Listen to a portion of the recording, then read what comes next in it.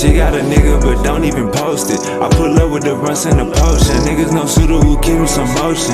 Put a play on a play on a play. Put a bay on a bay on a bay. Screaming free out my bodies upstate. Screaming free out my niggas downtown too. I be high as fuck making LeBron. She got a nigga but don't even post it. I pull up with the runs and the potion. Niggas no shooter who keep him some motion. Put a play on a play on a play. Put a bay on a bay on a bay. Screaming free out my bodies upstate. Screaming free out my bodies downtown too. I be high as fuck making LeBron moves. Should be bad like in no time. Hit a C like it's go time. My bitches in the game like the old line. Hey, and when I come down, you get no shine. Scissors on the backseat like a little kid. Tub been gone for a little minute. Ain't back and forth, I just post a pic with a bankroll, pounds in the mix. I can't parking like pimp. Hey, serving coffee shop him. Hey, got you walking around still. Hey, I'll let cash on him. Then put a bag on the cracker, but you put a bag on him. Hey, for black on black violence. Hey, let's go smash on them. I just paid my rent late on the block near Kimbe. Chopper got a little shake, hit the jerk like Benjay. Money calling me today, I'ma pick up every time. Bro just brought a whole bottle, gon' distribute every line. Shawty came with her ass like the city had dying. Wi-Fi around the trap, this shit like a airline. Shawty came with her ass like the city had dying. Wi-Fi around the trap, this shit like an airline. She got a nigga but don't even post it. I pull up with the runs and the potion. Niggas no shooter who keep him some motion. Put a play on a play on a play. Put a bay on a bay on a bay. Screaming free out my bodies upstate. Screaming free out my niggas downtown too. I be high as fuck making LeBron. She got a nigga but don't even post it. I pull up with the runs and the potion. Niggas no shooter who keep him some motion. Put a play on a play on a play. Put a bay on a bay on a bay. Screaming free out my bodies upstate. Screaming free out my bodies downtown too. I be high as fuck making LeBron moves. Gotta get up and get up and get up and get it. You working that job or you stuck in them trenches. Cash to be made, so who out here tripping? My cellular phone got a damn chip in it. Wake up, sign for 30 balls. Still in the trap with dirty clothes. You can be different, work my phones. You can be dead and work alone.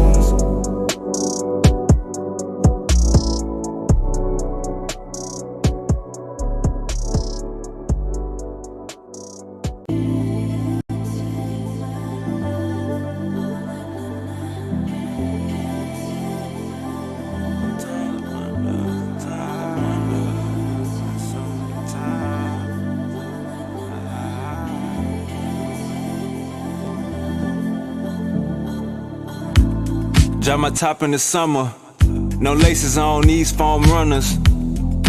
Playing my numbers, wavy got them things in bundles. Bodies knowing the game in trouble, no rain, no thunder. Really felt played by my uncle. I was broke and knew my time was coming. Boys know how I'm bumming. See swangers on Toyota Tundras. Got lions and tigers among us. Hope the fame and change don't take me under. Sometimes I wonder, all the acting tough, you just gon' die younger. Question everything, just how my mind functions. Twerking on my bed, let wavy slide under. Sometimes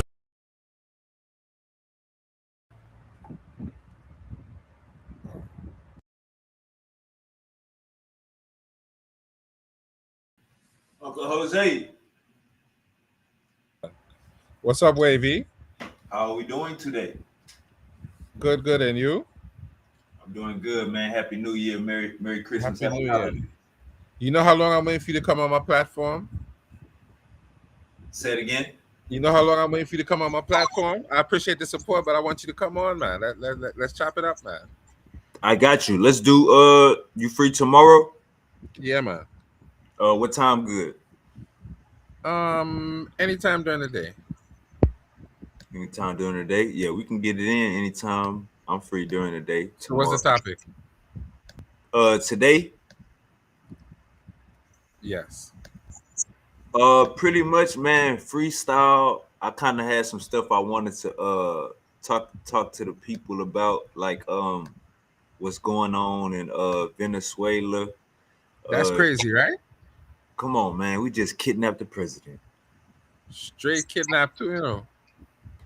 Official kidnap, you know. And kidnapped his wife. Yeah, man, that's crazy. Come on, Uncle Excuse me. Jose. I'm looking a little rough, huh?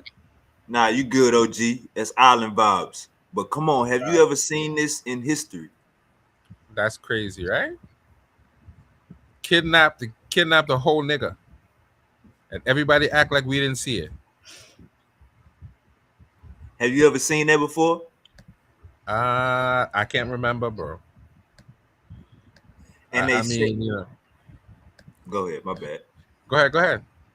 I was about to say they said that Abraham Toure survived another coup. I don't know, boy, because I think most of that shit is AI. When they talk AI. about your horror, yeah, no, about your horror, I think that's AI. I don't Why think you all of say those that? things, because some of them look like AI. Some of the posts. Yes, yeah, some of them posts ain't real. That post, I don't know if that's real or not. I didn't see it. Nah, it came out. He had ended up speaking about it. Ibrahim Toure. He ended up speaking about it. He said something They like we always got trying to kill him, bro. France. France was trying to kill him. But what had happened was once the word got out around Burkina Faso, all of the Burkina bees they went to his house and protected him. Like the all the Yeah, 15-year-olds, 16-year-olds, 17-year-olds. This wasn't no AI, Uncle Jose. see it. I didn't see it, so I can't speak on too much. I really didn't see the post. Now let me say So this. as people looked out for him, I as people said not to. As people said not today, right? right. They said Yes, not sir. today, and I think they Yes, were sir. saying that they think the former president. They think the former president has something to do with it. I don't know. They think the former president. They said France is behind it. Like they already, as soon as it happened, they of course it was Africans trying to carry it out, but they said France put the bag up. Yeah, man. So you try to take him out again? Yeah, I heard like 2 days ago. The same Yeah, the man. same time, the same day that they kidnapped Venezuelan president, that happened. Oh, wow, that's crazy. So it's a conspiracy. I wouldn't say it's a conspiracy. I say the crackers the crackers on the eastern side of the world are working double overtime to do something That's to crazy. Abraham. It just so happened to be at the same time. Yeah, I think it. Oh yeah, no. I think that was a coincidence.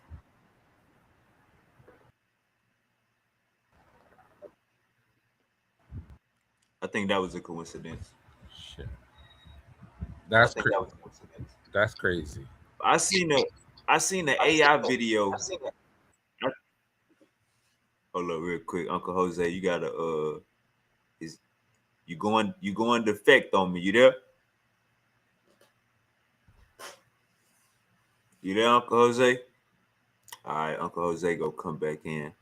But I was looking at the this post came across my Instagram, and it was a cheetah, a damn cheetah, crawling into this little hole and grabbed this rabbit.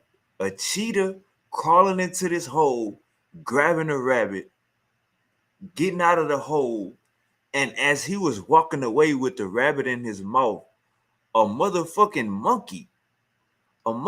monkey came, snatched snatched the rabbit out of the cheetah mouth, slapped the goddamn cheetah on the head, brought the cheetah back home to the hole, and and this one I knew it was AI.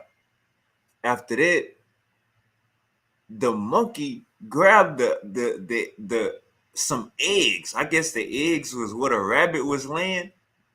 I don't know. Grabbed some eggs, I guess from the hole, and brought it to the cheetah and rubbed them on the head.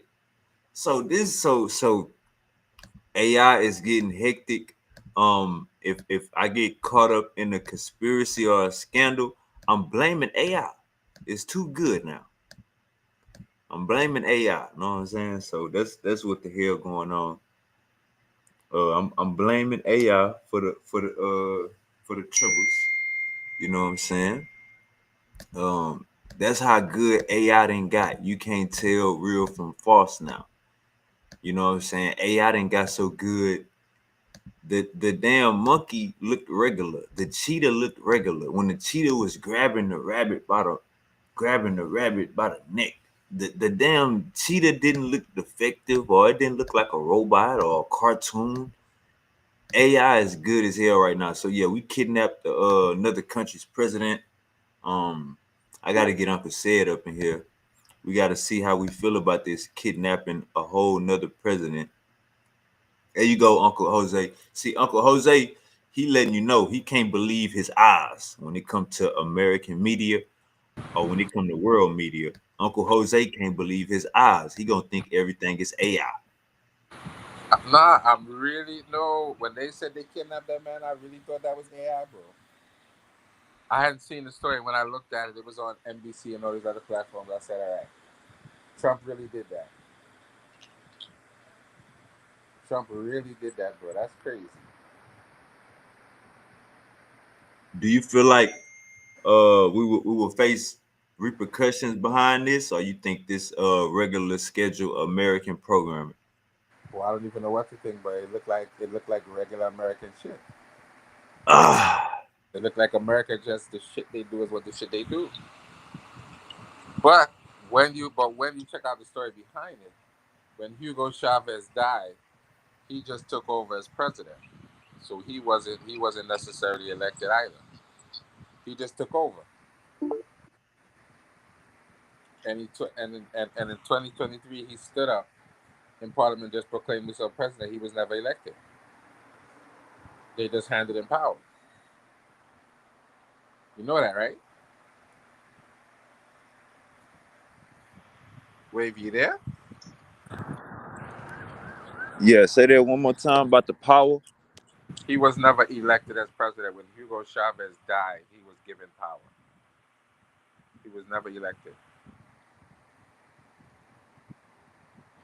They just handed power to him. And in 2023, apparently, when they finally had an election, he just stood up in Parliament and became himself president. He was never really elected. Who you talking about again? My bad. Maduro was never really elected as president. Well, how he got in there? When Chavez died, they had the party handed him power. And he's been in power ever since that time. They had an election in 2023, and in the election, How long everyone, ago? How long ago did he die? I think something like 2012 or something like that, I think. Don't quote me on that, though, because I might So be you wrong. saying? So you saying this president been in power for over 12 years? Come on, Jose. Yes. Yes, he has been in power that long. Ever since Chavez died, he was in power for that long. He was in power all the time. They never Ugh. elected him. They never elected him. So I think it's in 2023 they had an election, and everybody determined the results was illegitimate, and he just won up in Parliament and said, "I'm the president of the country," and that was it. Was he running in 2023? No, apparently they had an election in 2023, and he was whoever he's running against or whatever situation might be. You had, I mean, I'll probably have to look it up to see, but everybody determined the results was not legit. And apparently, he just stood up in Parliament after the election. Everybody said was illegitimate and said, "I'm president." He's been president ever since. Oh, that's wild. Yeah, and yeah, man, all that in the game, man. So apparently, some people happy, some people not happy. So we're gonna see where that goes. I live in Trinidad and Tobago now, and they have a whole lot of controversy surrounding the Prime Minister of Trinidad and Tobago helping the U.S. and facilitating certain things, trying to play both sides. So people are That's upset different. about that. The people are upset about that. I hear they have it. I hear they talking on social media about planes flying over, but I don't know how true that is. the U.S. talk of flying over Trinidad, saying that they you know, giving warnings about them flying over doing military missions, so that people should be aware when they're flying over Trinidad and Tobago airspace. I don't know if that's true or not, but I heard See, that. I'm gonna tell you what's going on.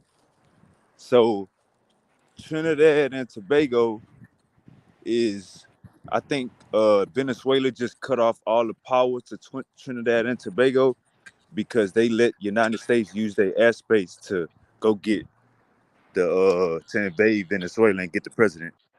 Cut off what power? What do you mean, electricity? Yeah, it say they canceled the I guess it was a power grid that run from Venezuela to Trinidad and Tobago. Nah, that's not true. Cause I have. That's not true at all. Cause All right, all I right, got hold a on, let me light. pull it up. Everything in here working. Fan working, light working, internet working, phone charging. You in Trinidad and Tobago? Yes, I'm in Trinidad right now.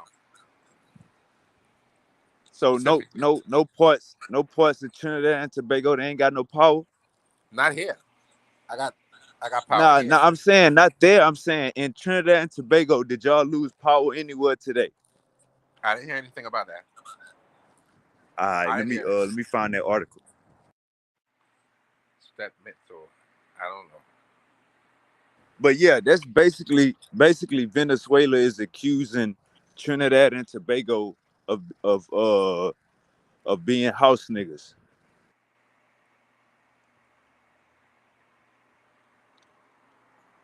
Yeah, man. You know they're having some difficulties.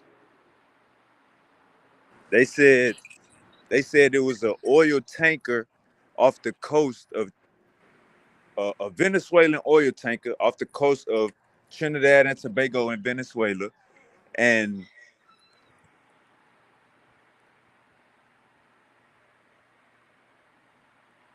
Well, he went out there. He went out there. He went out there. Yeah. Trinidad let the United States bomb it.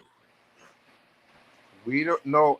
Apparently, what happened was when he was bombing, he snatched up a tanker of oil from Venezuela and said he could keep that shit. You didn't see when he said that? Say it again. Apparently, during all of the bombing, he snatched a oil tanker, and they asked him in the press conference what he could do. He said, "I'm gonna keep that shit." You talking about Trump? Yes, he went over there. And, All right, yeah. so what is the do Trinidad and Tobago just lay down? Well, no. The thing is that what's going on here is she's making statements about supporting the U.S. military, and she's apparently she's allowing a couple of things to go on that the people of Trinidad and Tobago and the wider Caribbean community don't appreciate because they don't want war. So she's trying to play both sides, and, I don't know how that's gonna work out for her. You need to look it up and see. All right, Look all it right, up and look, see. all right, look. Let me put this on the screen. All right, it says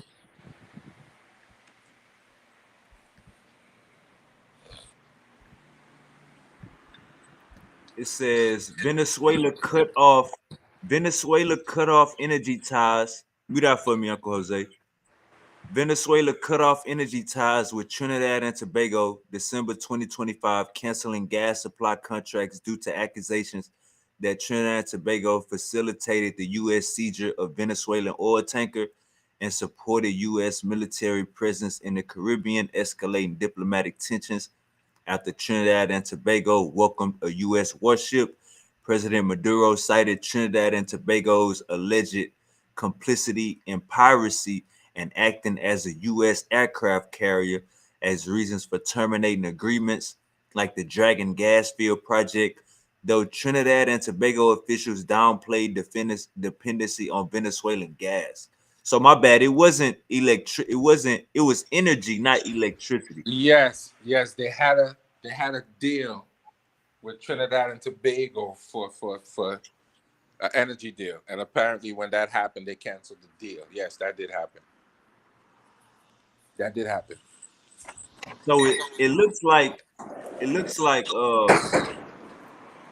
it looks like Trinidad and Tobago is on the United States side, and Venezuela is condemning them for riding with the for making a career decision, a business move. Something like that. It's something like that.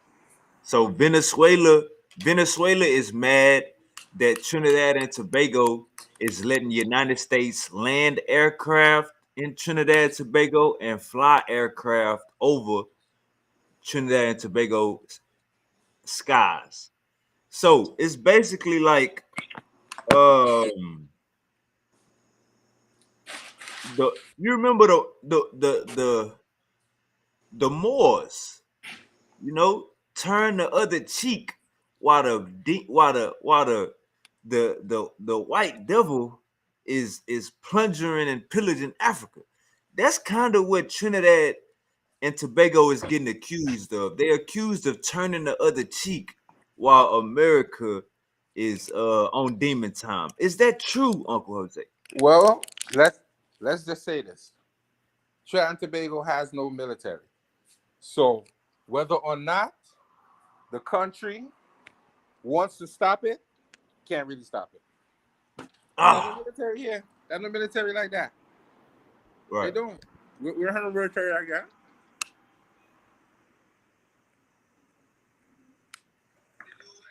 So what? So I mean, Trinidad and Say it. Tobago don't have that.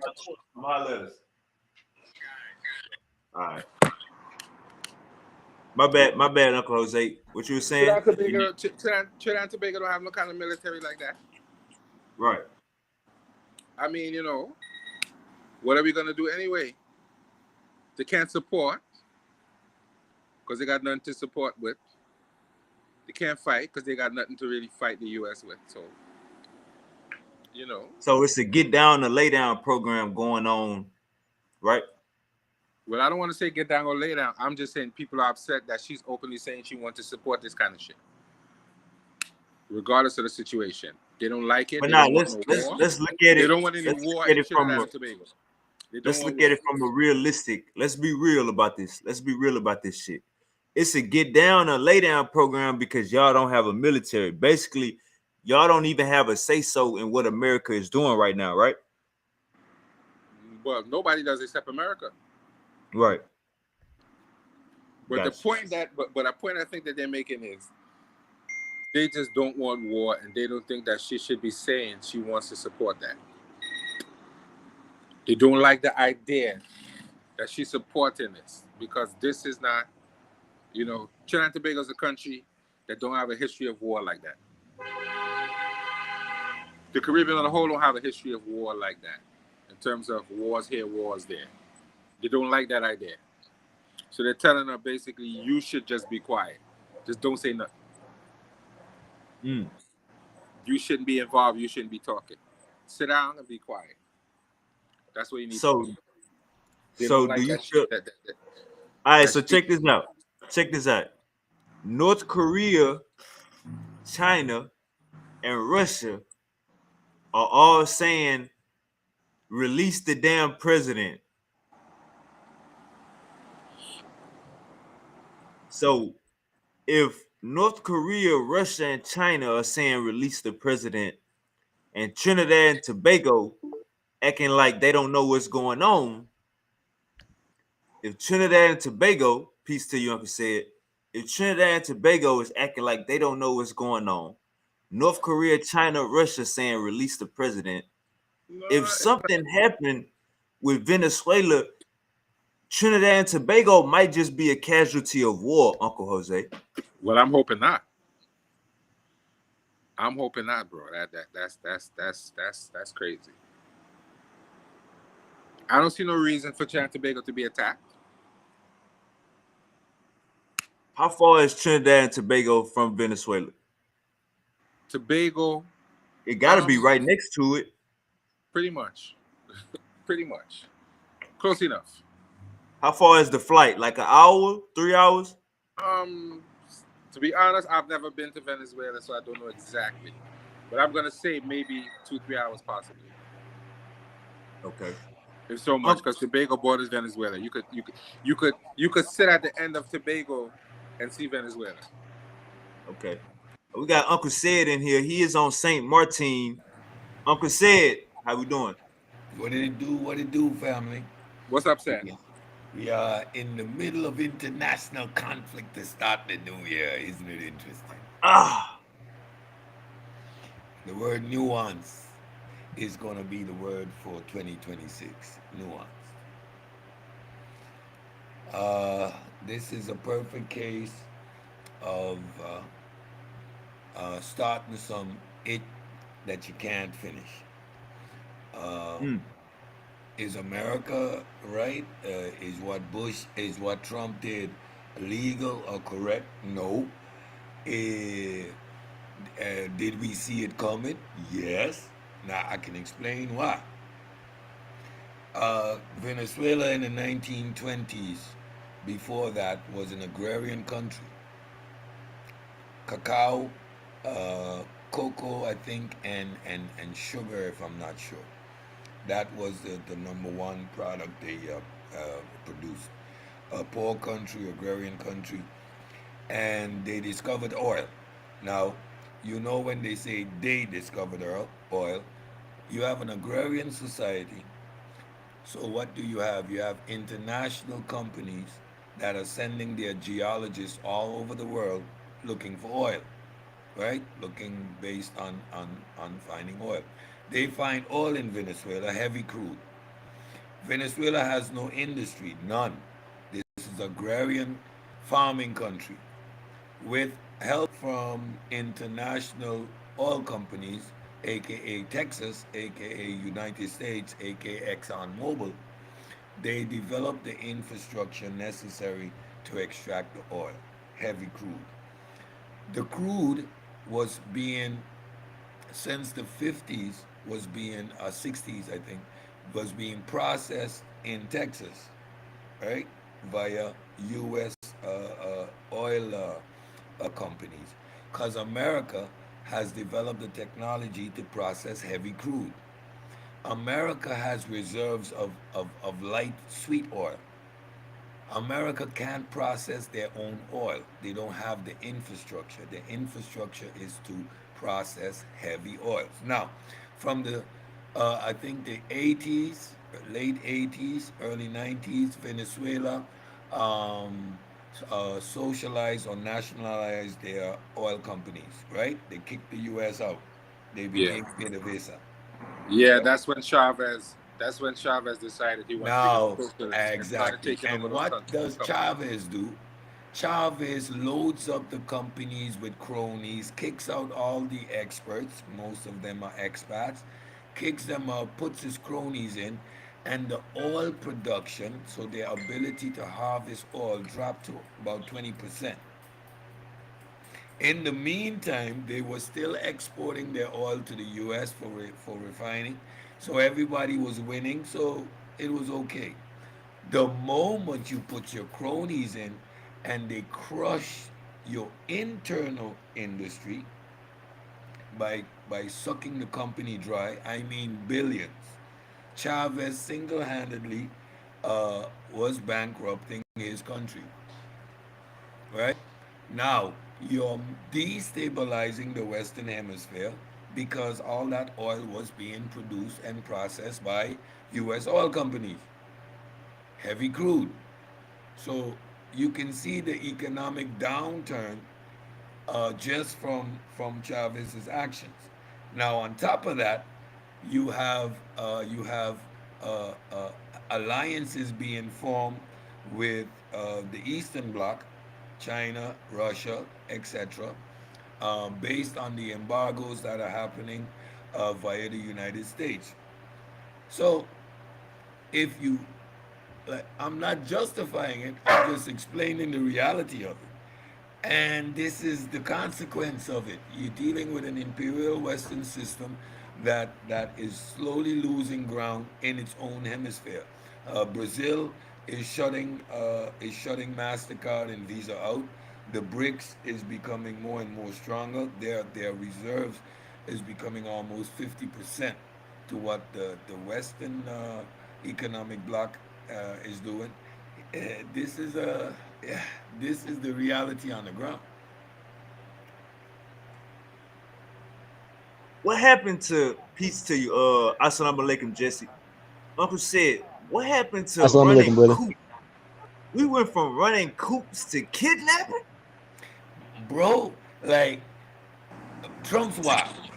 Let's face it, Trump's wild. Trump's playing by the neocon playbook, and you're not in a neocon environment. You did not run a neocon premise of trying to rule the world, right? And so right now it is blatant. There is no ulterior motive. There is no hiding of the fact. Right? They said it in the UN Council today. Listen, partner, this is my backyard, and we need to control shit. That's it. Now, is that okay? Can that move forward in this new world? No. Uh, uh, it's simply like countries are not going to stand for it. Like the U.S. has effectively isolated itself. All the surrounding countries have shut down their airspace. So uh, and what's going to happen now? You have no ability to fly freely in the Western Hemisphere as you once thought.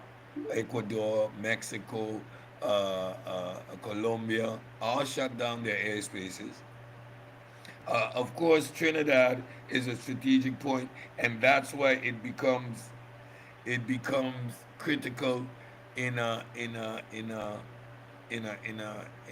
global and strategic sense. Why?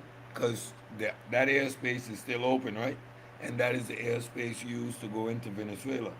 Oh, you think strategically that little island is going to remain untouched? Right. Yeah. So I let's hope seen. let's hope the calmer heads prevail.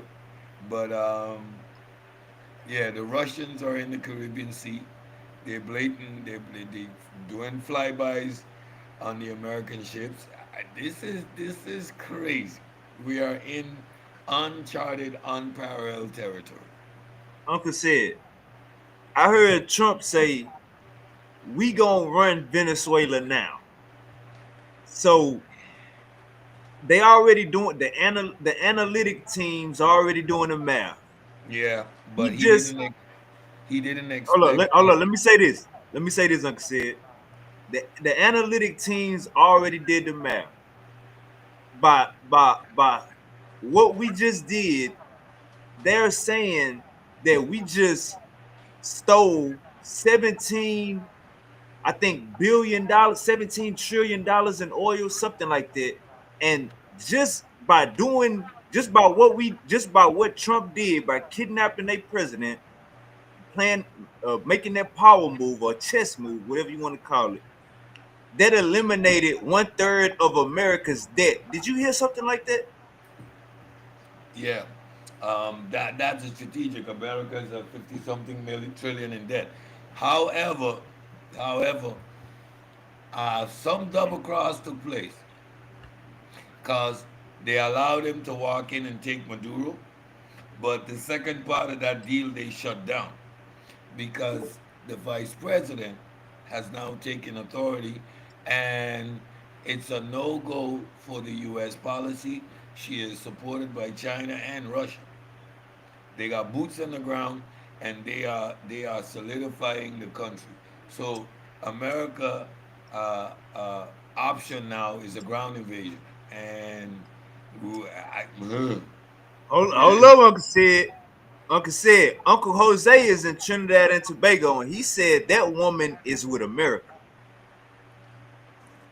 No, well, she's been making certain comments, but she herself is a controversial figure with a lot of things she's doing in Trinidad and Tobago as well. You know, yeah, that Mussolini you great know, she. Say granddaughter. that again, Cedric. She's Mussolini great granddaughter, and her press conference didn't sound as if Trump was gonna get to do what he planned. Like, No, I'm with you. What I'm saying is she's saying certain things, and when you deal with the Caribbean, as you know, Cedric, they don't really want war. She's a member of CARICOM, and because CARICOM told her we don't appreciate what you're doing, we don't want no war. She said she wants to withdraw from CARICOM, and people in Trinidad and Tobago are saying you can't do that because right now, as it stands, as a member of CARICOM, all you have to do is present a professional certificate, and any other member nation, you can go to that country with no problem. So people are saying, you're messing up a good thing. Why are you putting your mouth into war that you can't deal with either way? You can't fight. You what? can't fight for nor No, against. no, no, no. Oh, We differ fundamentally on that. There, I think Venezuela need to stand up for their own country, No, no, no, no, no. I'm not talking about Venezuela. I'm and not talking about if yeah, it yeah, Venezuela. yeah. requires, Hey, that's my bad. That's my bad. Uncle, my bad. Uncle said you talking about the woman from Venezuela. My bad. Jose is talking about the woman from TNT. My bad. Uncle said. yeah, yeah, no, no, no, the Caribbean definitely is opposed to any type of war, and they stand on international rule. Mia Mottley came out, and there was prior to the UN Security Council, the Caribbean CARICOM met, and they pretty much stands with Venezuela in terms of condemning these type of actions. The Caribbean, for sure, position is no war. I mean, our position from the Dutch islands is that we part of that NATO federation. So internationally, we don't speak for ourselves. That is done by the Netherlands because we still defense and international affairs are pretty much orchestrated by the Netherlands, and then we fall right into the NATO bracket of this conversation, and then that automatically puts us in a direct alliance with the United States. Right, that, but St. Martin and the Dutch Caribbean is not part of CARICOM. That's what I was gonna ask you, Uncle said. When you look at your news, what is your news saying My about all of news, this? local news, is zero. Like our political leaders, government has not made a public statement with regards to this situation. And if they would make one, it would be more in terms of locally what to expect from an economic fallout in terms of tourism. But in terms of an international position, that would come via NATO. For our islands, would come via NATO. As strange as as that sounds, but like this is into geopolitics, right? So the Europe has a direct representation in the Caribbean via the six islands that they pretty much still colonize. That gives the U.S. strategic positions in the Caribbean despite embargoes or international airspace being blocked off. This is Nope, chess, nobody. high level chess. Right. Nobody is talking about this, and maybe I'm gonna be the first one to talk about this. Nobody is bringing this up, but with we doing these travel bans, they just turned somebody away trying to go into Nigeria. I think it was Nigeria or Niger.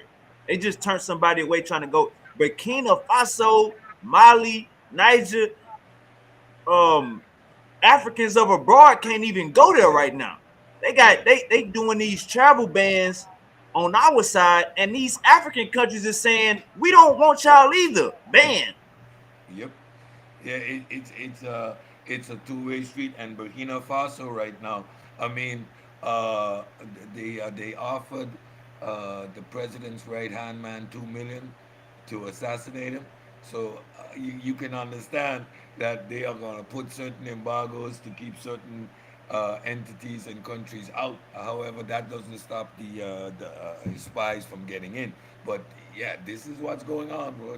The world is in turmoil, and the fact that we are in the age of technology and information, we are now seeing the things as they transpired before in real time.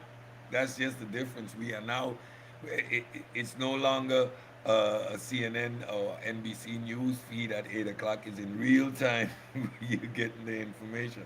So that's a major difference. You can't hide in cloak and dagger with certain things anymore. I'm not gonna lie to you, Uncle said. I just found I was 31 years old. I turned 32 next month. I was 31 years old today when I found out Mark Cuban real name not Mark Cuban. So what is up with these people from outside places coming in here changing their name to regular American names or regular common folk names, but we know for a fact that ain't they goddamn name. Like what is that about? That is a assimilation technique done by specific. There are certain groups throughout history that have adopted that assimilation philosophy.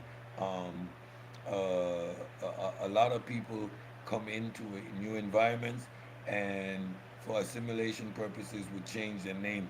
A lot of the Jews did that as well, moved into areas and changed their names. That's why you have a lot of Jews with these European kind of titles, right? Steinberg and they all pretty much the same, right? They resemble. So you can know that there's a certain methodology to doing that. It's assimilation, right? You assimilate by adopting common names. However, you maintain your cultural identity. So you develop a cult. It's a cloak and dagger thing. Chinese have traditionally done that too. When moving to the West, it's a lot of the times it's difficult to pronounce or understand their name. So the assimilation practice would take a Western name. They would take a Western first name or a So, Western last name just for simulation purposes. so what is Mark Cuban's real name? I don't even know. I can't even pronounce it. Let me just say I can't pronounce it. I don't He's, even. he's probably It's a he's long name. probably a Stein, a Bergenstein, a Finkelstein, a Winkenstein. You never notice all those titles. Yeah, but I agree. But sometimes I agree with you, Cedric, because sometimes people just change their name because they want to pass as something else. Yeah. Just like when you look at Charlie Sheen. Charlie Sheen last name is not Sheen. His last name is Estevez. Mm-hmm. He's Hispanic. Yep. But you wouldn't know that. I was pretty much today ago when I found that out too.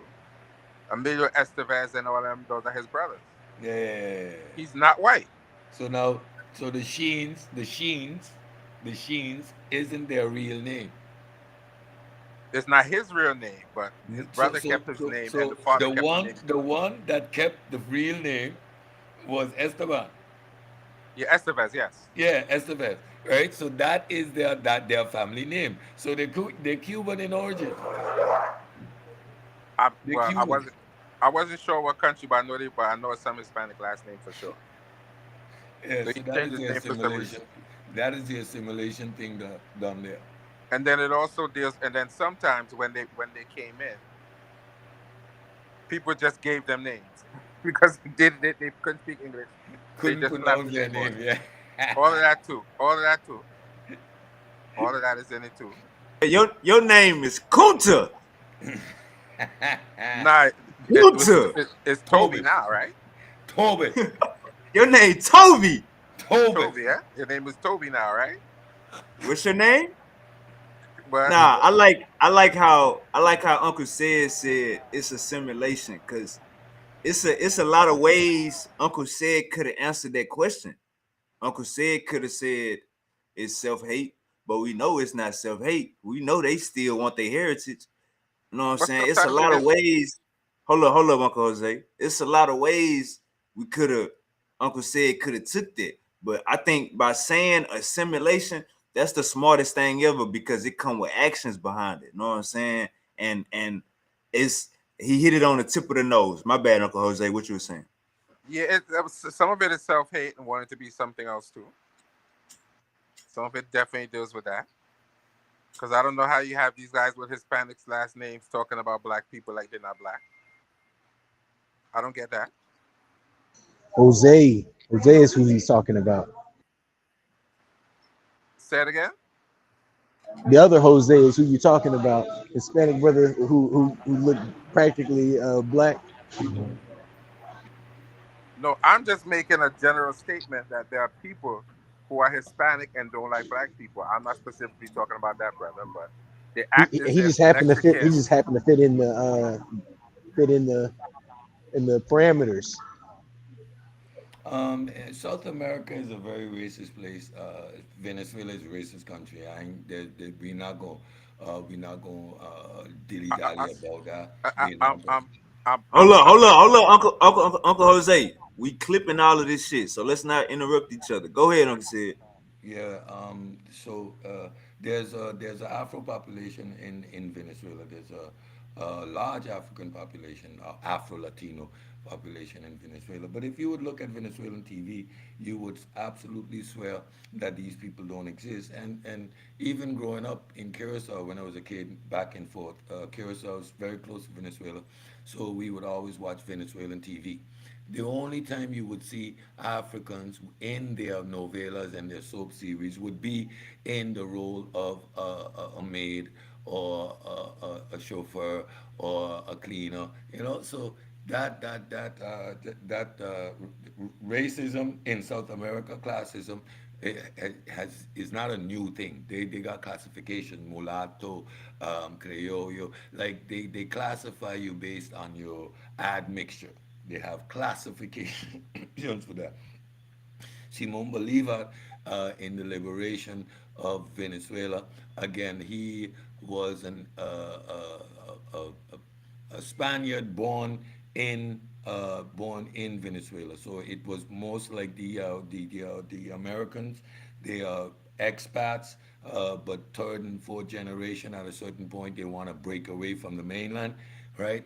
However, their aristocrat position and their ownership of slaves was still a thing, right? So this is the two sides of Simon Bolivar, and this is the two sides of Venezuela as well. And to till today, there is classism and racism blatant in that country. So yeah, from a geopolitical position, we can look at it, but from an African position as myself, there's a certain level of neutrality towards the whole situation because of a fundamental racist aspect to that country.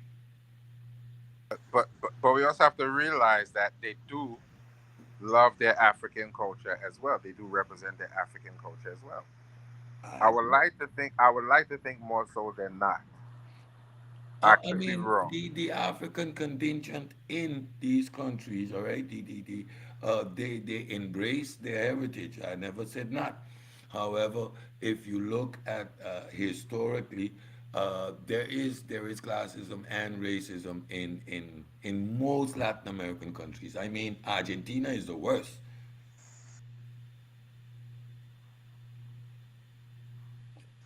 I'm with you on that, but I don't want people to think that they don't love their African heritage. That's not explicitly true that they don't love their African heritage and they don't know their African heritage. I never made the claim.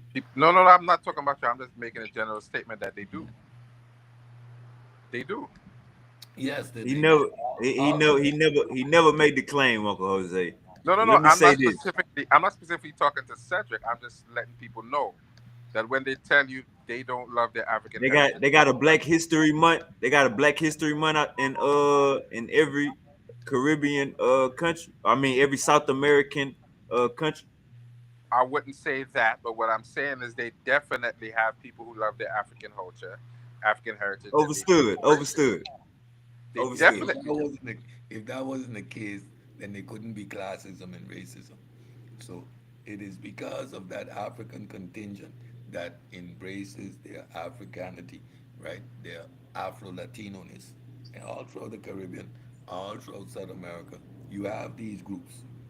However, in the country itself, it's very racist, right? Like Colombia, Venezuela, I know for a fact. I ain't gonna deny it. I wouldn't All dis right, all I, right. I Let me wouldn't disagree. hold up, Uncle Jose. I'm getting my passport next month. So, what is the least racist towards our kind, Uncle said? I mean, you can always, the Caribbean is home. Got African Americans and Caribbean, like, you see, like, when you say you're not black, you're Jamaican, that's like me saying you're not black, you're American, you. Right. right? It's the same thing. Same thing. And it makes no sense. Like, we are Right. black, bro, first. I am from here, but I'm Same thing. black. You know what I mean? Like, you're American, but you're black. I from St. Martin, but I'm black. I'm black culture. Like, I tell people, like, I am hip hop. Like, there's not an aspect of hip hop that you know, right? But I'm also reggae. I'm also soca. I'm also dancehall. But like, we can have a history conversation about hip hop, bro. Right. It's never been not part of who I am as well, and that is the power of African American culture, and its power to spread and connect with Africans in the diaspora. Like, hip hop represents Pan Africanism. It is something that black people all over the world gravitate to, whether they speak English or not. You ever heard some French rappers? Damn! So, like, I hear these conversations and I go, but like, yeah, there are so much dimensions to what Pan African is, American culture, how uniting African American culture has been. And again, and it has, with every good comes its bad, right? So, the same way it has united us, it has caused the same disparities, right? The same gang cultures and etc. So, the good with the bad, but you cannot deny an impact on the world and a cultural diffusion that has taken over the world from a group of people that ain't supposed to have this level of influence. So, I don't like, I understand the forces against us, but I just see greatness in us. I just see great. I like how you said that music aspect is Pan African. My bad, Uncle Jose. I think I had tried to stop you earlier. You got the flow. Yeah, yeah, I would definitely agree with Cedric that that is true because even when you look at the hip hop formation in America, a lot of people from the Caribbean were involved. Jamaican, Puerto Rican, a lot of them were involved. They were some of the definite founders for sure. So there's no disagreement with that. Of course, we know that. We know that when you look at reggae, hip hop, African music, all of that is one. It's one culture sprout. We know that already. I, I, And he wasn't making that claim, but we gonna let you make it tonight. I, No, no, no. It's a fact that some of those people were definitely Puerto Rican. We know that for sure. No, we Definitely don't know that created. for sure. We don't know so no Puerto Ricans that created hip hop. I'm so sorry. I see that conversation a bit different. Maybe they was graffitiing, But that's part of hip hop. That was originally part of hip hop, so we but can't. that ain't what you can that turned into its own thing by itself. Well, Africans in the diaspora, right? I think uh, if you look at evolution, you look at natural selection, you look at pressures, what what we evolved into is the people that have the ability to be a sponge. For our survival, our ability to assimilate, to incorporate, to make stews became our major force, right? Our ability to take from our environment and create. So when you look at hip hop, everyone that came to those boroughs, assimilated to the culture there. And that assimilation process was from every side. I would not take away though or say no, no. It is purely a Bronx, New York, American thing. Every that melting pot, that thing there is organic to that environment, regardless of where people come from. It is that place, that unique blend. So you cannot take it away. You cannot say, well, there would be the Puerto Ricans would not have developed no graffiti if it wasn't for the environment of hip hop. You understand? So for me, Right. again, the nuance, but I wouldn't say oh, Jamaicans did this or Puerto Rican. No, no, no, no, no. You come into a place, you assimilate, and there's a cultural diffusion, but it is from that ethnogenesis point that it originates, though.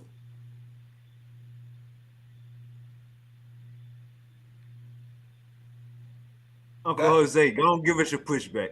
that would be like saying, because the drums, the bins that produce steel pan are originally made in Texas via oil companies. That means that Trinidad steel pan music has roots in Texas. Right. Right? Now no. I understand what you're saying, but at the end of the day, those people who were involved, some of them had Puerto Rican heritage. So I mean, That's shouldn't we that's acknowledge that's that?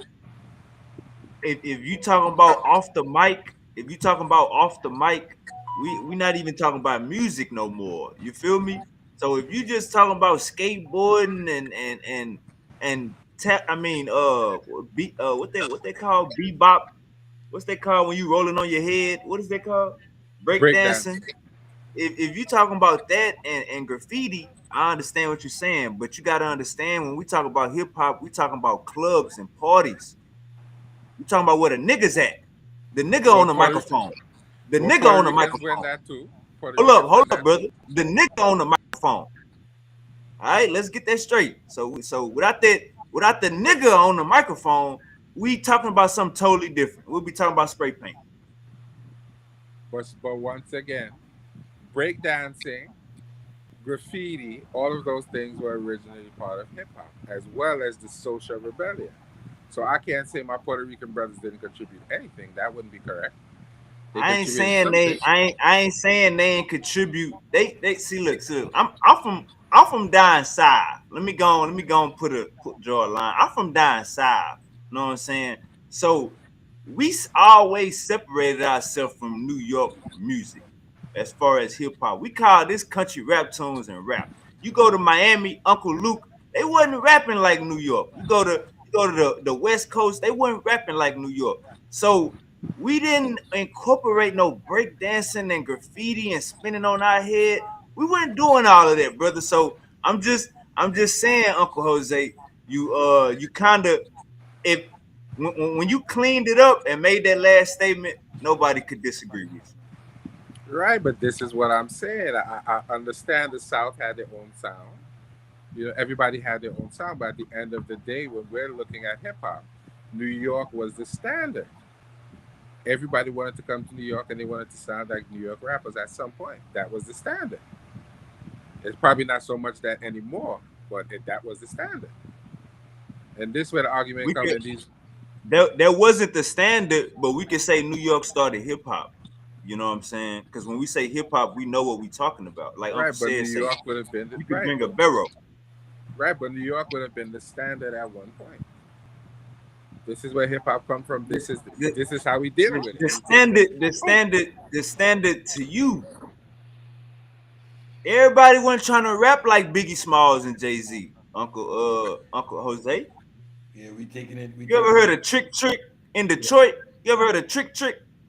The Jose and myself was taking it about 20 years back from that point, right? that's what I'm At the talking about. origins.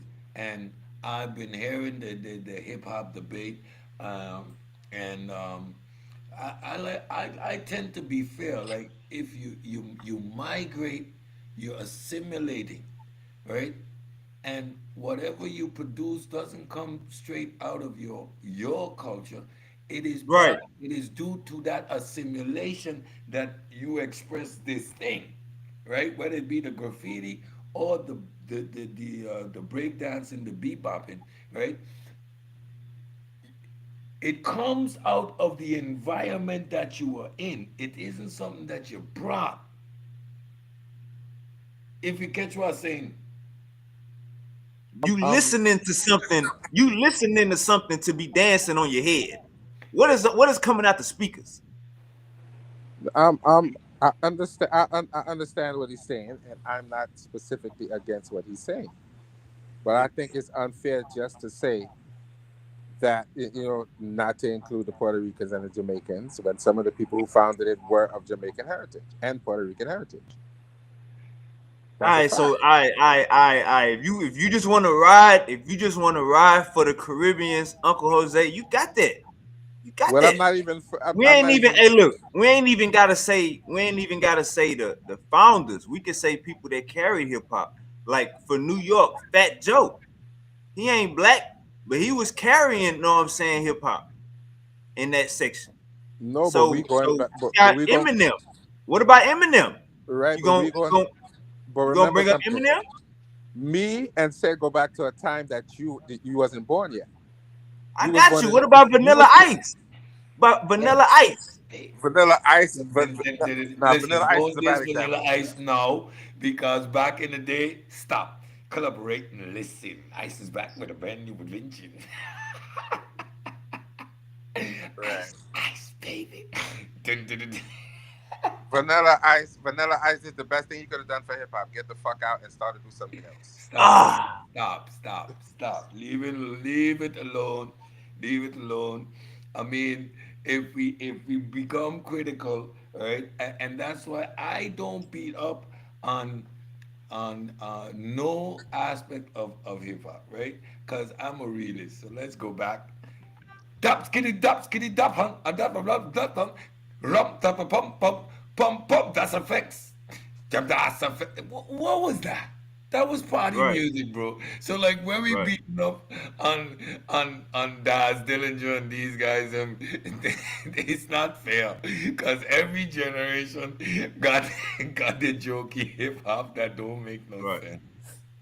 And we just bounce our head to it, right? And if we go back and listen to some of those songs like Fushnikins and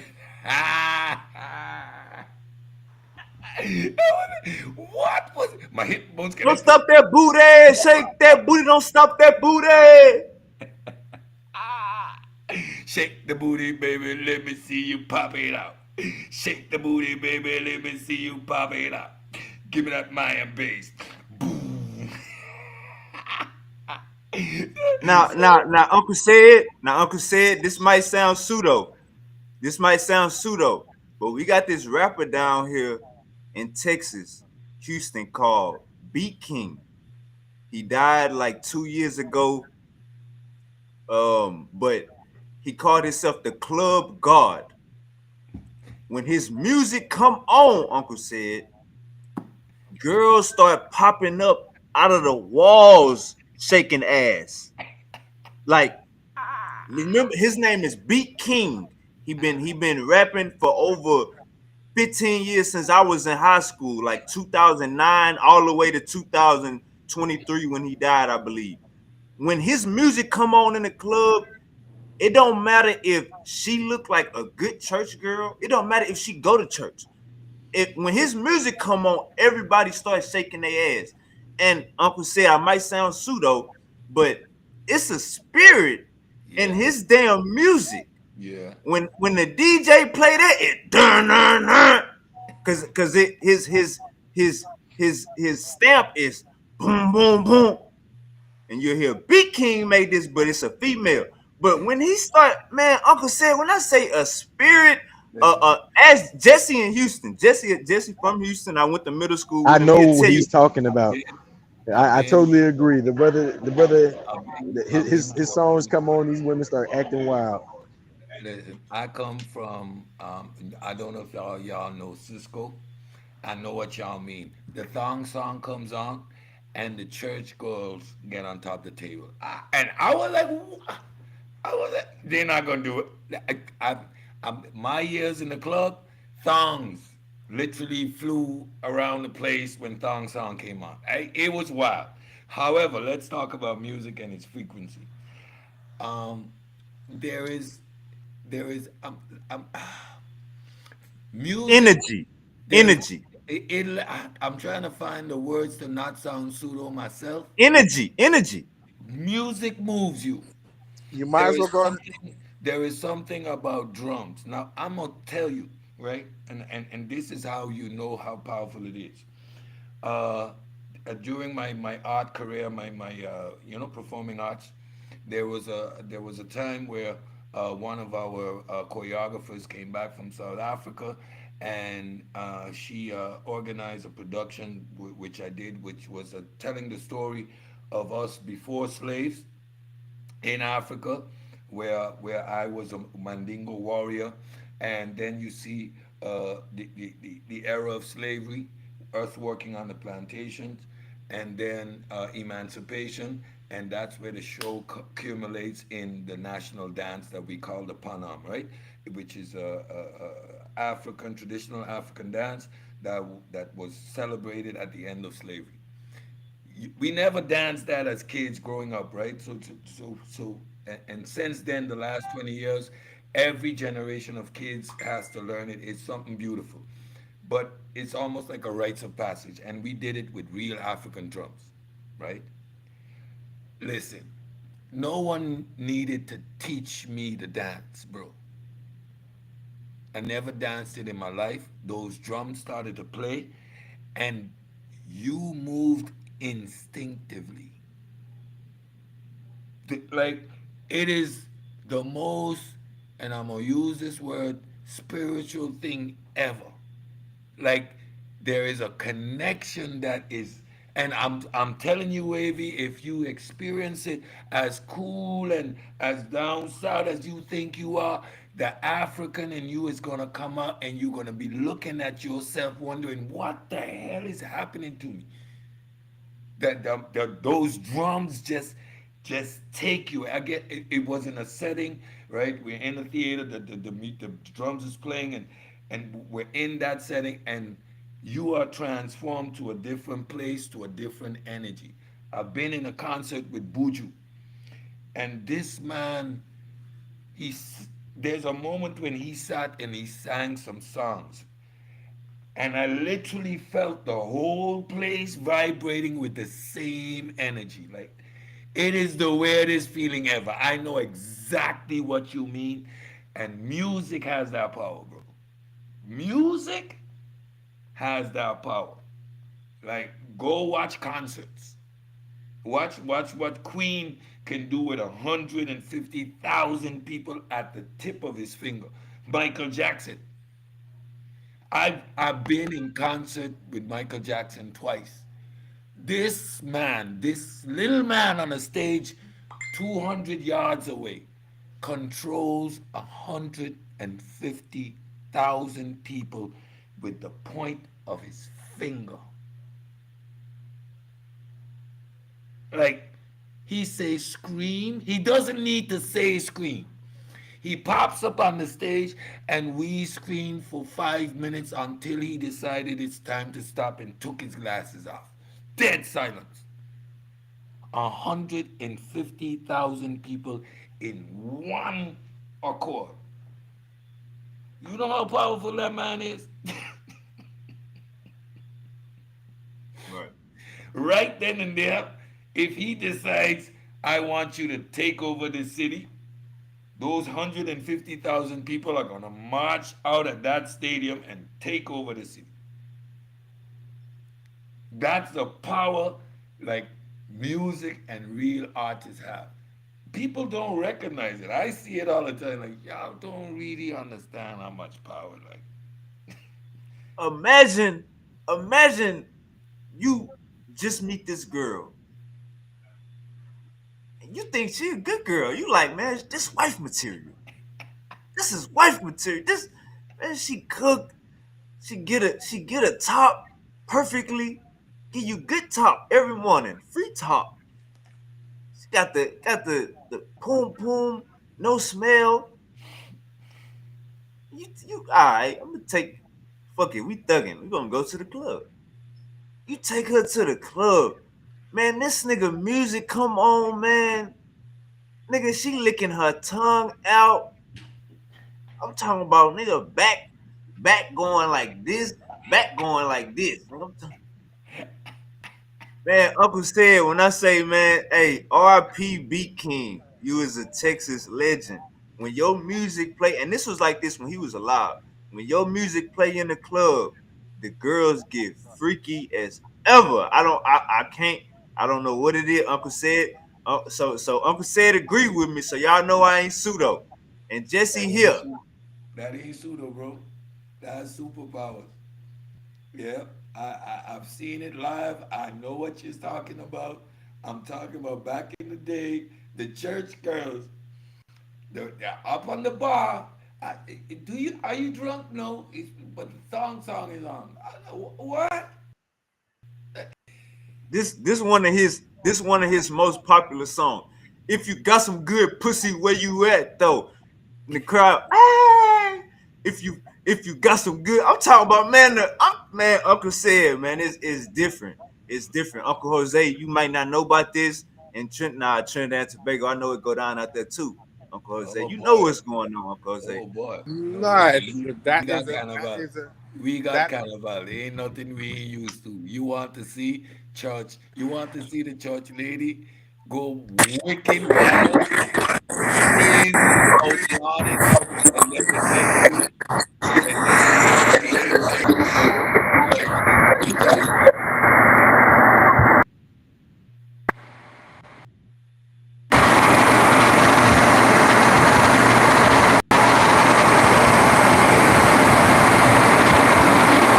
Jose,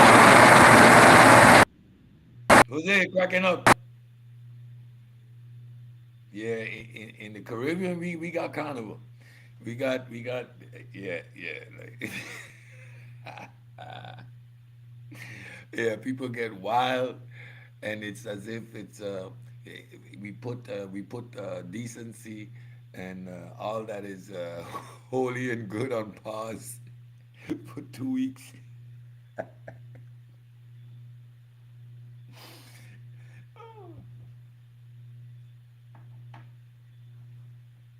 We on air?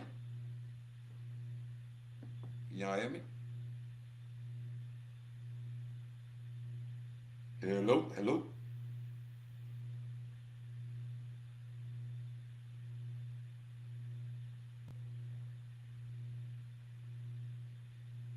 Yeah.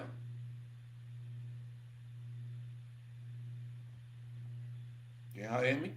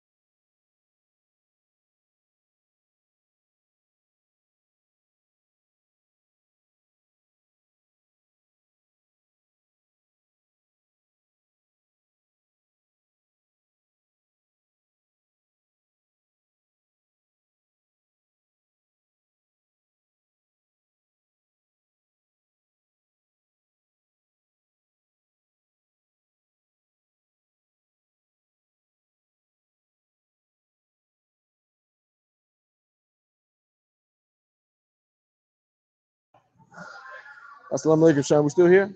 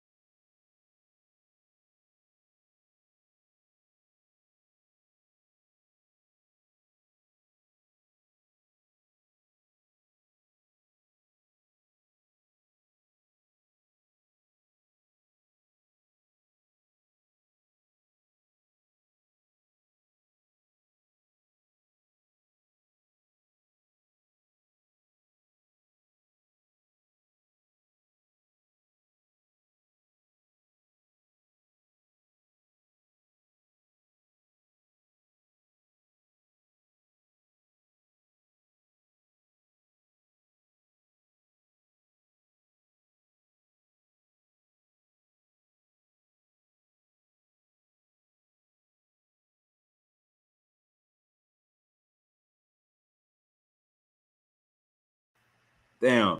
How long everybody was gone, man? I had to take a house call. Hold up. How long everybody was gone? My bad, y'all. I had to take a house call. My bad, y'all. Oh, that's Jesse. All right, hold up, man. Let me bring back up Jesse, man. My bad, y'all. I had to got real busy. The whole witness people. All right, let me I was supposed to call. Yeah, man. Let me call Lil Charles.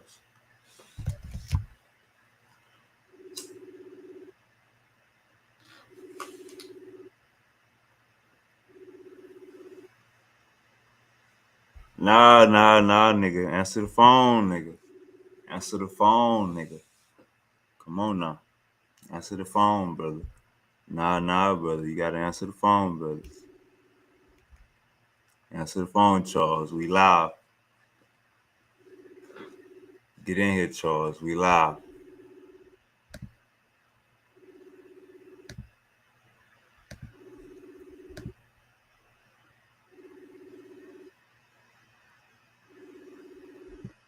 All right, Charles. Charles gonna say he busy. Let me call Uncle Charles. Charles gonna say he busy, so we're gonna call Uncle Charles. How long was I? How long was I out?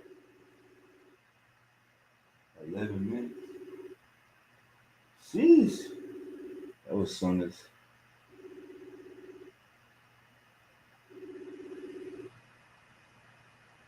What's up, man? What's up, Uncle Charles? I ain't nothing much, man. Hey man, you end up getting you a new girlfriend? Hell no. You say no? Man, I got an auntie for you, Uncle Charles. I ain't looking for I'm gonna give you her number, all right? You know I got you. So man, so what's all been going on with Trump, man? He ain't nothing but Huh? I was about to get rid of Okay. They say he going by the Bible. his Bible, man. You say what? His Bible. Oh, that's his Bible? Yeah. It's his Bible talks about shit he made up. Ah. We ain't talking about the real Bible. We talking about the shit he made up. Trump Bible. Oh, Trump made up the Bible. Yeah, he made a Bible. He put his words in. Oh man, no. Come on. Ah.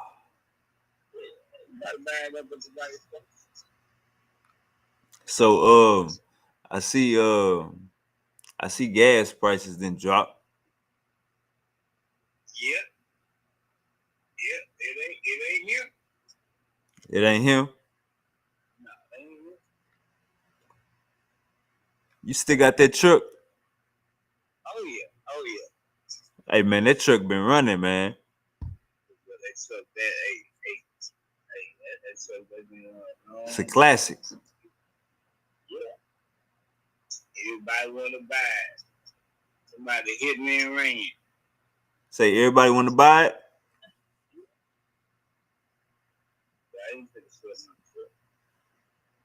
All right, man. I'm just tapping in with you, Uncle Charles, man. You take it easy, man. Hold it down. I'm gonna hit you up this weekend. We're gonna go to the club. All right, take it easy, Uncle Charles. All right, man. Gotta make my rounds. You know what I'm saying? Gotta make my rounds. Let me get one of the OGs up in here. Oh yeah, man. See, watch this, y'all. Watch this. Get the elder up in here. Uncle Larry, answer that goddamn phone.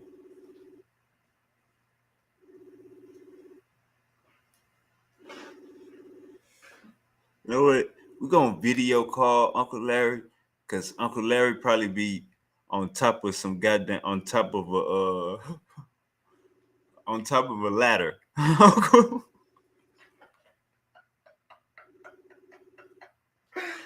Bro, I can't even remember the last time I said ladder. Uncle Larry ass use a ladder every day, gang. Hold on, let me call Uncle Larry back. We're gonna do the video call. Cause we know Uncle Larry is probably on top of a ladder in a random New York bodega. We call it Uncle Larry. Answer the phone, Uncle Larry. You know you ain't sleep yet, brother. You is not sleep yet, Uncle Larry.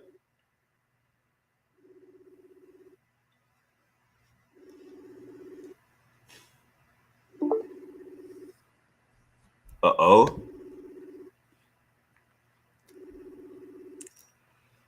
Pick up the phone, baby. I know you're home, baby. Courtney, what's good? Peace, peace. All right, I ain't man. never Uncle been over Larry, here. he ain't answering the phone. He playing these games. We're gonna get at Uncle Larry. Courtney, what's good, boss? What's good, bro? I don't know what I just clicked on. I ain't never been to Restream before. It's going down. Uncle Chip. Hello. Hey, Trump just kidnapped somebody, bro. Maduro? You gotta nah. You gotta click the link and explain this shit, man. Get up here, Uncle Chip. Come on now. Okay. I sent you the link. All right, come on. All right, so we got our European correspondence is on the way. European correspondence is on the way. Courtney, what's up with you though, boss? My boy cut up Court the Barbarian. Okay. Cut him Cut up, him up, Court. Court the Barbarian. Yeah, what's good? What's good? I don't know what I clicked on, bro. I honestly don't. I seen the link in one of my chats and I just clicked it. I don't know where Overstood, I'm man. at. I don't know what's going on. Talk. Hold up real quick, Court. If you got any questions, you could jump in real quick. Let me bang it out with Uncle Chip.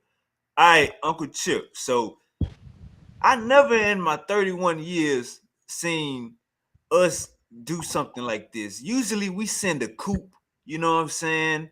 We pay somebody to lay somebody.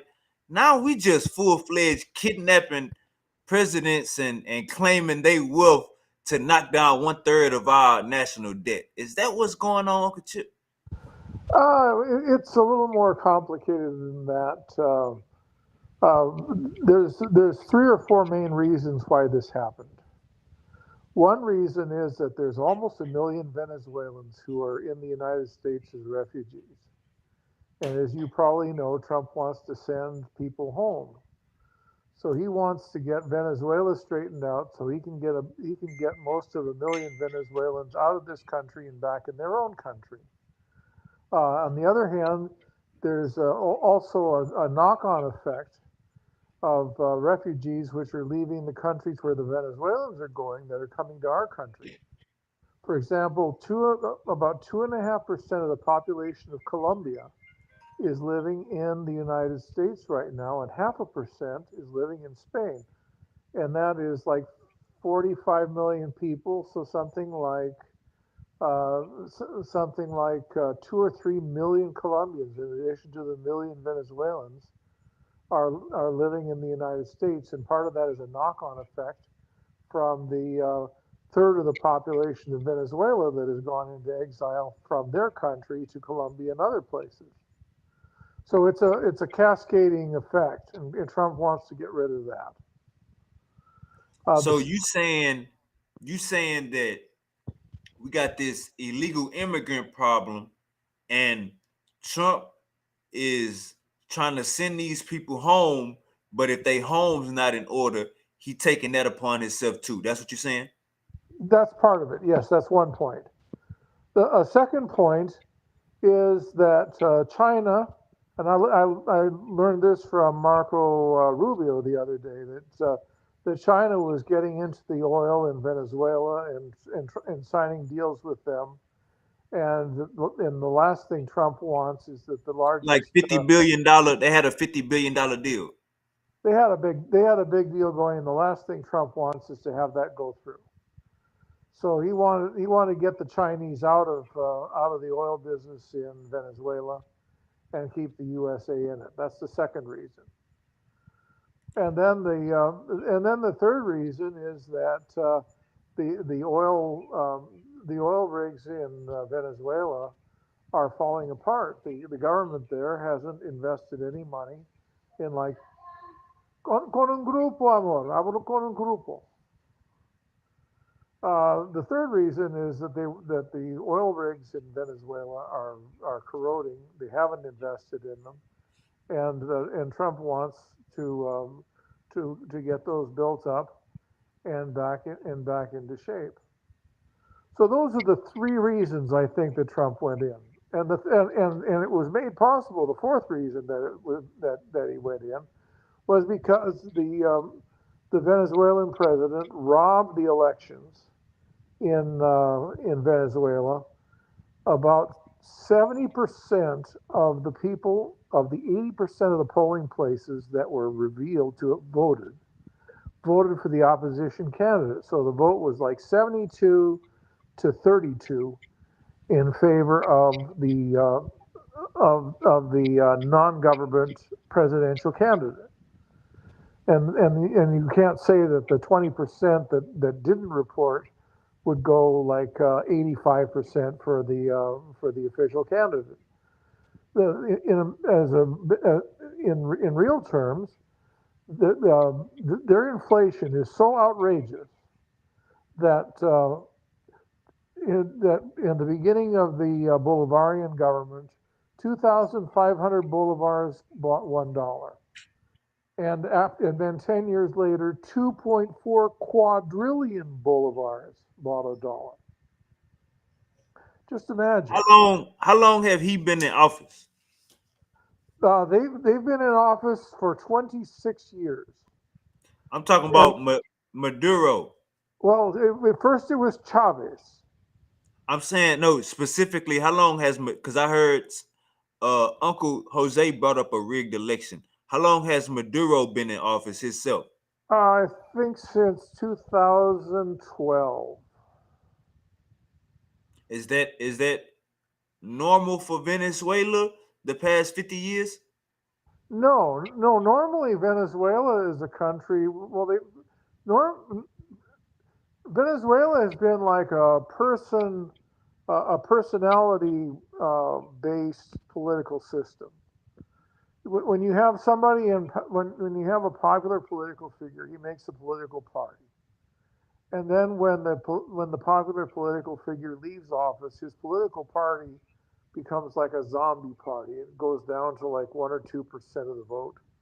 Uh, so they've had a long history of personal politics, but they haven't had somebody that's been in power for 26 years. That's unusual.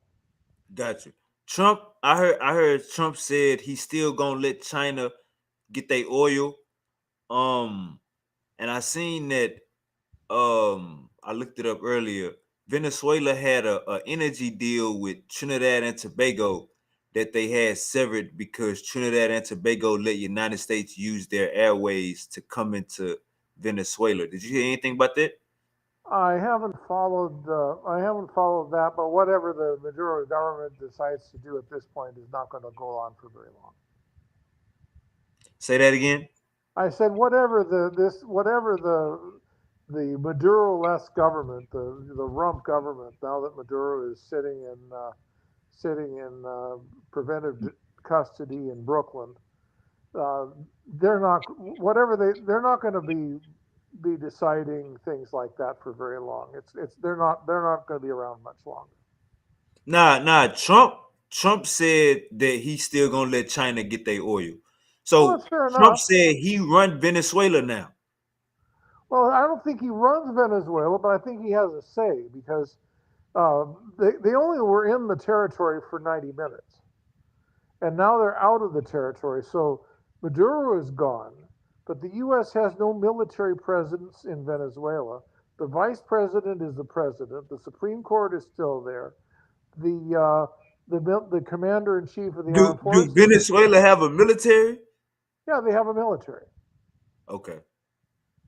They have So a military. they military ain't got no say so on what America want to do, Uncle Chip. We just seen it. Well, it was really quite something. Marco Rubio said that Maduro was sleeping at a Venezuelan military base. Right. He It was got sleeping bombed. at a military base, and the U.S. flew in there, landed in the military base, and said, Trump is issuing you an invitation you can't refuse. He got an invitation. Maduro said, "Come and get me, come and visit me, come and get me." And Trump said, "Sure, I'll send a few thousand of my closest friends to accept your kind invitation." Right. So with him kidnapping his wife, is that any more? Do that add any more sauce to it? It might make it easier for the district attorney in New York to negotiate a plea deal with Maduro because he has his wife as a bargaining chip because she's also under indictment she's also indicted in New York. So if they negotiate, they could negotiate Maduro's sentence or his whatever they want, and they can give him whatever they want, and he would accept probably some sort of leniency for his wife. That he would consider that a victory, I would think. So with North Korea, China, Russia, all these countries, and what's that other? I can't think of it right now. But with all these, it's another president talking crazy right now. He telling Trump, "Come and get me too." I can't think of what country that is, but with Russia, You're saying China, North did the Colombian president say that to stop the Colombia, right? With these countries saying release him. Um, does that hold any weight? No, Mm. no, he was under indictment. They went in. They essentially took 75 or 80 law enforcement officials along with the military in to pick him up, So and so you saying so you saying us kidnapping another president is legal? he's not a legitimately elected president. He And took that's over. not a legitimately elected warrant. You got to go to the higher ups. Well, I mean, it was they indicted him in New York, and I think in Florida they've got a couple of indictments on him for We as drug. America, if you trying to invade another country, what happened to NATO? What happened to all of Well, these? NATO has nothing to do with it. NATO is North Atlantic Treaty Organization. This is South Oh, America. oh, oh what was the word? What is the acronym The for all North of the countries? What is Atlantic it? I am. What Treaty is it? Organization, NATO. No, I'm That's saying what is Europe, the other? What is the the North people that Atlantic. come to? Not NATO. I probably said the word wrong. What is the where the countries comes together to make decisions like this? What is the name of that called? What's that acronym? Oh, the International Criminal Court you're talking about? The USA isn't a signatory to that. We're not in that. No, it's not the International Criminal Court. Now, America is in a. I'm gonna have to find it. It's gonna probably come to You're me after talking this about the time. United You know what I'm Nations talking about. or the Organization of American States. I mean, none of these are Nah, judicial. I'm talking about a treaty, not a treaty, but a organized collective that come together to make decisions like what America just did. It's something. It's an acronym, and You're thinking it's a of, word you're out not there. thinking about Put the it in the chat. Security Y'all Council. put it in the chat because Uncle Chip trying to make me lose this conversation. Put it in the chat. Uncle Chip know All what I'm doing is following your lead. I'm not doing anything. I'm answering the questions as you presented it. So is it the IMF? What is the IMF? That's the International Monetary Fund. Okay, it's not the IMF, but No. it's something where all of these countries come together, all these world leaders come together, and they you have to talk to the you have to this have to be a vote. I can't. It's not. I can't think. You know what I'm talking about, Uncle Chip? Well, the closest thing I can think of that you could be talking about is the International Criminal Court, but the USA is not a member of the International Criminal Court, nor is Russia a member of the International Criminal Court. Yeah, it's So, not. It's not the International Criminal Court. All right, I'll find it later. But okay, so you you'll saying find it that? later. I can't think of anything that you're referring to. I mean, All I'm right, thinking of. so you saying that if Russia wanted to go get Zelensky right now, they could file up, they could They type up tried. a warrant. They Hold tried. They tried. They hold up, were hold they up, were hold in up, Uncle Kiev Chip. trying to get it. Hold up, Uncle Chip. They could file. They could They could write up a fake warrant and go and get them. And you saying that's legal? They would love to do that. They would love to get him. They tried to do that. Now I'm saying if they do it, that's legal, Well, I mean, it's legal for them. If they right? if You just proved my point. America is acting like a bully, Uncle Chip. They kidnap somebody. if you looked at the news, and I've been watching the Latin news because my wife is from Colombia, and I've been watching the news in Spanish across the entire Spanish-speaking world. You know What what they they're all saying, doing? Uncle Chip? Wah! That's what they're saying. They on the side of America, or they like They Miami? are happy as hell that the guy is gone. They're sitting there with signs waving, "Bravo, Trump! Hurrah! Get the son of a bitch!" They're happy. Wow. Miami had a party. Peru had a party. Madrid had something like 100,000 people in the center of Madrid celebrating this thing. You don't realize a third of the population of that country was forced to leave it. And I watched some of them do it Why they were forced? because there was no because they had their farms taken away from them, they had their businesses taken away from them, they had their houses taken away from them. And I myself saw a man, a wife, and having a kid walking and a baby in arms, walking down the highway from Cucuta to Bogota, walking. In the newspaper, there were two little kids who were sleeping in the bus station in Bogota. They were using the concrete pillars for pillows. They had walked from the Venezuelan border to the Bogota bus station. This was several years ago. But So this is, what you're was? talking Let me ask you 8 this. Let me ask million you this. people. So what was going on over there, Uncle Chip? Well, they were communists. They first of all the first thing they did, and this is before I even learned a word of Spanish. They had dispossessed 40% of the private business owners of Venezuela in 3 years. All the private, if you had a store, if you had some kind of, if you bought and sold anything. For example, if Super Wavy had a small clothing business in Houston, Texas, uh, that's a nice little clothing business you have. That's a nice little record business you have. It sure be a bad thing if something happened to it. Wouldn't it be better if we had a collective, uh, a collective rap disc, super wavy Bolivarian socialist record, and your super wavy record is now part of the collective? That sounds pretty nice. You'd like that.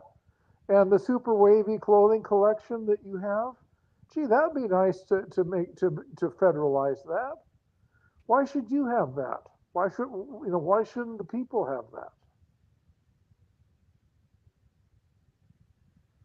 I don't think you'd be too happy with that. it sound like what's going on. It sound like our system, but I guess you saying this is 10 times more strict. They, it Our was a government want to tax kleptocracy. everything. Well, I mean, you have a clothing business, you have a wrap business, you have whatever other business you have, and you make money as you can. If you can sell your records, if you can sell your clothing, you get paid for it. That's the way it should be. But in Venezuela, if you had that business, they would take it from you. If you owned your house or your apartment, and somebody wanted it, they would take that from you. If you had a farm, if you were, let's say you were growing sugar cane, or you were growing or you were growing other other sorts of things, they would take it from you. They simply took all most of the privately owned land, most of the privately owned business. The only people who weren't dispossessed were members of the government. Everybody else was dispossessed.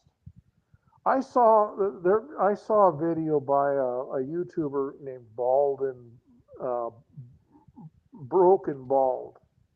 He's kind of an interesting guy. He used to do videos in Eastern Europe, in Russia, and other places. And I saw one of his videos on Venezuela.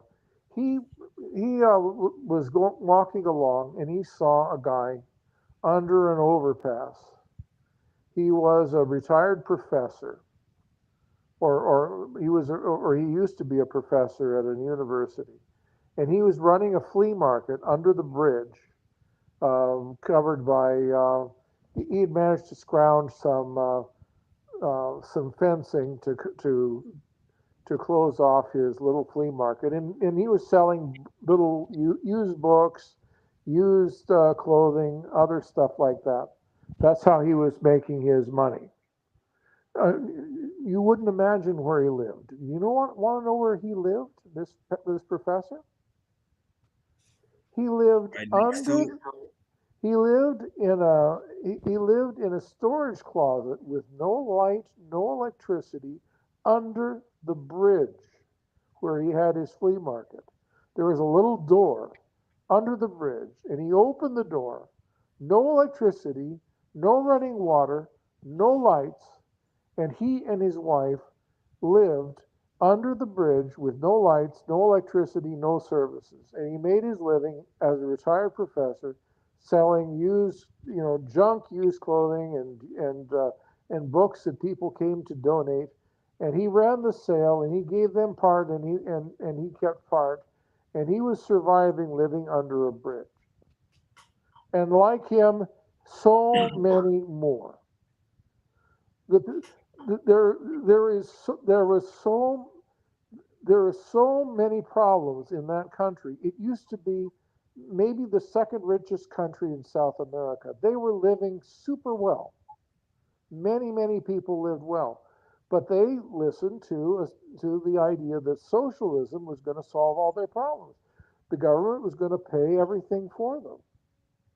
And the old story is, the money is fine until your until everybody's money isn't enough for everybody's needs, and your money isn't enough for all of our needs. I mean, you can sell clothes and support yourself. You can do a rap record, but you can't do a rap record or sell clothes to support everybody in Houston. Am I right? Right. So if you're faced with that, let's say they take away your let's say they take away your clothing, and they take away your wrap, and they take away whatever else you're doing, and you have a wife, and you have a kid, and you have to do something. Are you going to stay and and try to live on scraps, or are you going to ease on down the road? And a lot of people, I mean, they didn't have guns. The authorities have guns. The military have guns. The Chavez supporters have guns, but they don't. So the only thing they can do is pick up their whatever clothes they can lay on their backs, and walk down the road, and try to make a living someplace where people will let them keep their own money. Are you anti-communism? I am anti-communism, yes. Is China communism? Not really. They're communism only to this extent. They're the Communist Party and they're in charge. That's all the communism they are. What about North Korea? North Korea is definitely communist. Is Russia a communist country? No, they're a fascist country. They're not a communist country. So you would say what North Korea is doing? North Korea is a powerhouse. There were several years ago, under their previous leader, 2.5 million of them starved to death. 2.5 million died of hunger in North Korea. I could show you a picture of from outer space of North Korea and South Korea. You may have seen it, but you can Google it and find it. Picture of North Korea and South Korea from outer space. South Korea is ablaze in light. North Korea is almost completely dark from one end of the country to the other. Why is that? Because there's no electric grid. Nobody has anything. There's no running water. There's no electric grid. The only electricity and benefit in North Korea is for the Communist Party, for the dictator and his cronies. You say for the Communist Party? Yeah, but it's North Korea is a hereditary communist monarchy. They're communists, but they're also a hereditary monarchy. Right. You have Kim Il Sung, who started the Korean War. He was the wartime leader against the Japanese in the 1940s, and he became the dictator and started the dynasty. Then there was his son Kim Jong Il, and he died of a heart attack a few years ago, and now it's Kim Jong Un, Right. his second son, who is the third in the dynasty. The one with the crazy haircut. The one with the crazy haircut, and the one with the crazy haircut, and the guy who looked like he ate North Korea, exactly. The one that ain't missing no meals. No, he's missed even fewer meals than me. So Uncle Chip, why are you anti-communist because of what? Well, because they abuse people, because they steal, because they kill millions. If you take a look at the history of communism, everywhere it has been, and can you show me any country that it hasn't brought either more or less poverty, oppression, death, wars, and misery? We could go through every communist country that you've ever heard of, and we can discuss it. Every single one of them brought death, misery, famine, and a terrible life for the people. That's crazy. That's crazy. And that's the truth.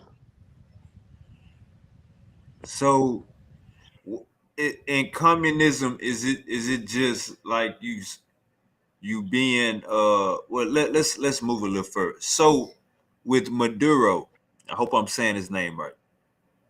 Yeah. With Maduro, you saying he overthrew this last election?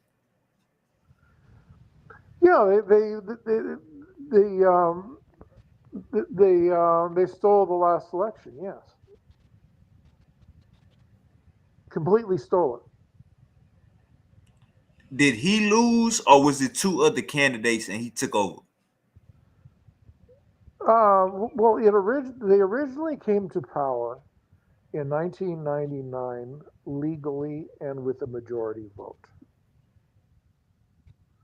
The Now previous I'm saying in this recent election, was he running too? Maduro was running. Yes, he was running for re-election for the Okay. third time. Okay. He was running for re-election for the third time, and he stole the election. And we know and we know that he stole the election because what people are going to want to vote for someone with whom a third of the population had to run away on foot? Mm. Who is going to vote for a government? Can you imagine? Here we have 340 million people. Imagine 110 million U.S. citizens uh, putting on backpacks and walking out of Texas and New York and Washington State, going to Mexico and Canada and walking all over. Imagine 110 million U.S. citizens walking out of the country because they can't make it. Now, do you really think that that somebody who did that could win a fair election? Right. It's impossible. But more than impossible, it's simply not true. The evidence is from what the opposition revealed. There's something that they have called las actas, and las actas are the results of every polling station. And the opposition was able to get observers into about 80% of the polling stations, and they were able to extract the results from 80% of the polling stations, in which it was revealed that 72% of the 80% of the polling stations that they were able to observe voted for their guy 72%. Which doesn't mean that the guy was so popular. It simply meant that Maduro was so unpopular Right. that they were willing to vote for it. Now, the guy that they voted for is a nice, mild mannered, like a retired history teacher. I don't know what he actually did for a living, but I listened to him talk today, and very soft spoken, is like a little old man in your neighborhood, with very quiet spoken, very soft spoken, not wanting to offend anybody. And his main speech today was the government needs to release all the political prisoners that they're now holding. That the first step to restoring order and in the country is to release all the political prisoners, which right now are about 800 of them. Mm. Yeah, man. That's I feel like so let me ask you this. If Trump was to go for a third term and overthrow the election, um would you have the same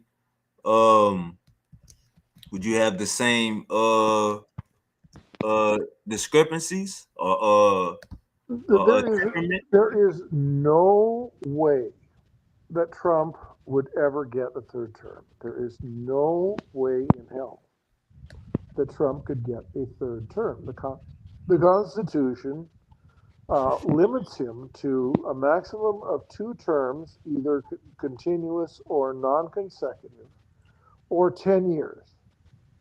And beyond, he's not eligible for the 10 years because he is not assuming the term from somebody else. So he's been elected to 2 non-contiguous terms as president. He will serve until January 20th, 2009. At that point, he'll be 81 years old if he survives until then, and it's over. There is zero way in no universe is Trump going to get a third term. Doesn't matter how popular he is, and he's not that popular. I mean, he's not going to get a 66% vote to get a third term. That's what you're talking about, is that he would have to overturn the Constitution with a 66% vote in the Congress and a 60% vote in 3/4 of the U.S. states. He didn't win 3/4 of the U.S. states in 2024. Mm, It simply is not going to happen. okay, okay. You stay by the water? Not too far from the water. What do you take when you hear people say peace to you, my boy Chris? What do you hear when you what do you take when you hear people say, I saw a spaceship come out of the water? I've never seen one. I've seen manatees. I've seen dolphins. I've seen fish. I've seen alligators. Haven't seen any spaceships. All right, so Paddleboards. I've seen paddleboards and motorboats, no spaceships. all right, so y'all better stop. Y'all better stop with that spaceship flying out of the ocean shit. Uncle Chip, he stay on the damn. He stay on the. Let him know where you at, Uncle Chip. Oh, I'm in Lee County, Florida.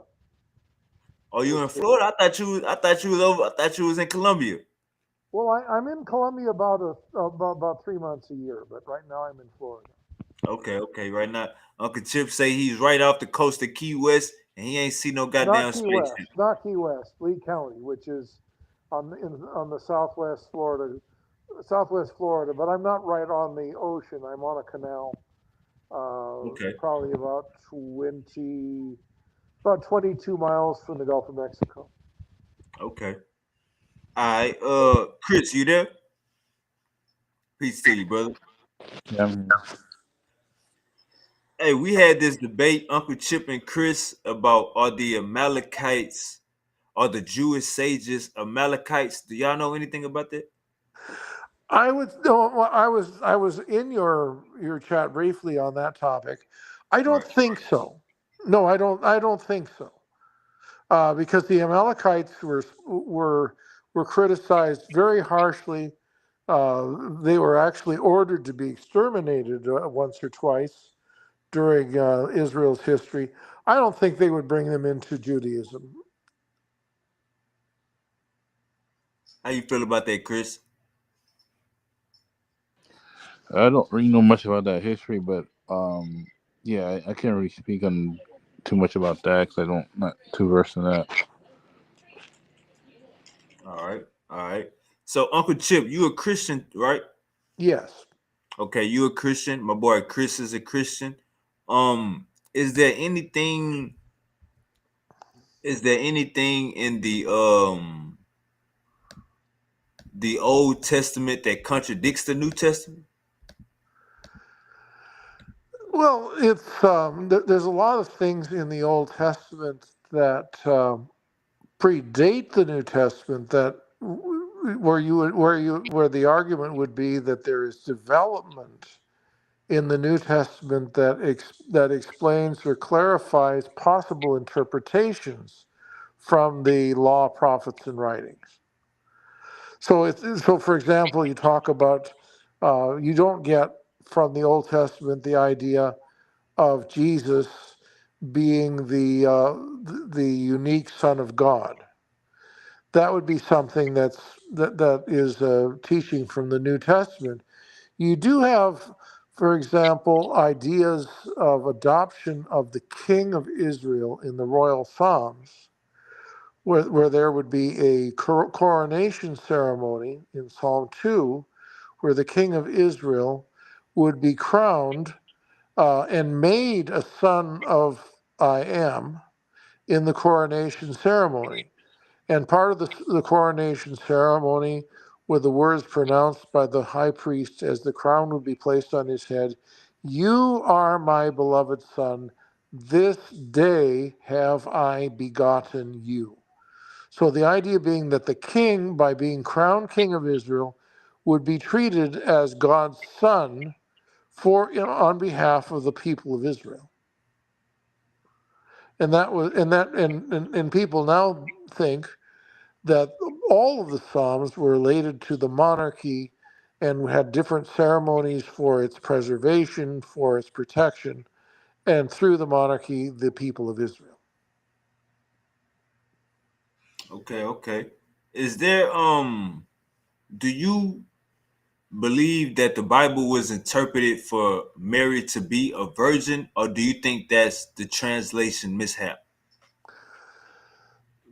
Well, the original context was the birth of a child to the wife of Ahaz, where they said, in Isaiah it says, search for a sign, whether it be on earth or under the heaven.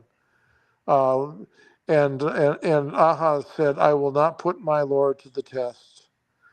And then he says, will you work? It says something to the equivalent of, "You Israel, are you are you going to is it not enough that you're worrying people? You worry your God. Behold, behold, a sign is given you: a virgin shall conceive, a young woman, an alma, shall conceive and bear a son, and you shall call his name Emmanuel, which means God's with us." And so that the original context is a child which was born during a time of warfare where the Assyrians were putting political pressure on the Israelites. That's the original context. But the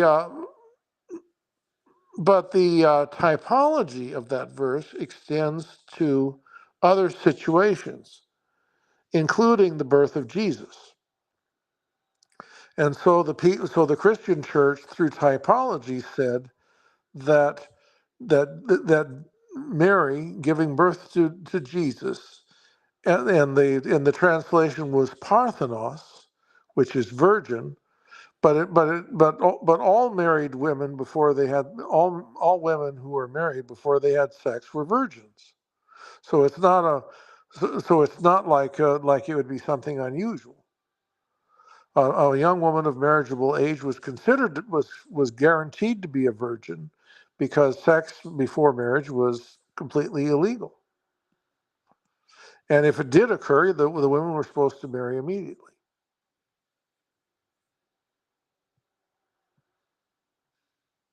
So you saying it was not she wasn't a literal virgin, that just meant young woman. Well, in Isaiah, the original context was the wife of Ahaz, who was to give birth to a son, and that would be a sign to Israel that God was with them.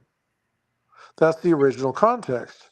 But there is an extended context which the church applied to the birth of Jesus, and and the testimony of the early church was that Mary was a virgin, and that the birth was a miracle. And the idea that the Savior of the world would come and be born into to human flesh, they would expect miracles to accompany this. All right, Chris, you think Mary was a literal virgin? Yeah, in accordance to it depends how you want to look at it. If we can go back to to Old Hebrew, um, I believe that Prophet Isaiah was talking about a literal virgin, because it wouldn't make any sense for uh, the Prophet Isaiah to say, and this is what I like to be, I like to just be simple. Um, the Bible was over 2,000 plus, well, even more than that, if you want to talk about Dead Sea Scrolls and all this other stuff. I like to think that if the prophets write something, then they wrote it for a specific purpose and it means a specific thing. Now, if the Torah says that, or it depends on what you read, the Torah, Talmud, whichever one, and it says that a child is to be born and is going to come from a virgin, I would like to think the Jews know what the heck a virgin is versus a woman who's having sex, or who's just a good woman and she's seen as being a holy woman or a pious woman. There's a big difference. And in Old Greek, in Old Hebrew, they know the difference between saying a virgin and saying just a good, good married woman who's just doing it the right way. I think there's two different things.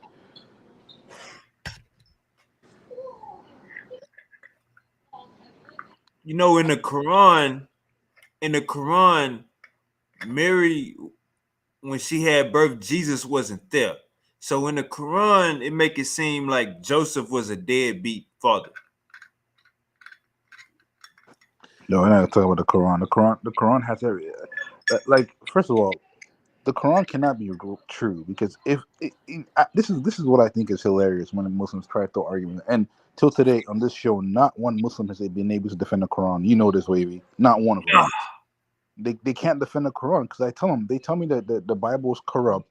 If the Bible is corrupt, according to the surahs and the hadiths of Muhammad, where he says, go back if you have any questions, go back and ask the people of the book, the Torah and the Injil. So Right. if you tell me the Torah and the Injil is corrupt, then you're telling me technically the Quran is corrupt because it got its teachings from the Talmud and I mean from the Torah and the Bible. So if we're wrong, you definitely you got to be wrong too because your scriptures are corrupt just as our scriptures are corrupt. And they also got it from the Talmud. You were right. You were right when you said that. There are verses that straight from the Talmud in the Quran. Exactly. That's the Islamic dilemma. Is they claim that it's even furthermore. I think this is so hilarious when the Muslim says, "You ask a Muslim, why is the Bible corrupt? Oh, because it's been translated multiple times." Okay, I can go get. A lot of Muslims don't know. I mean, you got the Shiites and the Sunnis and the biggest sects, but a lot of Muslims don't know that there's multiple Qurans, not just one. Different Muslims and different types of Muslims subscribe to different hadiths and different teaching, different Qurans, and this is fact.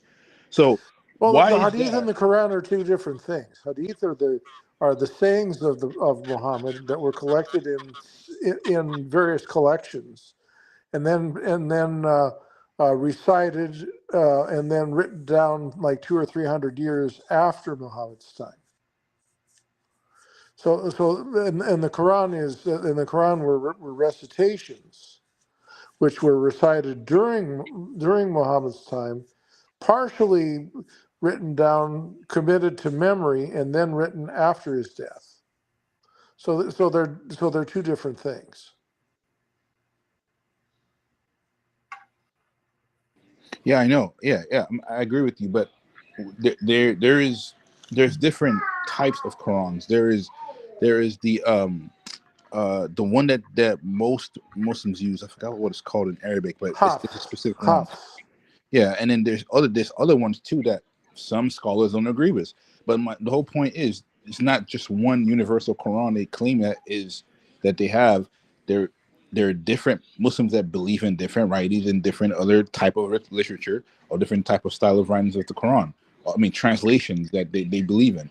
So Well, actually, they're not different translations. They have translations too, but they are different Arab. There are different Arabic traditions of the Quran, and certain variants that have gotten into different Qurans depending upon where in the world they recite them. So even though they went to great efforts to try to standardize the Quran by destroying copies that had variants, there were still variants that cropped up depending upon where in the Islamic world the Quran was recited. For example, Hafs was the Egyptian recitation, and Warsh is the North African recitation. And there are differences between Hafs and Warsh. Some of them are vowel pointings that are different, but there are some also consonantal differences in the text in a few places.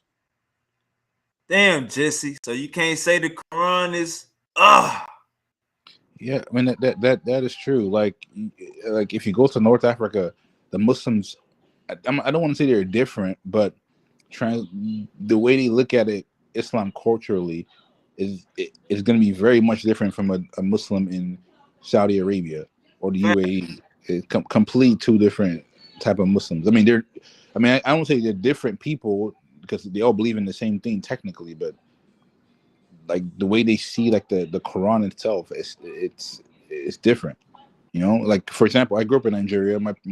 I have Muslim friends in Nigeria. The Muslim friends I knew growing up are vastly different for the Muslims that come from Palestine, the Muslims that come from, Afghanistan. Complete You know, Right. two different people, but they believe in the same prophet, but they Right. different translation. Like not translation, but different understanding, I guess you could say. Well, certainly the civilizations are different.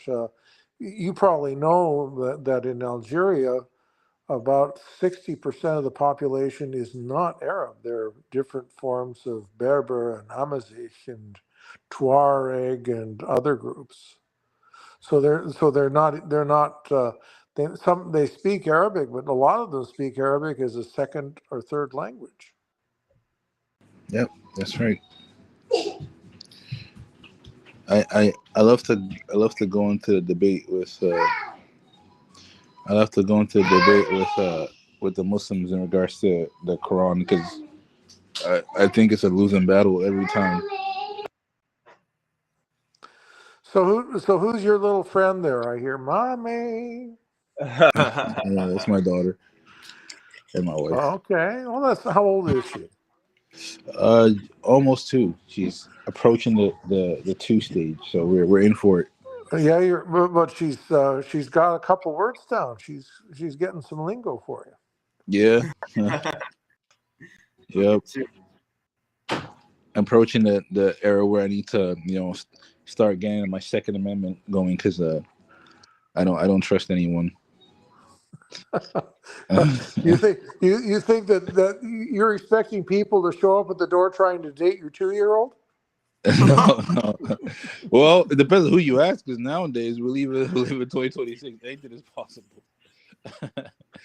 But no, like I think ahead. I don't know. Kids do grow up I'm fast. just Like, playing with you a little bit, but you do obviously you have to be careful of your daughter. That's yeah, a given. yeah. So Uncle Chip, what's happening in Houston, Sean? man, we got a serial killer on the loose. They've been finding bodies in the bayou every 3 days. So who is he killing? They haven't even been identifying the bodies yet. If anything, Are they? Is there a common social? Is there a common neighborhood social circle? I mean, the police should be. it's the path to the bayou, or one of the paths to the bayou is by a homeless encampment. So we don't know if. So Go ahead. so anybody who's so is he? So is this person taking homeless people and killing them, or is he going after prostitutes, or what's the pattern of what's the pattern of the folks he's getting? Is he getting So drug? Is he getting drug customers? What's the pattern? so far, HPD is not saying nothing. They just keep discovering bodies. Like they're not even identifying. They're not even telling you, look, if you're a prostitute, get out of the business. No. You run a risk of being killed.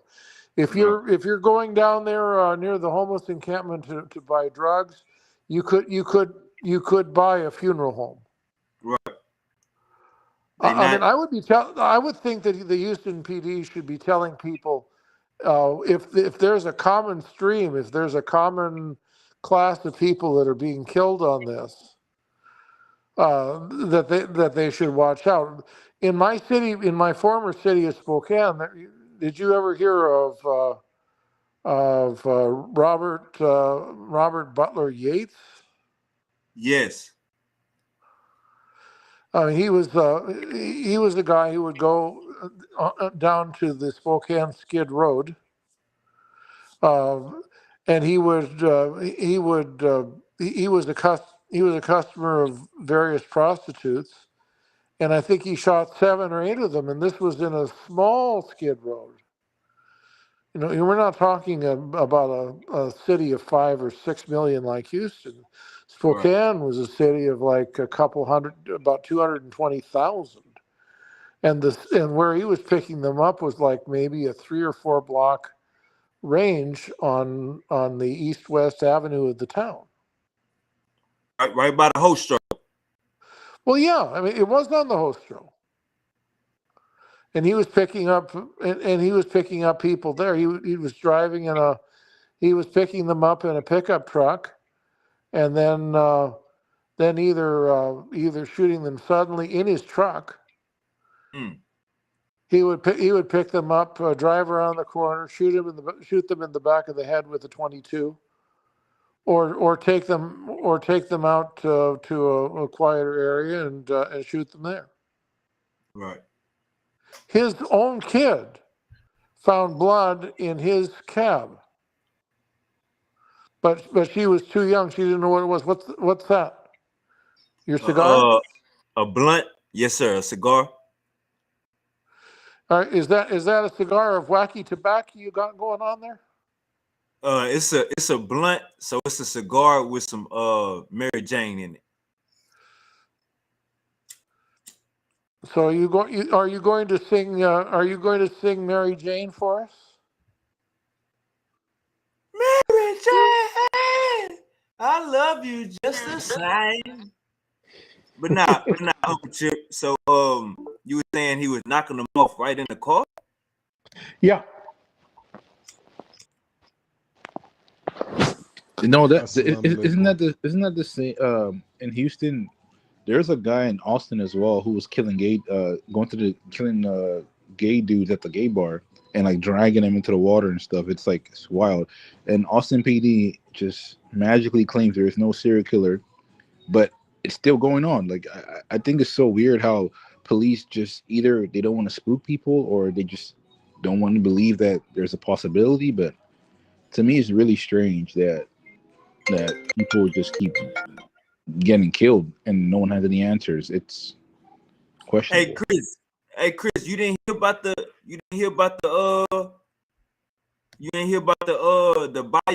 Bayou serial killer? Yeah, I heard about it. It's not too far from my apartment. They say they found like over 20 bodies. Yeah, I think that's real strange. Bro, it's 2025. You can put thermal cameras out there. There's a lot of stuff you can put out there to catch people. Like I'm just, why are we acting like this like 1990 something or 1980s where you can't use DNA? You can. I'm just really confused. At this point, it might just be a police officer who's doing it because right. I don't understand why they're making it seem as impossible to. I don't know. They gotta flood the bayou, and we know the Houston bayou run so goddamn far, but they gotta flood. My bad. They gotta drain the bayou and get the body count because we know it's more if y'all just finding the ones that float to the top. What's at the bottom? Yeah, that's a little bit wild. And the sad thing about Houston is such a big city. It don't even make a dent in the city, so you don't even know who's missing, who's not missing, because there's too many people. It is scary, man, to think about. Hey Jesse, we got a Bayou serial killer, Jesse, in Houston.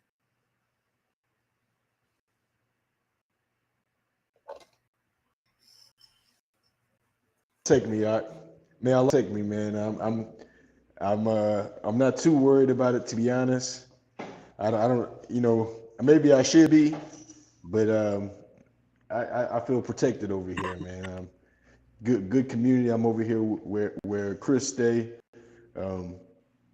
Maybe Chris says it's right. Don't you stay by the bayou? Don't you stay by the bayou? Yeah. All right. So what you mean you in a good community, brother? I just have a hard time seeing myself. I don't stay by the like bayou. I don't stay by the bayou, brother. That's your area. I just don't. I have a hard time seeing a brother pick me up and throw me in the bayou, man. That's a. Hey, how's it going? What? Did they say? Hey, Chris. What is victims looking you like? Heard Jesse? Chris, you heard Jesse? Why would somebody pick him up and throw him in a bayou? Is Jesse crazy? Well, obviously, serial killers are punks, so usually they're not just going. It's always like the element of surprise, like what you don't expect it. All right, they not. You gonna be dead before you get in that bayou, brother. Yeah. Well, I feel like just don't do dumb stuff. Like don't go out jogging at 3 a.m. Like, obviously, why are you jogging around the bayou at 3 in the morning? Don't go out. Don't go out praying. Don't go out praying at 3 in the morning. Yeah, you doing? I mean, shoot, I'd rather pray than just be jogging. I don't know, because I feel like people be jogging with headphones on and stuff, not paying attention to the All right. surroundings, and that's where stuff get weird. And with or without a serial killer in Houston at all, I just don't think it's smart to go jogging in Houston at 3 in the morning. I don't care where you at. I just think it's dumb.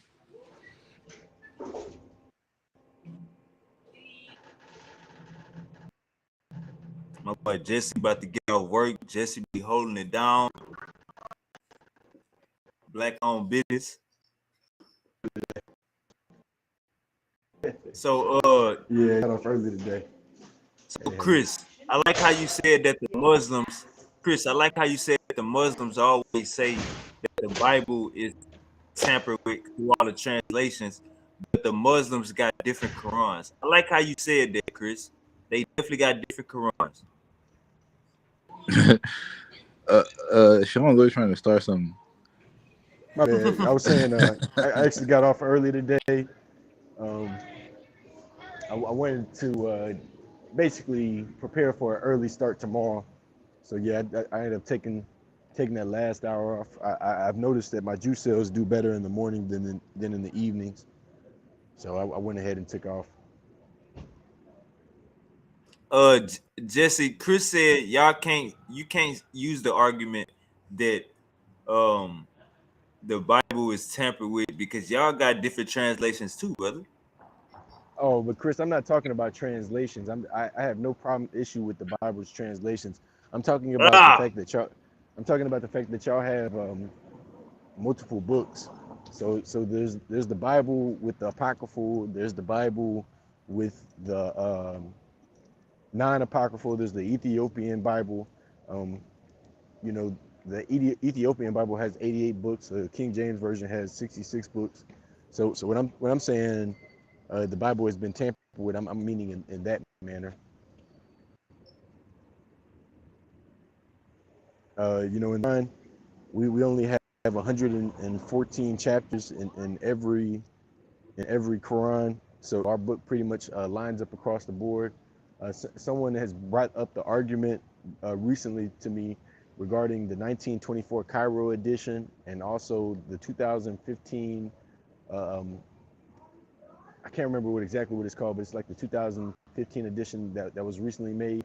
But even these, they still their manuscripts go back to the time of the Prophet Muhammad, and they line up correctly. They just have differences in dialect, and also there was differences in dialect during the time of the Prophet Muhammad. So yeah, man. Well, yeah, Chris, you gotta unmute your mic. I mean, I don't know. I agree. I agree to disagree with that because I don't necessarily agree with that. But I actually have a debate I on this topic pretty soon. actually I don't understand what Muslims mean. The Bible is corrupt because it's translated. I never understand what that. No, not because it's translated. I have no issues with your translations. It's going to be the concept of the fact that y'all have multiple books. So I mean, at some point, we have to come to a conclusion on which Bible is the correct Bible, as far as like the King James version or the King James with the apocryphal, the Ethiopian Bible, because those books, they actually have like more books than others.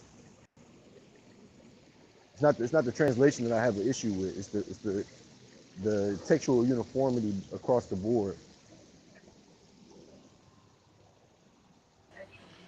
Yeah,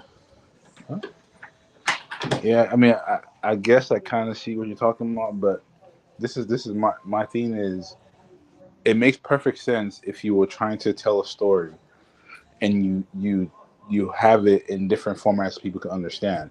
But the whole point is it still says the same story. It doesn't matter if you go to King James, you go to NIV, whatever version you want to pick up. There's a centralized message. Jesus Christ was born of a virgin, died, resurrected, and he's the Son of God. we can say, oh, this is different. This has 98 books, or it has 65. But the whole point is the centralized message of the gospel stays the same across the board.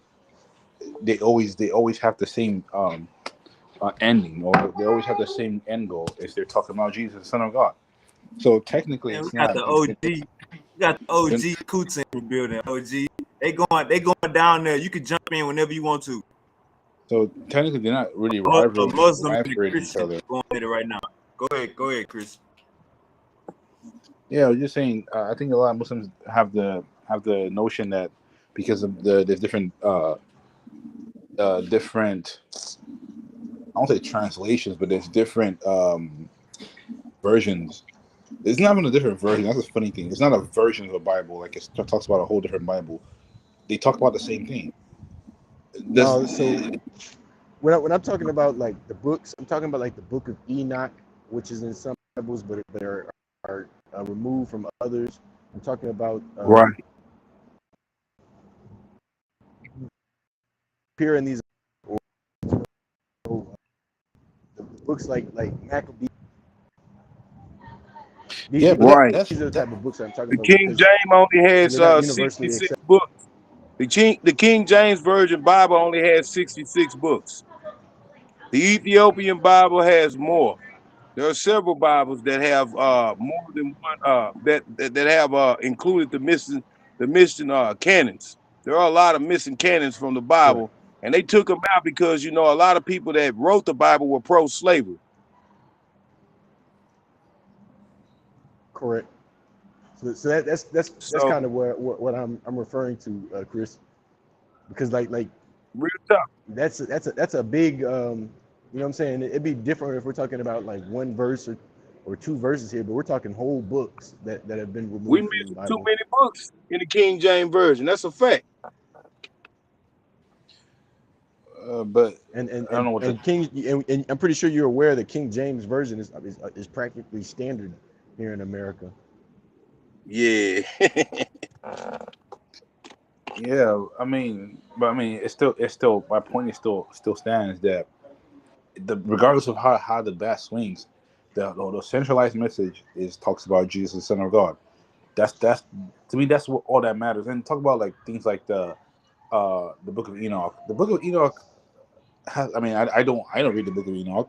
A lot of Jews don't even reference the Book of Enoch, but half of those are probably like in the.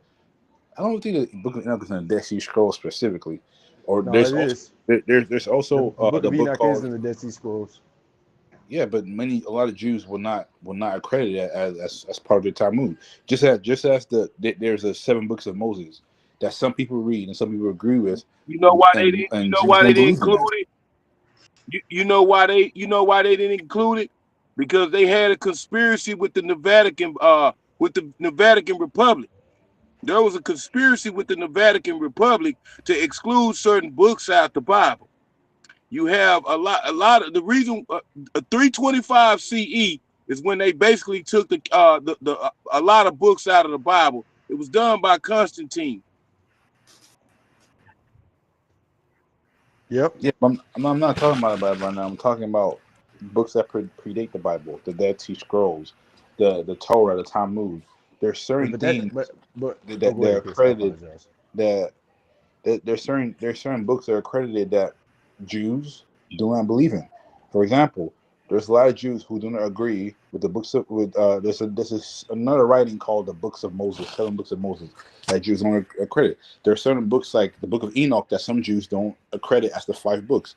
So there's a lot of writings and teachings that came out during the writings of the Talmud and the Torah that a lot of Jews do not necessarily agree with. Doesn't mean that it wasn't a writing, but doesn't mean just because it's a writing doesn't mean they agree with it necessarily. So that argument can be made in both ways. Just even in the Quran, there were writings during the time of Muhammad that got burnt because certain clergies didn't agree with it. So this is not nothing to do with synonymous to Christianity. It goes by every religion, every culture, every people have had a certain writing they don't agree with. They All right. cast away. It's fact. That's fact. How's it going, brother? Okay, I got a question for you, Man. brother. Black and How White. much do you how much do you brothers know about American history?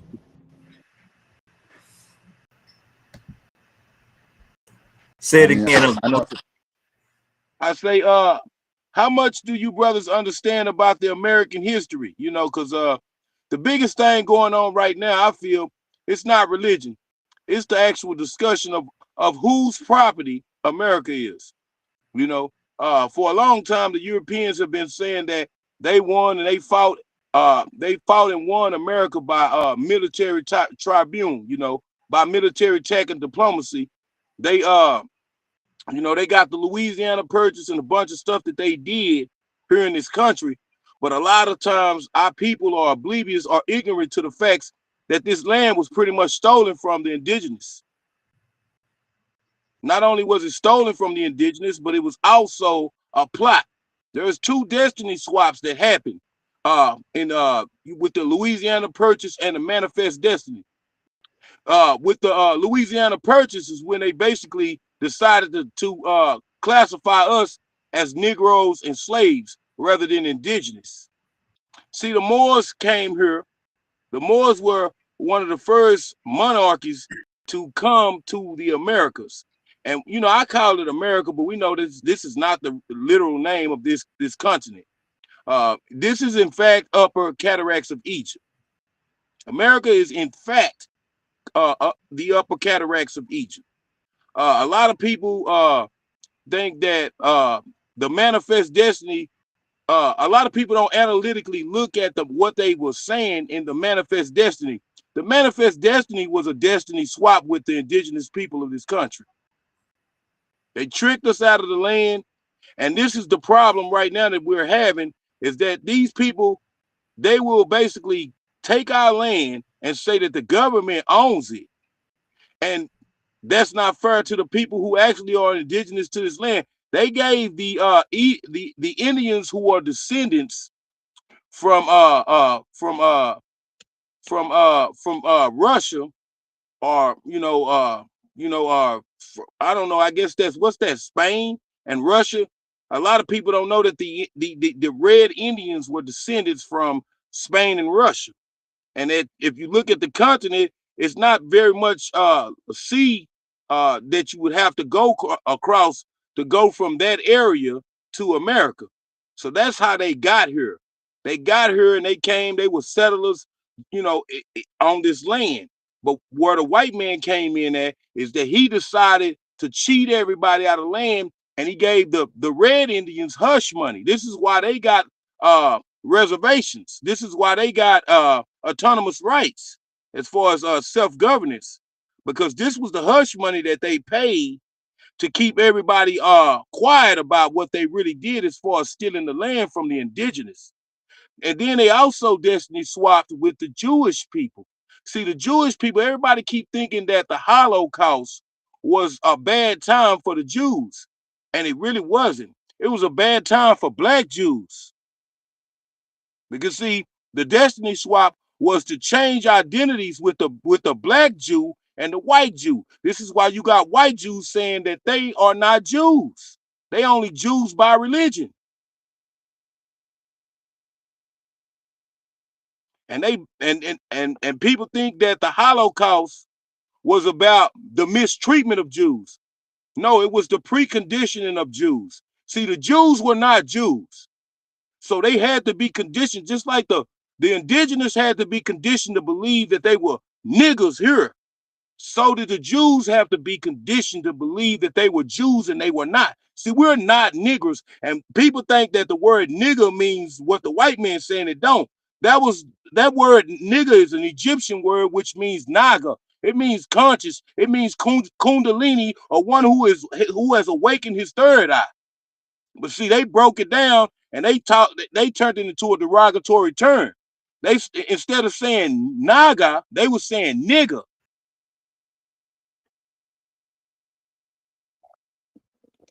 So when they came out with the term nigger, they went to this disrupted a lot. See, when they started calling us niggers and slaves, this cheated us out of our rights to this land. See, they had to lie and say that we came from Africa so that we would not have no rights to this land. See, if you come from way over there in fucking Africa, you sure can't say you have no rights to the land in America. You don't got no rights because you come from Africa. But if you was indigenously born here, you have a whole lot of rights that deal with sovereignty, you see, and the Moroccan treaties. See, a lot of people don't know that the Sovereign Act has something to do with the Moors. And everybody be like, well, who is the Moors? Who is the Moors? The Moors were some of the most advanced black people who were descendants of Tartaria. And they had a whole lot of shit going on. See, a lot of our people ain't educated. We don't know that when we go to these museums in Russia, Britain, France, Europe, all of they fucking art is black art. Every fucking piece of antiquity art that they have in their museums is black. Vladimir Putin, he proved it when he came out, you know, when he got mad at America, he came out with this little yellow box. He opened the yellow box and it was Black Madonna with Black Jesus. See, they've been hiding the truth from us about our heritage. See, what we have, we don't have a history. We have a legacy. And our legacy was stolen from us.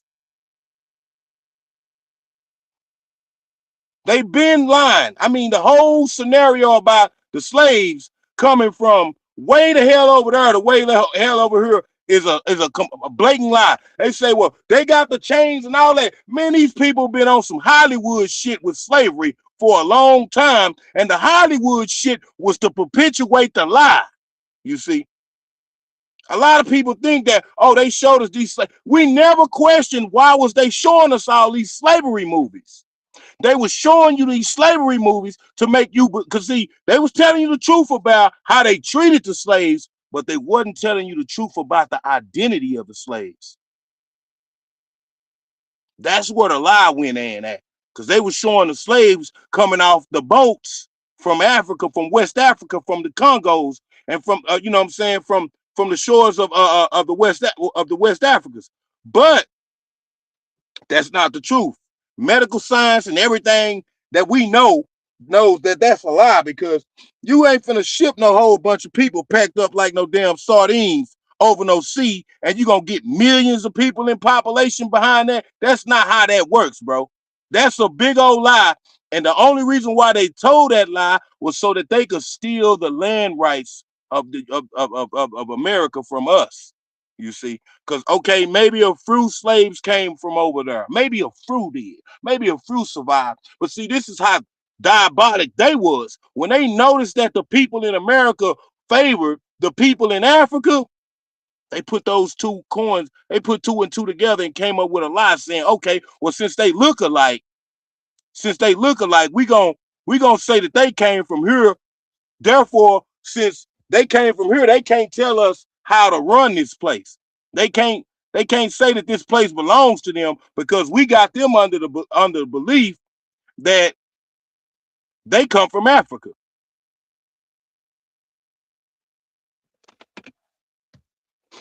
And you know, I mean, I rest right there. You know, I look for brothers to expound on that, because this is in fact the land of milk and honey. I mean, you don't, why motherfuckers come on banana boats, motherfuckers come from jumping across the fucking Rio Grande or wherever the fuck they come from, imported here, smuggled here or whatever. Everybody and their mama trying to get to the United States. Why is that? Because this land is blessed, and it was blessed by God for the true children of Israel. Because this is why you think Canada is above us. Because this is basically the promised land. This is Canada. This is the land that God spoke of in the Bible. He promised this land to the real children of Israel.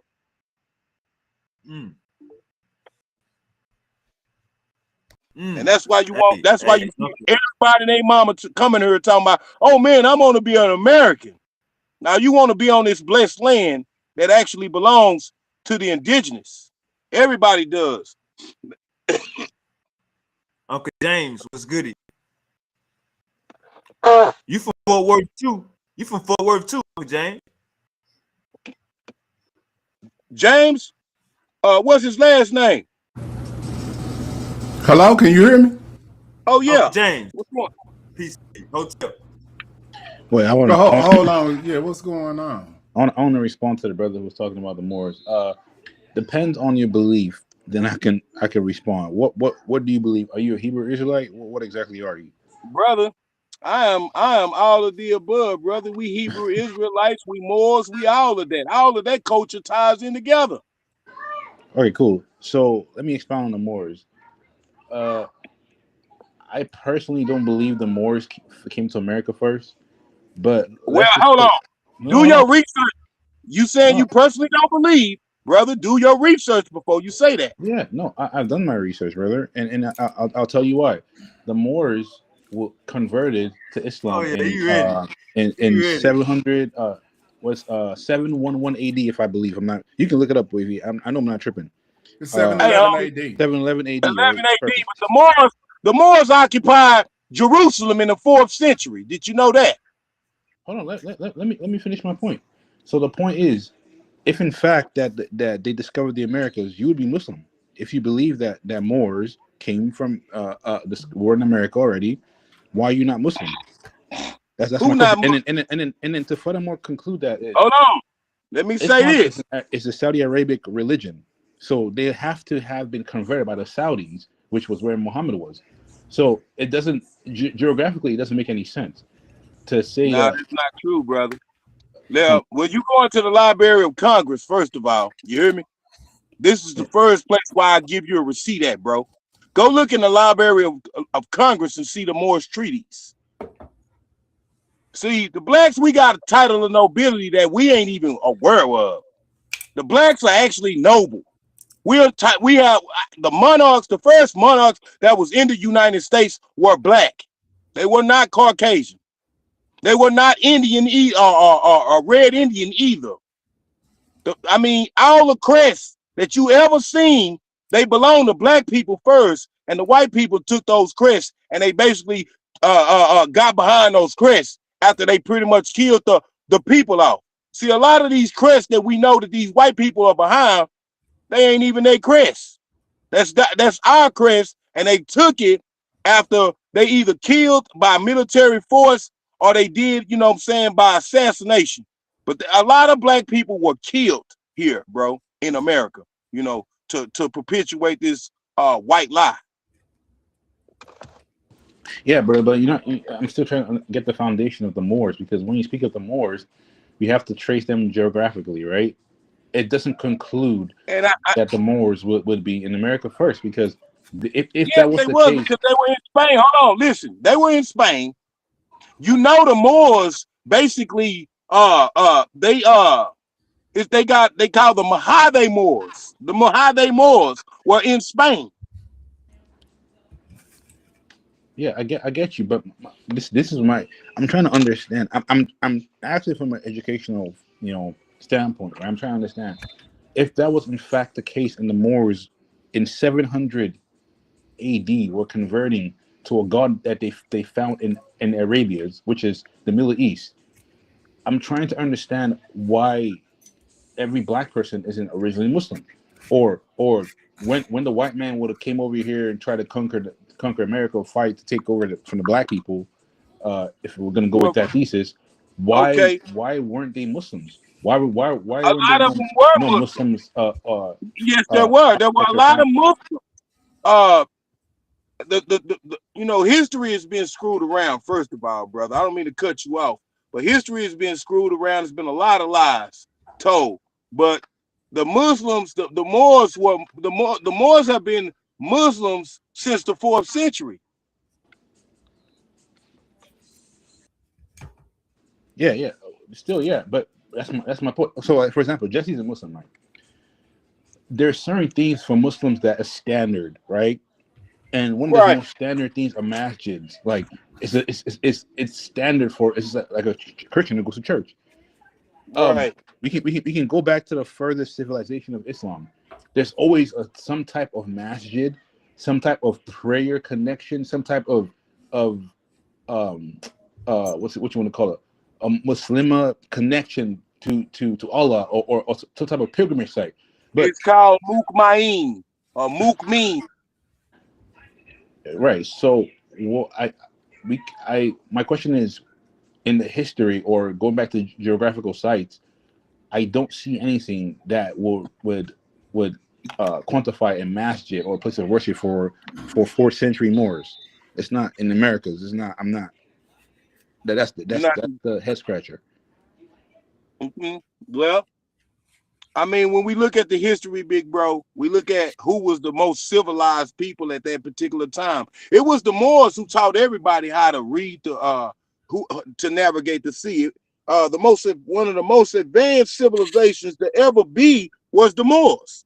The Moors were the Moors were the first ones with gunpowder. It wasn't China. It was not China who invented gunpowder. It was the Moors. Not only that, but the Moors had the maps. They the ones who had the first maps of the world. The Moors did that. The Moors were the Moors are a navigating race of people. They've been like the Egyptians are too. A lot of people don't know that the Egyptians and the Moors, their legacy is tied together. The Egyptians, the Moors, That's not and true. the Hebrews. Their history is tied together. Slow down, Kunta. Man, that's not gonna be factual right there, bro. You can't tie the Moorish history in with Egyptian history, bro. It That's like is. that's like 3,000 years apart.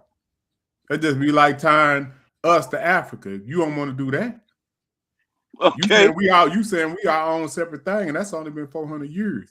So we can't do 3,000 years and try to tie two separate civilizations in together. That's not cool, right? Now, but look, this is the way it happens. A cultural exchange. We know the Egyptians were the most advanced. One of they bro with the whole hieroglyphics and the Egyptian Book of the Dead, they records and everything that they basically did put them at an advanced level as far as antiquity is concerned. The Moors were the first people to learn from the Egyptians. No. The Moors were. No. Yes. No, that's not true. That's what Proof that's that it's so, not. so, see, When that's did the what you got to Moors? do. That's what When you did the got to Moors do, learn from the Kunta. You can't. Egyptians? I mean, you got other Okay, well, brothers. Hold on, this listen is what the I'm saying, fact. Kunta. I'm gonna show you how they learned I'm from the just trying. Egyptians. Okay, you been. What I'm trying to say is, you got other Who is brothers. Mansa Musa? Do you know who Mansa Musa is a Muslim from Mali, or in the northern Sahel. That he was a Moor. He's a Muslim, regardless of Moor. A Muslim is a Moor, regardless of what's going on. But what I'm saying is, Mansa Musa was a Muslim that was in his time was the richest person on the planet. Mansa Musa was not a Moor. I was trying to Who correct told you that? you. The certain thing Who you told don't you argue. that Mansa Musa was not a Moor? He was not a Muslim. Moor. He was a Muslim. He was not a Moor. He's not an Arab or Berber descent at all. He's Hey, West Moors African. are not Arab and Berber descent. The Arabs stole our identity And too. He was a Moor. Arab did. Hold up. Arab Moor is a label that they placed upon black Muslims. Hey, bro, there's a lot of people that's responsible for stealing our identity. Listen, Kunta, are you saying that the Arabs stole Islam from Africans? the only thing the No, I Arabs did ever not. Hold on. Let him I said answer they that. stole our Moorish identity. I said they are the ones, the main people who stole the Moorish identity. I don't think no one thinks that Arabs are Moors. Shit, who told you they ain't? They said. No, because Moors are associated with black Muslims. I mean, that when you look up what a Moor is, they're really the black Muslims. And to Jalen, I just wanted to say that Mansa Musa was definitely a Moor, being that he was a black Muslim. That's something that they would have labeled him. No, he was not a Yeah, Moor. that's semantics right there. You playing a la gracious warrior. You're playing semantics. You saying about based on his phenotypical features, what another Arab would call him. Yeah, but we're just talking about what he never said that himself that he was a Moor, did he? Exactly. No, but I'm saying hold on. No. We ain't talking about what you. I'm talking about how did he identify? Did he identify as a Moor? No, he probably would have just identified as Muslim. The Okay, exactly. Europeans, So the Europeans don't add identified in them. The what you Europeans talking identified about. them You as a can't Moor. add in what you want to add into that for The that I'm not argument. adding in nothing, No, brother. I'm not I talking about know you. I'm history. talking about the guy down here at the bottom there. He tried to add in some semantic to say, which he's correct in saying that what somebody else would perceive him as. But what I'm saying is how he self-identified. He just identified as a Muslim. Don't do Yeah, that. so Right. like He's That's what identified as a everybody just Muslim, but not identify a as if Moor. they practice just to Islam. Like I said, but if you was dark skinned, if you was like Jesse said, if you was dark skinned and you was a Right, Muslim, More.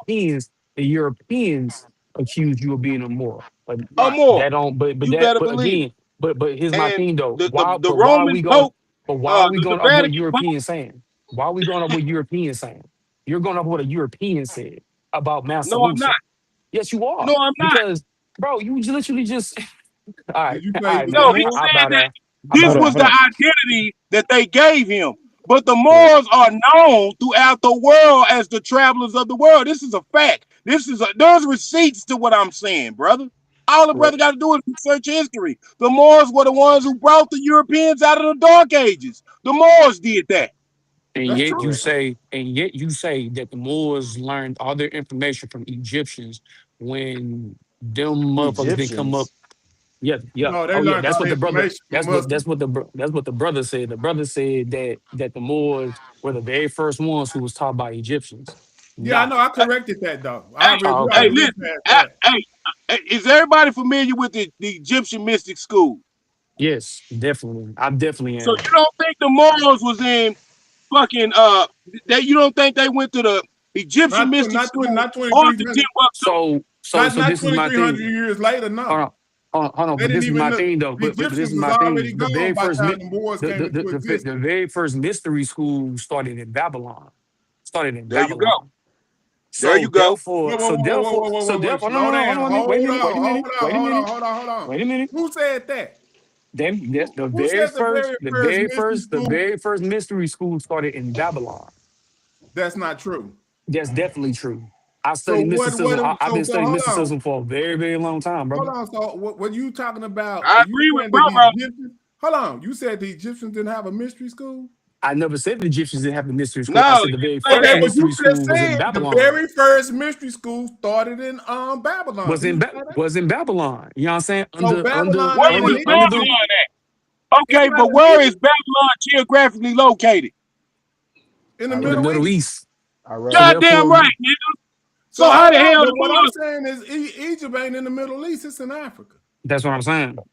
There is no So Middle East, brother. That was a okay, word we already know they that, Kunta. used. But we talking about based on what we all know. We knowing that the Middle East is outside of Africa And in the then on top of terminology that, we use today. if there's no such thing as Middle East, then you would have to call that Northeast Africa, which would definitely be Ethiopia, Sub-Saharan, you know what I'm saying, Sudan and shit like that, part of the Sudan Y'all region. confusing history So terribly over here. so for a brother to sit here and say that the Arabs stole something, but if the first mystery school started in the Middle East, wouldn't They didn't. that That's where all the right? problem come in at. Okay, because if I'm not mistaken, They the wasn't very even first writing when Africans was who writing. started the mystery school in Egypt?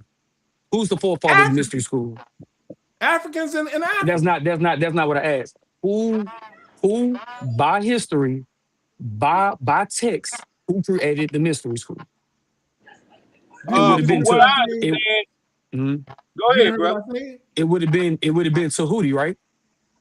There you That's go. not even a real Right. person. So hold Yes, it on. Wait a is. minute. That's Hold on. a See, there man we go. with a See, there we bird go. bird head. What are you Do you talking about? You saying that's real?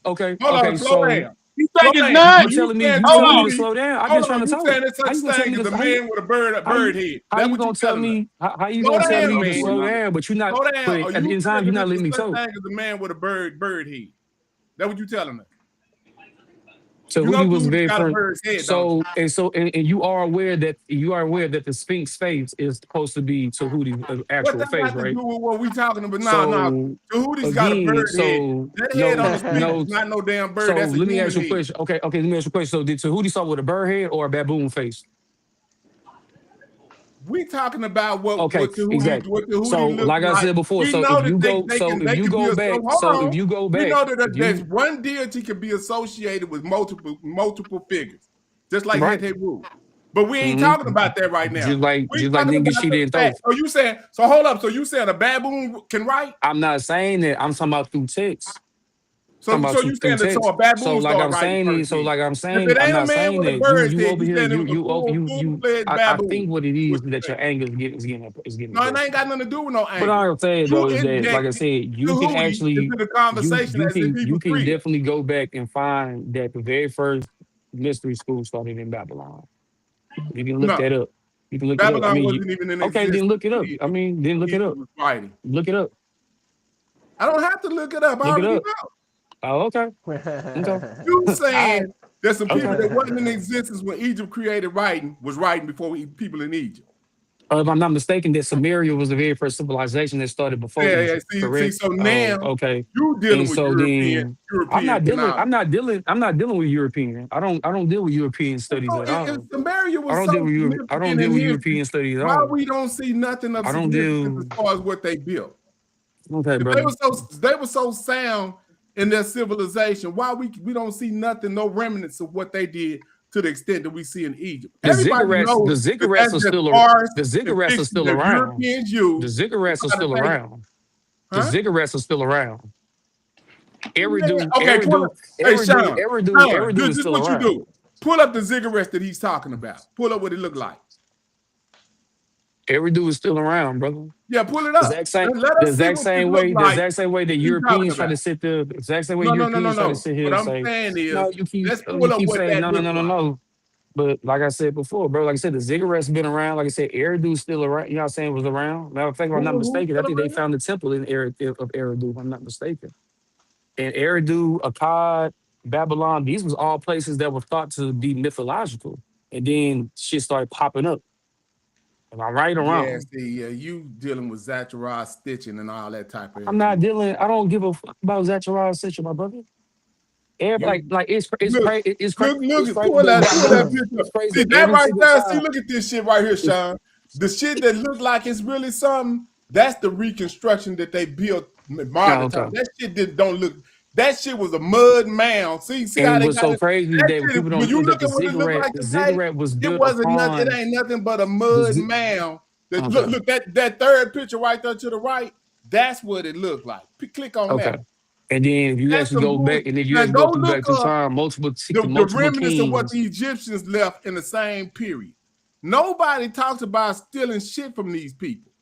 When they talk about when the Romans came, they were stealing from the Egyptians. They wasn't stealing shit from these folks. I never They said they don't. were They stealing. don't never talk about. I Nah, never what said I'm nothing about talking being about is the sold. chronology of here. They never talk about stealing shit from these. That they learned anything from these folks. Why they don't do that if they were so great and they was around?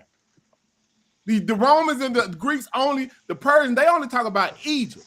They don't talk about shit about this. You know why? Because Europeans are putting fictional history in front of your history to make you think that you were secular history. Europeans won't talk about that shit because their entire Bible lines up with their shit closely. Lines Yeah, them I know. closely to they That's what I'm trying to tell you. lines them That they closely to used their shit it. more than Egyptian. They used it to usurp your history and say that they was first. You got to understand that. We ain't no damn Iranians. We Africans. I never said we were Iranians, but I never I'm said just that. letting you know And like I said, why on top they of do it, and what then they on do. top of it, like I said, I still have the same argument that people say that Egyptians are Egyptians, but the very first Egyptians were people of the Sudan. The very Yeah, they're first, Africans. I know that in everything. Like I said, I was agreeing. Like I said, I was agreeing with you. Like I said, I was the only thing Yeah, I but I'm didn't just agree saying was just the when Babylon people thing. conflate. But I do agree. But I do agree with you whenever somebody said that. Oh, the Arabs stole. Yeah, the Arabs stole the style of the people of Sudan. Everything from the raps to to the weaving, all that shit came from Sudan. Correct. That's why the Arabs today are still trying to get rid of them of the people of Sudan. It ain't We got a because war going of on right no now in Sudan. of, Yeah, All correct. right, of hey, no. hold up. Let's hash this out. Let's hash this out. Mhm. We gotta stop saying we can say if you want to say Sumeria is older than classical Egypt, that's cool. But if we gonna say Sumeria is older than ancient Egypt, you know what I'm saying? We gotta understand a lot of shit is underwater. A lot of shit then is hidden like they say the architect of the pyramids come from the mastabas come from Nigeria. So we gotta understand all this shit come from inner Africa. You know what I'm saying? And what we just showed that ziggurat is the mud huts we be talking about in America. You know what I'm saying? That's the same shit we be getting in America when they say they got pyramids. That's not stone. Come on, Is what Jay. I'm saying. We is older than Sumeria. We older than Sumeria, Jalen. They got chicken scratch. You ever seen their language? We got fly shit. We join animals and shit. They got chicken scratch, Jalen. Yeah, you gotta understand, Nah, man. Jalen been saying that. But Go ahead, Uncle James. like I said, man, this is a chronological conversation, and if everybody's going to try to jump in the time frame that they want, we got at 1 AD, 632 AD, 711 AD, and we talking about stuff that's going on in 3000, 5000 BCE. Like, what's going on? You got to keep it in a chronological perspective is all I'm asking everybody to do. We can acknowledge Islam. We can acknowledge Christianity. We can acknowledge, but we got to acknowledge it in the time frame and in the chronology in which it comes into play. That's all I'm asking. Right? They tell us that God created the sun and that's their chronology. But we know that somebody was writing 3,000 years or 2,000 years before that story came into being, right? I The still Christian stand on. story.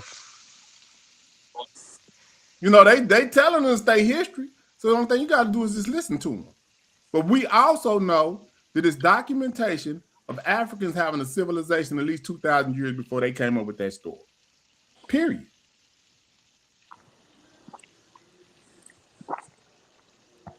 Anybody got a problem with that? Go ahead, Jalen. Jalen say I'm still. Oh, Jalen left. He gonna come back. Uncle Chip back for Hello. more.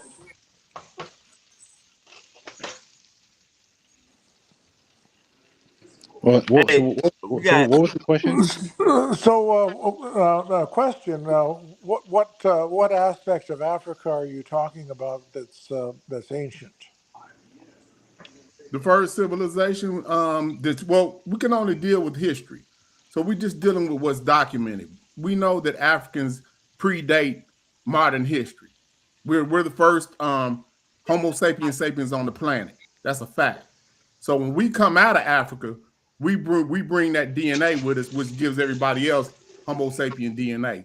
We got some Th- people that was Homo Neanderthals. We got some people that was Homo Denisovans that was already outside of Africa that had already mutated. But Now we there, come out of Africa around 280,000 years ago.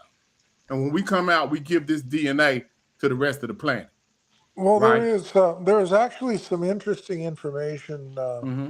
A gentleman who did some original research a few years ago that said that fossils found in Germany Mm-hmm. uh, have some of the same characteristics as the fossils found in Kenya, and that there could have been a multipolar emergence of humanity, not just in Africa but also in Europe. Well, sorry for you, Chip. The problem with that is they got DNA now. So Well, now they this know. was DNA. This is also DNA. No. You were just talking about craniology right now. You were talking about craniology. You were talking about what skulls look like. I'm talking about DNA. I didn't switch from that and went on to how DNA proves that humans or Homo sapiens sapiens come out of Africa at starting at 280,000 years ago, circa. Um, they have another wave that comes out at about 70,000 years circa. That was the lineage which brought you forth as far as being a hybrid human, as far as having Neanderthal DNA mixed with Homo sapien DNA. I'll find you the reference. Okay. It's going to be talking about craniology. That's what you just said, though.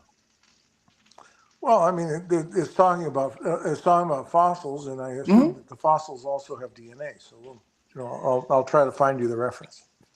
Yeah, Hey, but I hold already on, told you. hold on. Uncle James, did you just call Uncle Chip a hybrid human? That's what they are. Wait, you're a hybrid human because you're not an original African. You don't even know your history. Well, yeah, I do. Hold on. No. Let me. You want me to pull up my Let me DNA right finish. now? Let Yeah, me hold finish. up. You correct. Hold on. Let You me correct. finish. Hold up. Let me You are finish. correct, Jesus. You correct. I am a hybrid human as well, but I'm not a hybrid human in the same effect as Chip is, right? Because I still retain 91.8% of my African DNA. I can show it to you. You can show this is the same. This is the same argument that I had with what's his name? Hey, what's that other dude's name? Who says he has banners or whatever to prove it, whatever. I think it's funny when I'm black, but when other black people say, "Oh, I could prove my 90% DNA," you can't prove it because How you're come? going. Hold on, let me finish, brother. You're going off of what DNA may show you, but you can prove your DNA, but you can't prove that you're actually from this place Okay, because then hold on. Do you you see can't. my picture? You see You my can picture trace right by. there? Hold Hold on. You on. can You see trace my by picture on the DNA. screen? I'm sorry, Uncle Chip. Do you No, see I'm my just picture looking right up. here? I'm looking up the. I'm asking Jesus right here. You see my picture right here? Can you see me? I This is see a a black picture man of a with a guy hat. with a white shirt on. That's what I look like. Yeah, I get it, but I'm saying in regards to like proving that you're actually from there, like you're saying, oh, you can Yeah. prove 90%, but how can you prove that with DNA with like Well, what? what they do is basically they use haplogroups, right? And they find out where this haplogroup is most prominent at on the planet. Now, it just so happens that the haplogroup that I'm associated with is most prominent in Africa. I wonder how that's possible. I don't know, but that's what's going on. So they saying that the L2 that I have comes from Africa. The EP2 that I have comes from Africa. That's where most of the people that have these particular haplogroups, that's where they're located at. So that's how they do it. You think that's it's just basic math. You know what I mean? They're not saying that they can pinpoint exactly which tribe I come from, but they saying that they can geographically locate kind of like what region I come from, right? If I was a European, they would say that I come from Europe. They wouldn't be able to tell me exactly where I come from in Europe. They'd be like, you got Welch, you got this, and you got that. But they won't be able. Now, it'd be up to me. If I know my own lineage, I could probably do it. Like these Europeans, they don't have a break. They probably can go back and look at the records and find exactly where they come from. Well, unfortunately for us, we can't. But we can use this DNA to find about where we come from, right? And that's just what modern science and technology is doing at this particular time. Unless you're denying that this is a capability that they have, I don't see what the problem would be. Nah, No, it's like this, Chris. It's like this, Chris. If they gon' give us the credit saying that Homo sapiens started in Africa. You know what I'm saying? They gonna give us that credit. You know what I'm saying? And you know science always updates. It really be slapping them in the face sometimes. Like when they found out that ancient Egyptians was black, when they found out that life started in Africa, Homo sapiens, like it be slapping motherfuckers, it be slapping racists in the face. I ain't gonna say everybody. for me this is what I don't like when black folk try to what am I gonna say? I'm a black Tell the person, but truth. it's not, well, it's not the truth. If anything, I'm blacker than the next black man. I Well, can now you sound like you getting upset about no, I'm not the upset, fact. but I think it becomes a problem when people try to justify, oh yeah, I'm a better human being than you. It's No, no, they, no. That ain't what that's saying. That's just giving no, but somebody the you fact. called the other man, you called the other white man. You said he's a hybrid human. Well, what's wrong with Yeah, you that? can't do that, Uncle James. But hold You on, can't hold do on, that, you Uncle James. wrong. Hold hold up. on, Now they You didn't can't call do us. that. Oh, hold on, what slow down. makes you Okay, better than I him? can't do it. They I'm can say sorry, Uncle Chip. I'm we sorry, Uncle Chip. 3/5 of a human and all kind of shit. Man, But now I'm hold on, talking but about Uncle some true Chip shit. didn't Hold say on. that. Uncle Hold on. Chip didn't. Uncle That Chip shouldn't be. But didn't hold say on. that to you. If he's a hybrid human and he got some Neanderthal DNA more than what we got, why would he be embarrassed about that? That ain't nothing to be embarrassed about. Ain't nothing wrong with it. As a matter of fact, most Europeans that found this out, they happy. Because they ain't like us no more. They found the fucking thing that they happy about it. I can show you videos of Europeans being happy that they found out that what makes them different from Africans. I'm sorry. So what the I'm fuck is the sorry, problem? Uncle Chip. I'm sorry, Uncle Chip. Uncle James is a Homo sapien fascist. Yeah, whatever. You know what I'm saying? But nah, I just tell the truth, man, and that's just what it is. I mean, I don't got time to be soft shoeing stuff that's true. Uncle, man, you That's know how they. I damn mean, well if it's true, then why would I be soft shoeing some shit that's true? And then there ain't nothing if wrong with that's that. the I don't case, even Uncle think Chip James. is more All right, upset about this shit than let's let Jesus. Uncle Chip respond. Let's let Uncle Chip respond. He Like you ain't said, upset about Uncle that. Chip. Uncle Chip, you googling something? We need you over here, Uncle Chip. Yeah, I'm just What you looking for. googling? I'm just looking for something that where he talks where he talks You about. trying to see if you a hybrid Homo sapien? Uncle Chip, don't look that No, up. he's looking for that article that he said about the cranium that's going to prove. But see that they got a cranium off in it's a Denisovan cranium. They just identified it as a Denisovan probably about a month and a half ago. But I think they might have been attributing to Neanderthal at one particular time. So Uncle Chip, come back here, Uncle Chip. No, hold up, don't Google real quick. Come back here real quick. I need a response from you. How you feel about Uncle James calling you a hybrid human? What's the difference? I mean, yeah, everybody's a mix of something someplace. There's the So indications you say are Uncle Nigga that said, James mixed up his nigga damn said, self. yeah. the no, it's indications a are different type of that mixing. people came He ain't tripping about it. I from got a several different type different of mix than sources. he got. You know what I'm saying? But he's a different type of human based on how his mixture is. Like I bet if Chip took a DNA test, that shit gonna say he got a whole bunch of Neanderthal DNA in him. This is what it's gonna say. Man, Uncle Chip, you gotta get on the top, Uncle Like Chip. Chip, You like trying you to ain't be on mad your about top. that issue. Like you ain't No, I'm pissed. not Like how worried you gonna about be that. pissed off I'm not about worried that? about that. No. I mean, here it's No. it's like Yeah, like how you gonna be pissed off about how you was what's genetically the procreated? Who the fuck what's gonna the be pissed name off of about that? what's the group what's the group that put out the song Whoop There It Is? Yeah. 95 South, I believe it was. That's the name of the group. 95 South. Whoop, there it is. That's what all of us are is whoop there we are. Yeah. So I mean there's nothing So, Tip, you think you're a to be Neanderthal? mad about. I You didn't say think he you was a have? Neanderthal. I said he was more introgressed. Okay, let him answer. I'm just saying I didn't say that.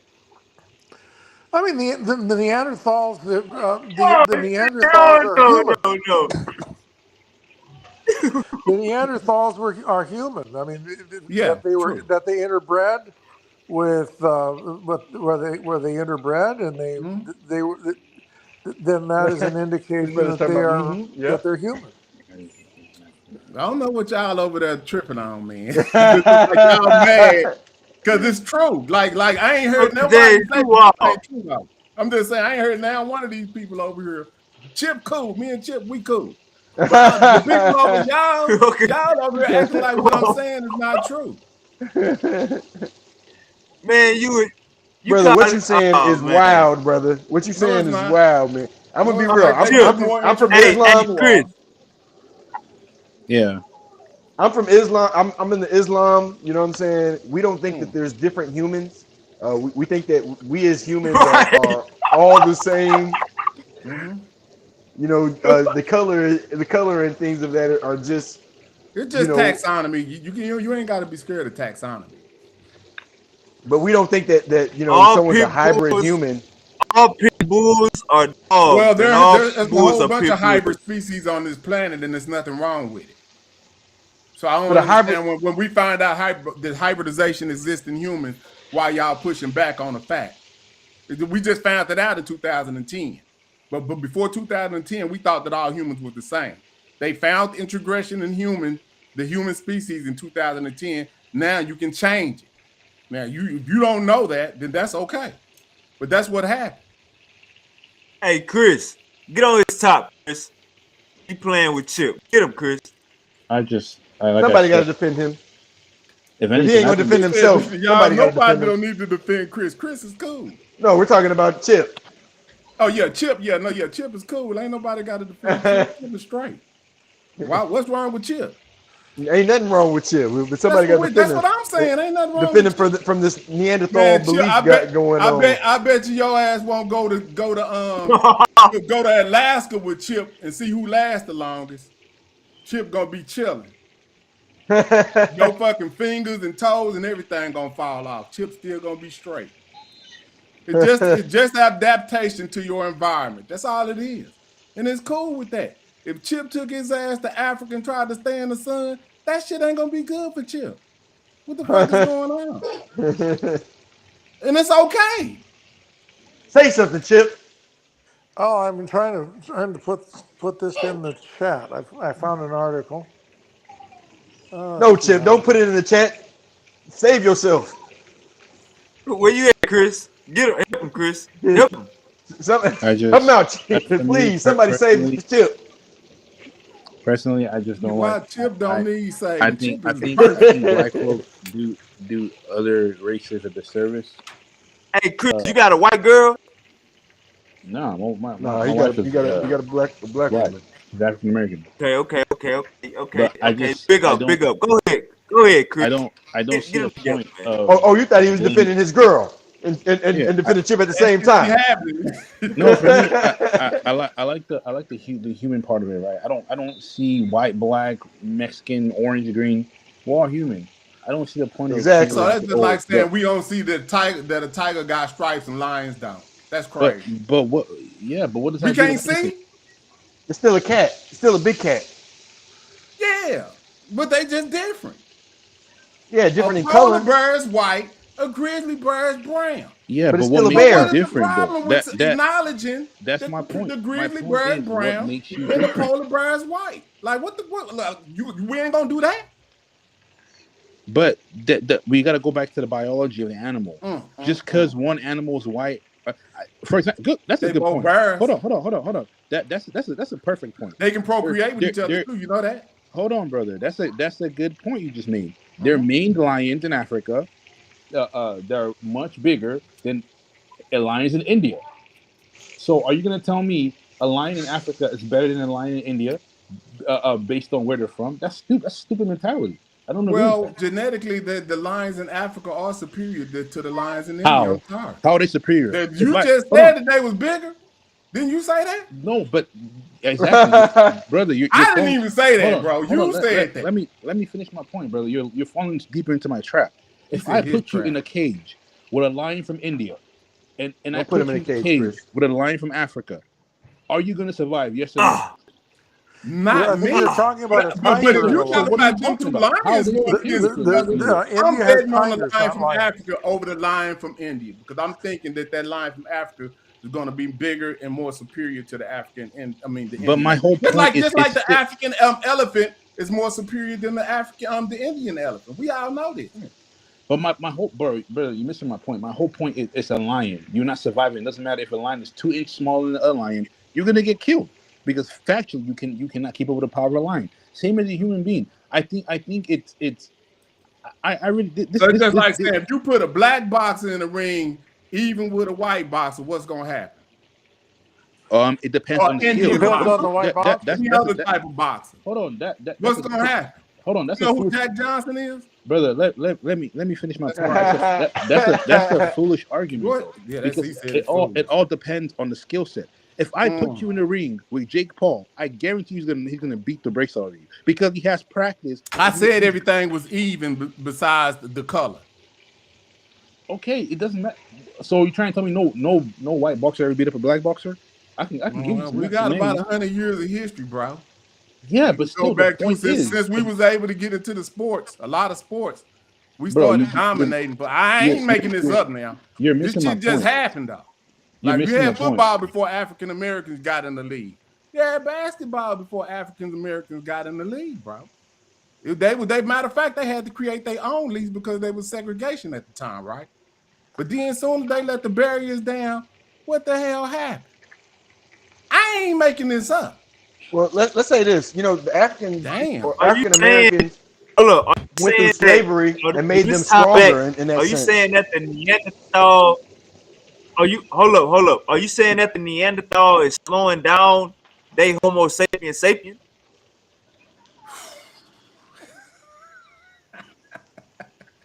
You said it's slowing it down.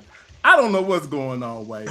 Is that All what you I saying? know is Trying to say? that they say they call it what they call a bottleneck, right?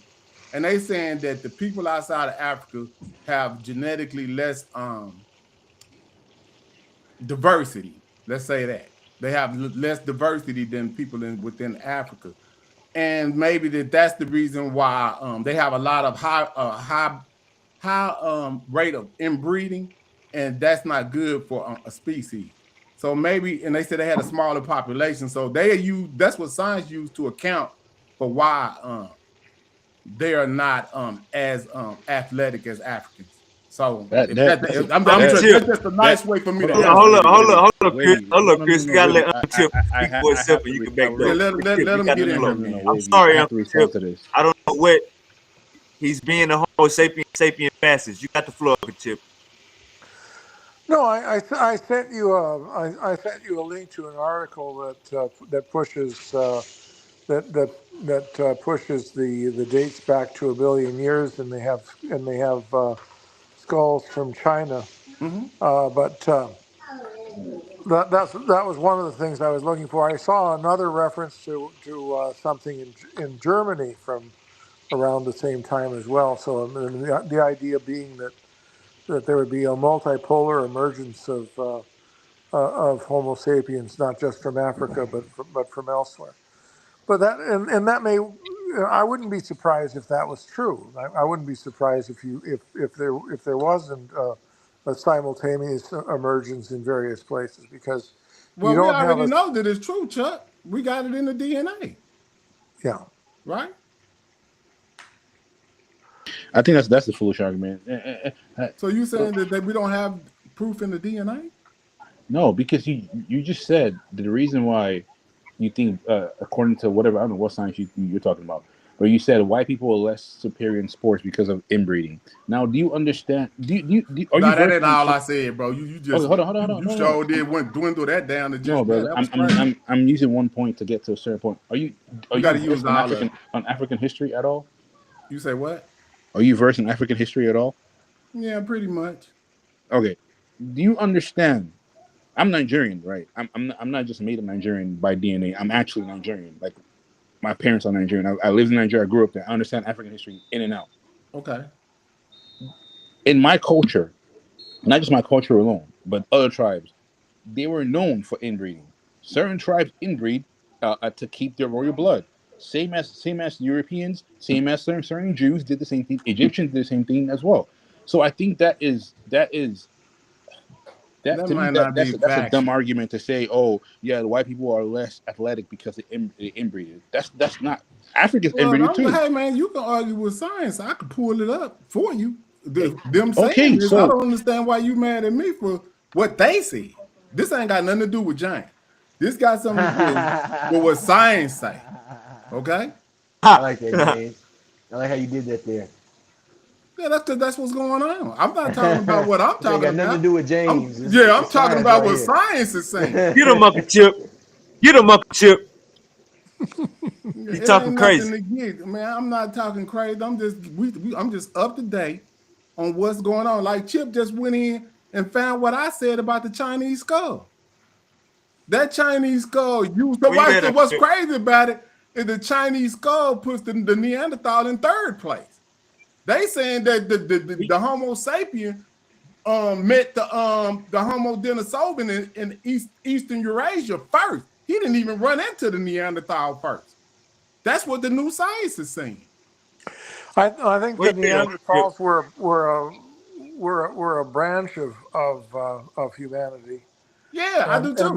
and they bred with the people they ran across, including people that are completely identified as modern humans. So I mean, Agree. so there's no, I mean, as long as you can breed, there's no species difference. So I No, mean, hold on, Chip. You do know that before they found this shit out, they said that it couldn't happen, right? that they couldn't breed. But I mean, Yeah, okay, hold on. That's a yes or no. You know that, right? Yes or no? what's that? That they said that was the only qualification for speciation that if they couldn't breed or not. That used to be the old guard of what they used to say. Once they found out that the hybridization was going on across many species, even the plant, I can pull up hybridization right now and show you humans off in the category. Well, I mean, Humans are humans. as long as they can No. breed, as long as they He can said breed, humans are humans. they are the same. They are the same species. You can have sub varieties of species which can still breed. Yeah, subspecies. You can have subspecies which can breed, but I mean the species to have a species differentiation, they have to not be able to breed, and Well, Neanderthals. that's the old guard statement. That's not what science says in 2025, 2026. Excuse me. That's not what they say today. That's what they were saying in 2000. When they found hybridization in humans, they had to change that model. Now, what do you mean by hybridization? Introgression. That means that two different species can procreate with each other. Like polar bears and grizzly bears, they can procreate with each other. But they're Donkeys and all that kind of stuff. species of bears. I mean, they have all the qualifications of bears. I know you want, and Homo Neanderthal and Homo sapiens have all the species. I mean, have all the things of humans. They're just different. It just one species stays away from another species where they mutate. They look different, but if they can breed and give same but different. Other's young, then they're the same species. They're subspecies, but they're bears. I don't know. Y'all can work out the taxonomical thing later on. I don't know, because y'all doing all this anyway. So y'all can work out how y'all gonna do this, but that's what's going on. In taxonomy, they're saying that we've introgressed into Homo Neanderthal and Homo denisovan at this particular time. They might find another species later on that they're gonna identify. I don't know. But I'm just telling you what science in 2026 is saying. That's all we can deal with. We can't go back. Because if we go back before 2010, everybody is all humans. It ain't no difference. But when they found that hybridization or that introgression in humans, they had to change the taxonomy of humans to a hybrid position. That's just what's going on. I don't see why people would get mad or upset about that. I just want to let you know, Chris, I wasn't done with you on the Bible alterations, but we'll come back to that at another time. Y'all may continue. So y'all arguing about the Bible? That's that's crazy. I really wanted to get on them on that, but you kind of saved me from Let that. me ask you this: why y'all arguing about the Bible? Let me add so that we can go and segue into that right now. Why I'm Muslim. About the Bible? I'm Muslim. He's Christian. That's okay. Now hold on. He just wondered. I think the brother just said he's from Nigeria, right? Yeah, but he's a Christian Nigerian. And you a Muslim. Now, where you from? I'm from America. Okay, bam. So what y'all arguing about? Y'all do know these are both Abrahamic traditions. It's straight fiction, right? Both of them. No. Y'all don't know that? They're both real. Yeah, they real in the time frame in which they came into existence, yes. But they don't have any base. It ain't like you don't know nothing about no Allah. Y'all don't know where Allah is at. Y'all don't know where Moses, Abraham, or none of these people. Y'all don't know where none of them is at. It ain't no barrier. I know where the Prophet Muhammad's at. Where is the Prophet Muhammad? Go ahead and tell me. He's buried out there close to Mecca. Close to Mecca. Yeah, he has a burial site. Like you can go visit I ain't the never Prophet heard Muhammad. of that shit You before. you You can sure? Google where the Prophet Muhammad was buried. Hold on, let me stop. Wait.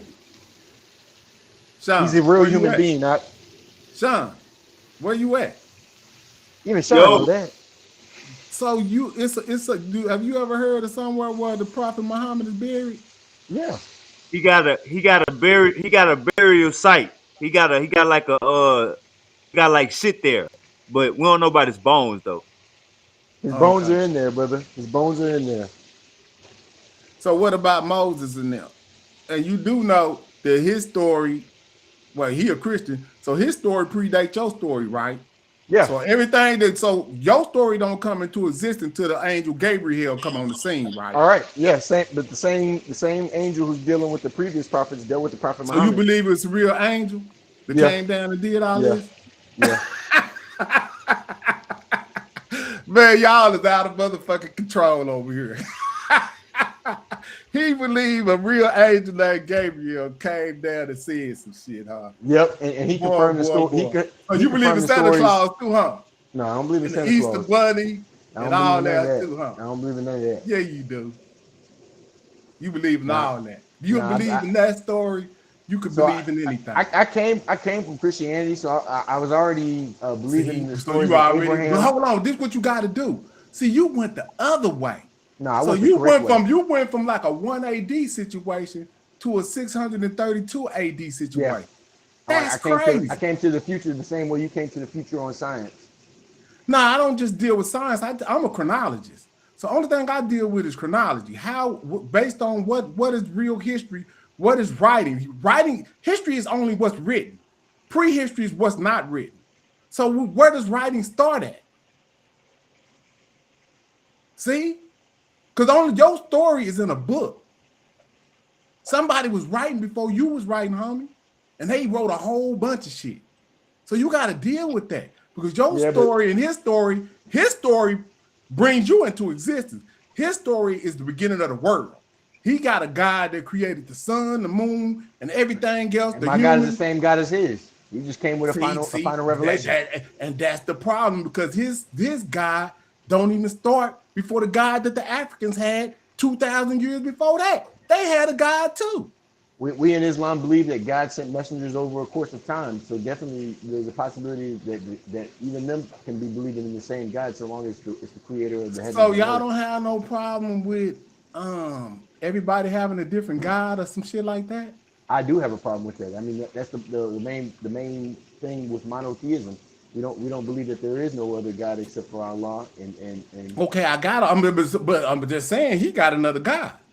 But I'm saying if we're and his God about predates your God, so why should he be listening to you? If his God's older, his God birthed your God. So why should he listen to you? Nobody birthed my God. Yes, he did. Because his God, without his God, your God can't come into existence. My God was neither begotten nor does he beget. So my creator is man, this is crazy. My creator is, what is that word? Well, he's been around before time, and he'll be around after time. Over a course of time, that creator has sent messengers.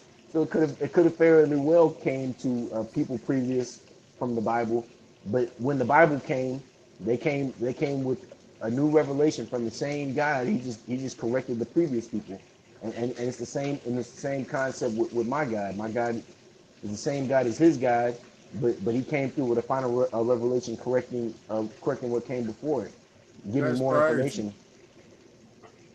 So do you know? So y'all enemies, right? Y'all ain't friends. No, we're friends. No, y'all ain't. That's my boy. We're friends. I ain't talking about. I'm talking about y'all religions, bro. No, we're not enemies. even through religion, we're not enemies. Well, you tell Donald Trump that shit, dude. We just have a disagreement. We just have a disagreement on how we believe. Hold up, didn't he just bombed Nigeria behind this shit? Y'all don't even be paying attention, do you? Trump just bombed Nigeria, the Muslims in Nigeria, because they was fucking over the Christians in Nigeria, didn't he? Yes or no? You gotta ask Chris on that. You want to speak on that, Okay, Chris? Chris, come on in then. Sub him in. Chris, where you at? Well, maybe let me talk. Didn't Trump just bomb Nigeria, bro? Your homeland? Yeah, I mean he why did he bomb Nigeria? Tell us. The radical Islam. And what was the problem? They were killing Christians, and not necessarily. Also, the media, people just watching and have no clue what the hell was going on in Nigeria. First of all, the I know you ain't finna make no motherfucking excuses. No, I'm not making excuses. It's actual fact. People have Google. Google's free. You can go on Google, type it out. The jihadists in the north side of my country, they've been killing people since I was a kid. I know. So it didn't just start today. The media just brought it out because TikTok. Hold on, slow down, homie. We ain't doing that. We ain't got to go through the propaganda bullshit. We know it's bullshit. I'm just trying to make the brother up here at the top with the gun understand that Christian and Muslims ain't motherfucking friends. Well, that's all this is about. No, but listen though, I have no problem. Most Muslims have no problem with Christians. Now, if you want to talk about certain verses in the Quran and certain verses in the Hadith that technically goes against. That's the funny thing though. There's a lot of Muslims who read those Quran texts and Hadiths, although they don't believe in it inherently to go do it. I mean, it's in their Quran, so I understand what you're saying. But going back to my country, the reason why Trump blew up, I guess, the northern part was because of the radical Islamist people in Nigeria. They're killing a lot of Christians. That's fact. But they don't only kill Christians; they kill they kill Muslims who they believe are not real Muslims because they're not radical like them. So it's not just Christians alone. People just think, oh, they're killing Christians. That's not 100% truth. Okay. So I don't like when people use that. No. But this wasn't even about that. That's what I was trying to keep you from going on that rant about. Because what I'm trying to get Allah to understand is that Christians across that northern Sahel, all the way from Senegal to Sudan, right? All that shit, they are fighting those two factions of Muslim indoctrination versus Christian indoctrination. Neither one of them are African. And they fight each other from Ghana to Nigeria to Ivory Coast, all the way to Sudan. Y'all know this, right? I don't understand what's going on over here. Something happens in that area every week. That's a question. Like, if y'all don't know what's going on, I don't understand. You said who's fighting? The Muslims and the Christian faction, all the way across that Sahel, is a red line for that particular activity. Christians fighting Muslims. That's been going on ever since they got indoctrinated with these particular religions that's not African. Y'all know this shit. Well, that's not true because hold on. Let me explain, bro. I'm African, and I'm African too. Okay, that's crazy. Cool. So hold on, you saying that shit like I'm not African? No, bro, you're watching. No, I lived in Africa. Do you know? Last night, I can show you on my phone. Watch this. I can show you on my phone. Last night, I was talking. Somebody called me from South Africa last night. So just because I'm in America, we globally connected now. I got friends here that's from Africa that stay in Texas. No, brother, I'm not. You're misunderstanding my point. I get what you're saying. You're African descent. I'm talking about. I grew up in Africa. Well, okay, it's one thing to watch the news. How you talking like that? You sure talk perfect English. My brother-in-law is Nigerian.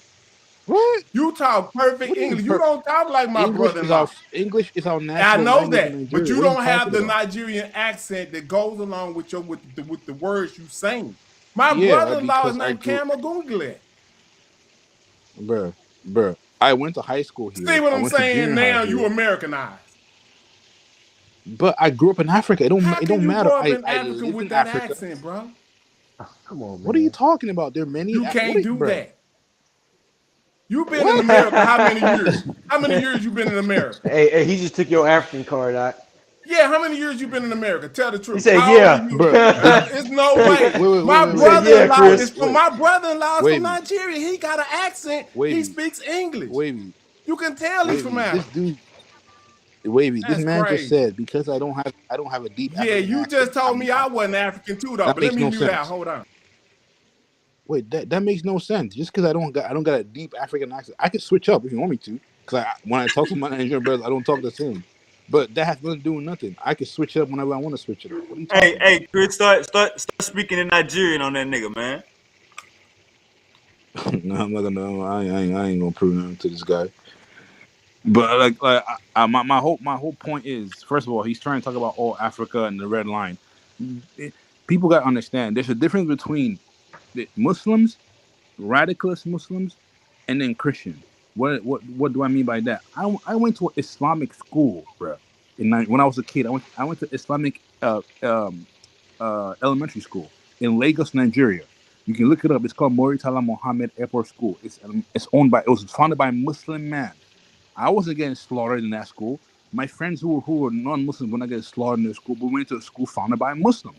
Now to bring my point home, the thing that's going on in Africa right now is not necessarily between Christians and Muslims, because that's not true. Christians and Muslims live Christians and Muslims live beside each other with no issues.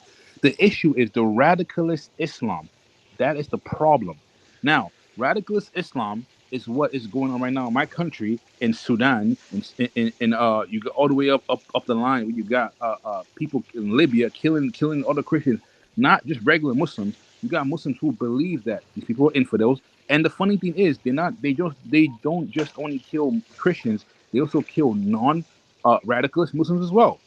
So that's what I'm trying to explain to you. It's been going on for generations. When I was a kid, 8 years old, people were getting blown up in the north side of Nigeria by radicalist Islamist people, not just air quotes Muslim. This is why I say to the brother, you're watching the news and try to classify every Muslim as a terrorist. I don't believe that. Now, I don't agree with what the Quran and certain Hadith saying? 100%, I don't. But does not mean Jesse's gonna strap a bomb to the chest and go blow up City Center. Like what the hell? I don't believe that. There's different type of people. Like for example, I know Muslims in my country right now who will think Jesse is not a real Muslim, Whoa. and they're radical Muslims. So like you gotta differentiate it too, bro. You can't say every Muslim. No, not all Muslims believe that. I don't agree with that. So that is the tea on Africa. Now, if you want to talk about Africa, let's talk about my homeland and not just watching Uncle CNN and Chip, Fox News. And Uncle Chip. No, Um, he's doing a good job of explaining it. He's right. If you right, want to, Chris. there's a couple of news consolidation services that will keep you up to date on all the massacres and all the goings on in all these different countries. You can follow them, and they consolidate news stories from like 15 different countries on different sorts of jihadi activity, and you can follow this. There's massacres and attacks and different things that happen every week in like 10, 12 different countries. And Nigeria is one of them. He's You absolutely right. Chris. the funny thing is, right? This is what I think is hilarious when people say, "Oh, Muslims, Christians." People understand one of the United States' biggest allies is Saudi Arabia. Saudi Arabia is the Mecca of Islam itself. I find it hilarious how you got countries like Afghanistan, countries like Iran, countries like Pakistan who don't even like the Saudis. But I find it hilarious. Saudi Arabia is the foundation of Islam, but they don't. But those people call. You go to Iran and Iraq, they call the Saudis dogs and they call them infidels. They don't believe they're real Muslims. And if they had the power and the will, they will take out the Saudis. This is common knowledge in the Middle East. Most Middle Eastern countries, radicals countries, do not like the Saudi Arabia, the UAE, Jordan. Half of those guys, they don't like them, or nor do they respect them, because they see them as liberal Muslims. So this whole notion where people try to push the agenda, oh, Muslims versus Christians, go get out your knives and kill each other. That's not fact, bro. Like we're always, everybody's like watching news and propaganda. You don't understand what the heck is going on, and just running with the news media. Like you have to actually understand what's actually going on. Yeah. All right, Uncle James, you gotta clean it up. Lay on your top. Yeah. Uncle James. Uncle James just say some blasphemous stuff. Talk about that. Oh, I got some African brother-in-law with Zamugla, whatever the hell. He just came up with some crazy name I never heard of him. I don't know what tribe that is from, Yeah. but apparently, no African sounds like me. Apparently, I don't know what bro's talking about. Yeah. Uncle James. And Uncle James, what's your brother-in-law's name? He's Nigerian. I could tell you what tribe he is by his name. So, what's his name? I'm about to investigate you. You gotta unmute your mic. Uncle James, you under, gotta unmute your mic. You under investigation, Uncle James. I'm about to audit you, boy.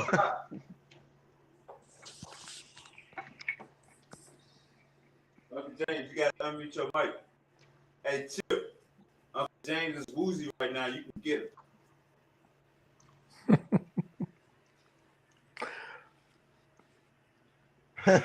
I wouldn't be able to tell where in Nigeria he's from his name. I'm not up on those countries to the level that some of you are.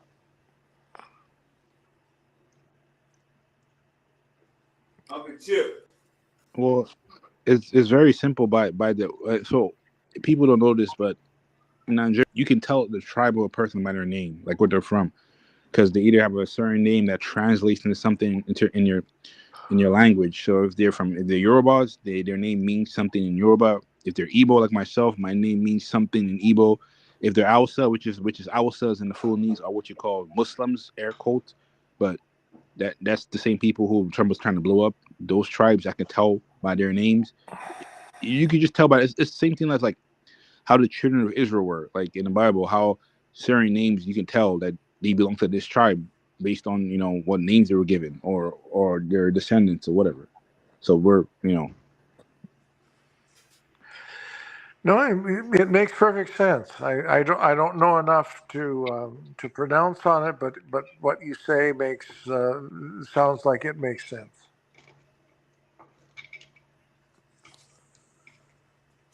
I could do some of that with European languages, but not with African ones.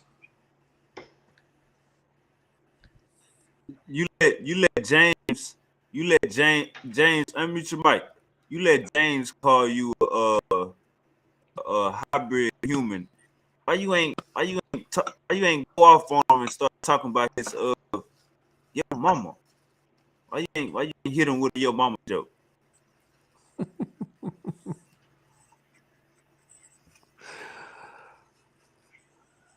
I think it's the most ignorant conversation to have when people try to belittle one person and try to make another person look better. This is my problem with the Hebrew Israelites. Like I can never get behind them because I just think they're very, very deceived people. Like and half of those people don't even know what the heck they're from. I find it funny that most Hebrew Israelites probably got at least 2-3% of European blood in them, and it'll be I'm 100% African. Like no, you're not. You have no clue where you are. They talk about I have my ropes, but your ropes is not biology, bro. You can't biologically prove you're from Africa or you're from a certain tribe of Israel. I think it's just people take certain things to. I feel like they drink they want to feel better juice, and then they latch onto it to make themselves feel better. I think it's hilarious, man. I'm not here to defend anybody, but I think it's an ignorant thing to say to try to be I'm less of a hybrid than you are. Like same thing I could pull out the same card on Uncle James and say you're black. I'm African. I have more birthright to claim than you. You don't even know who the heck your great grandpa, who which of your great uncles got kidnapped in the forest while he was hunting a rabbit or something and brought to the Americas. You can't even prove that. So I think that's a foolish argument, bro. I can't stand arguments like that.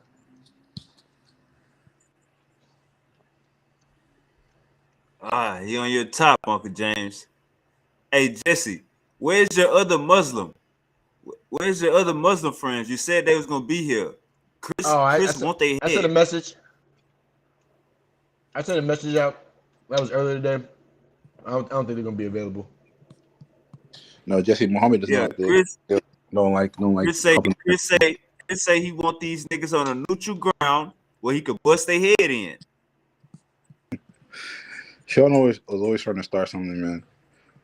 Sean is the number one instigator. We're gonna But make I'm it here. happen. Uh-oh. I'm here. Dun, dun, dun.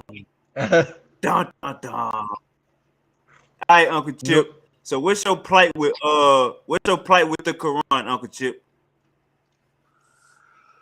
Oh, we've got a lot of discussion on the Ah, Quran. ah. You're hilarious, Sean. What's your plight with the Quran, Uncle Chip? Well, it is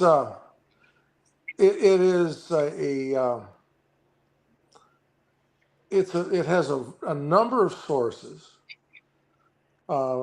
It has a bit from the Old Testament. It has some from New Testament apocryphal books. It takes some from Zoroastrian religion. It takes some from Jewish Jewish mythology. And it takes some from the Sabian religion as well, which is very little known. So if you trace the Quran down, there's a You a Zoroastrian. yeah, there's elements of Zoroastrianism in the Quran. My bad. The story of Harut and Marut is I think from Zoroastrian legend.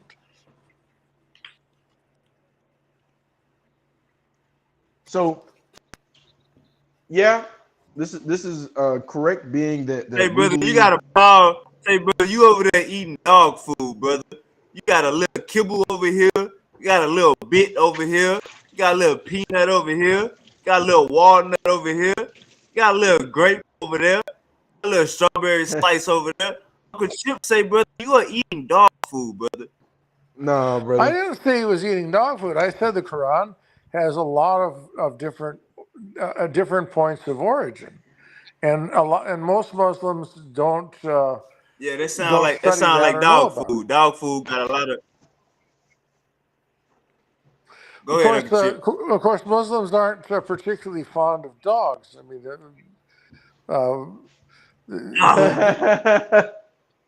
Jesse got a dog, Uncle Chip. Jesse got a dog, Uncle Chip. He's a guard dog. Nah. Ain't no damn guard dog. Cut it out. He on your neck, Jesse. You got a gumbo pot of a scripture. Your scripture is a gumbo pot. So the thing about that is, we believe that our revelation is the final revelation from the same God. And it's supposed to be a confirmation of the previous scriptures. So the Quran confirms what is true. I know. Uncle Chip say you said that already. Well, of course, I think that Muhammad listened to what people said, and then incorporated what he heard from what everyone said, and then made verses about what he heard. And that's why you see so many references in the Quran about stories of the ancients. That this is nothing but tales of the ancients. What you find reflected in the Quran in some cases are reactions of Muhammad to what people told him about what he was telling them. So you have little kernels of things that the Quran refers to, which gives sort of like the argument in embryo of what people were talking to Muhammad about. Like, one common thing, for example, was why are there no miracles sent down to him by his Lord? And you find that in passage after passage. That appeared to be something that a lot of people threw in Muhammad's face over the entire time of his ministry. Why has he had no miracles? And he had various explanations, arguments for that. There were things like, just wait, I am waiting with you. That Allah would in one passage of the Quran. Hold up, Uncle Chip. Hold up, Uncle Chip. I don't think you've been reading the scripture, Uncle Chip. The Prophet Muhammad split the moon. That's right. Well, but there are verses in the Quran that keep asking the question, why have no miracles been sent down to him from his Lord after the verse of splitting the moon was revealed? And it doesn't say in the Quran that that Muhammad split the moon. It said the hour has come and the moon is split. So the original context of the verse is the last days, and that the moon would be split in the last day, and that got picked up and put into the hadith. You've been lying for 2 years. Jesse, you've been on here lying for 2 years. No. So the hadith says that the Prophet Muhammad split the moon. He was asked for a miracle, and he basically gave them one by permission of Allah. He split the moon with his 2 fingers, and there was witnesses eyewitness accounts. Well, it is recorded in the hadith, but the thing about it in the Quran, and that in the Medinan period, it still continues to talk about why have no miracles been sent down from his Lord. And so if you think in the verse about the moon is split comes from the Meccan period, it's early in Islam. But in the Medinan period, you have verses that keep asking the question that the unbelievers keep asking Muhammad, why is there no miracle sent down to him by his Lord? So and if it was the case in the Quran times that this verse was supposed to be interpreted as a miracle, why wouldn't he say, what do you mean? I split the moon. Let me ask you this, Uncle Chip. Let me ask you this, Uncle Chip. Do you think he actually split the moon? No.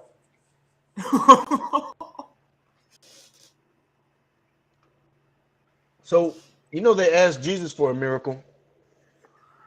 They did. And he said that he would give them the same he wouldn't give them no miracle as well.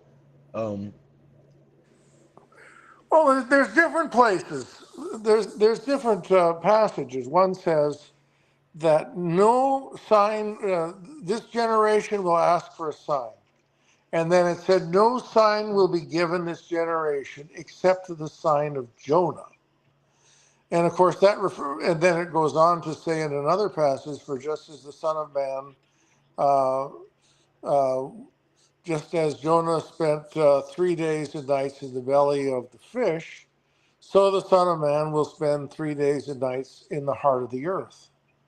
And so the 3-day resurrection motif in the Gospels, of course, is supposed to correspond to what they call the sign of Jonah, which was Jonah being swallowed by the fish. And Jesus took that story in the book of Jonah literally, as far as we can tell, because the passage of Jonah is referred to it to be the equivalent of the resurrection of Jesus from the dead. But then you have other passages, for example, in John, where it says, "Believe in me." If you don't believe in me because I say I come from the Father, believe in me because of the works I do. Believe in me because of the works themselves. And the Quran acknowledges that Jesus did perform miracles, and the Quran mentions a couple that the canonical Gospels don't mention, like Jesus speaking in his cradle and raising birds from the dead, which comes from the infancy narrative, the Arabic infancy narrative. Infancy Gospel of Thomas. The Arab infancy gospel talks about raising birds and speaking from the cradle, and that is in the Quran. Those books are dated to the 2nd and 3rd centuries. They are not dated to the first century time of the apostles. But it's in the Quran, and I assume that the Arab infancy gospel would have been transmitted in Arabic in Muhammad's time, and he heard it from that, and he thought it was a good story, and he put it in the Quran. He changed it slightly.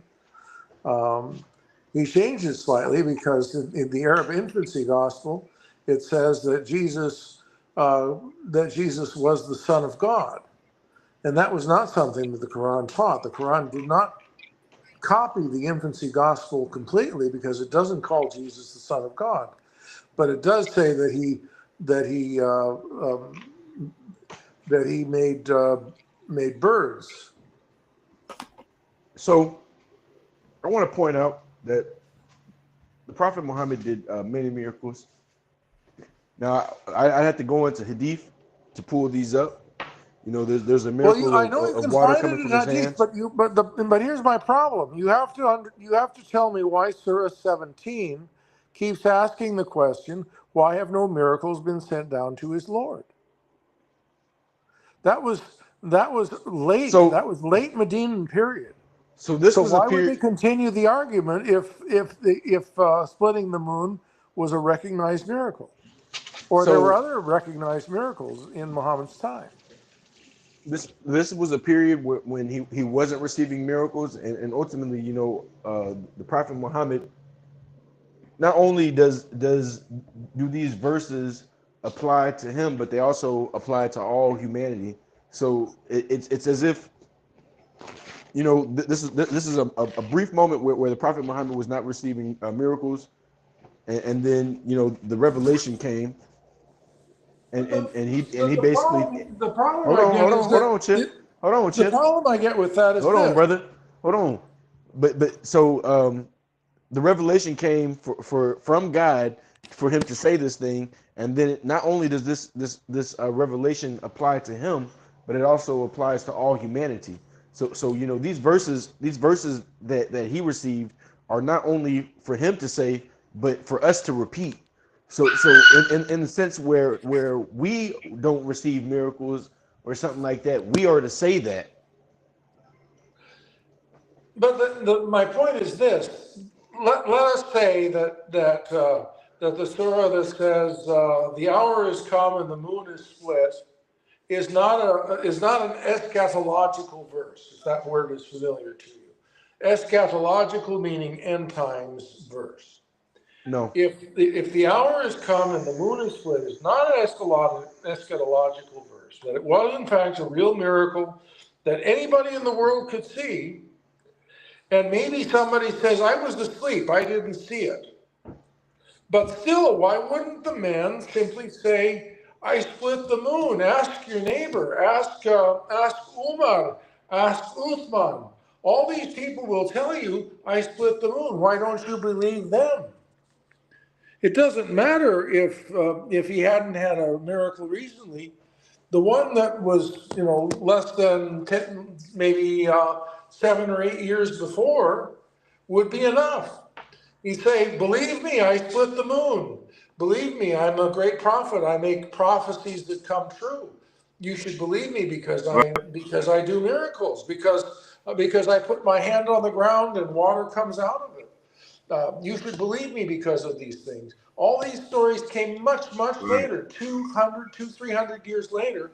And the Quran in the time that it was written does not argue that way. That's the problem.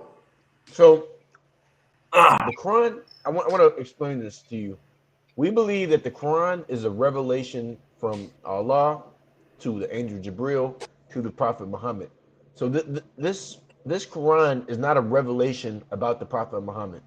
So it doesn't the Quran doesn't really speak too much about the Prophet Muhammad, but it did declare that the hour has come and the moon has been split.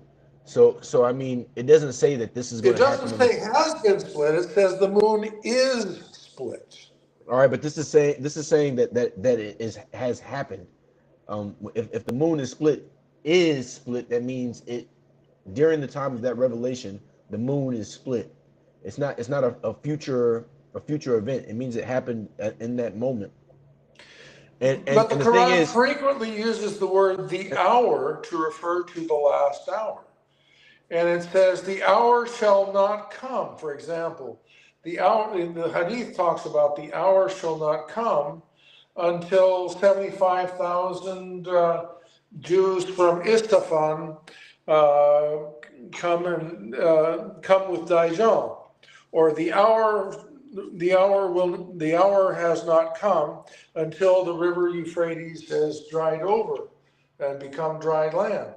The different hour hour, is Chip. not come until the sun rises in the west and sets in the east. All these things are end time things that the hadith refer to, and it uses the word the hour to refer to eschatology. So I think that you have a problem with the Quran saying the hour is come and the moon is split to refer to something other than eschatology in the Quranic time. So there's multiple hours, Chip. You know, when we talk about time, there's multiple hours in the day, but necessary. What I'm trying to explain to you is the end time, the hour of the end times is going to be a different hour from the time, from the events You that right. occur prior. So there is the hour. There's going to be an hour where you know, God will resurrect the people and the day of judgment. But this is a different hour. This is the hour, just the hour of a sign. So this hour is particular to this event. There's going to be an hour in the future, but it still coexists, being that this is like a sign to come as far as the end of the world coming.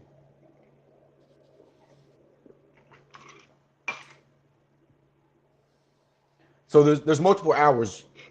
This is just a specific hour that happened. The hour of the end times is going to be a different hour. You want to jump in there, Chris? I don't know what the hell this is talking about. You right? I said All I'm. right. Uh, While I looking for him, Jesse, I got you. I'm I'm gonna go kind of into look at confused. Dylan in a I ain't gonna second. lie. I'm kind of I'll help confused. you out in a second. Give me a second. If the Quran says one thing, are you saying the Quran is doing compound? I don't know, compound meaning. So it's saying something, but does not really mean it. Because I'm trying to understand. No, there's multiple hours. There's it's just like how there's multiple hours in a day. There's going to be multiple hours till the day of resurrection, or till the world ends, and this is just the hour for that sign.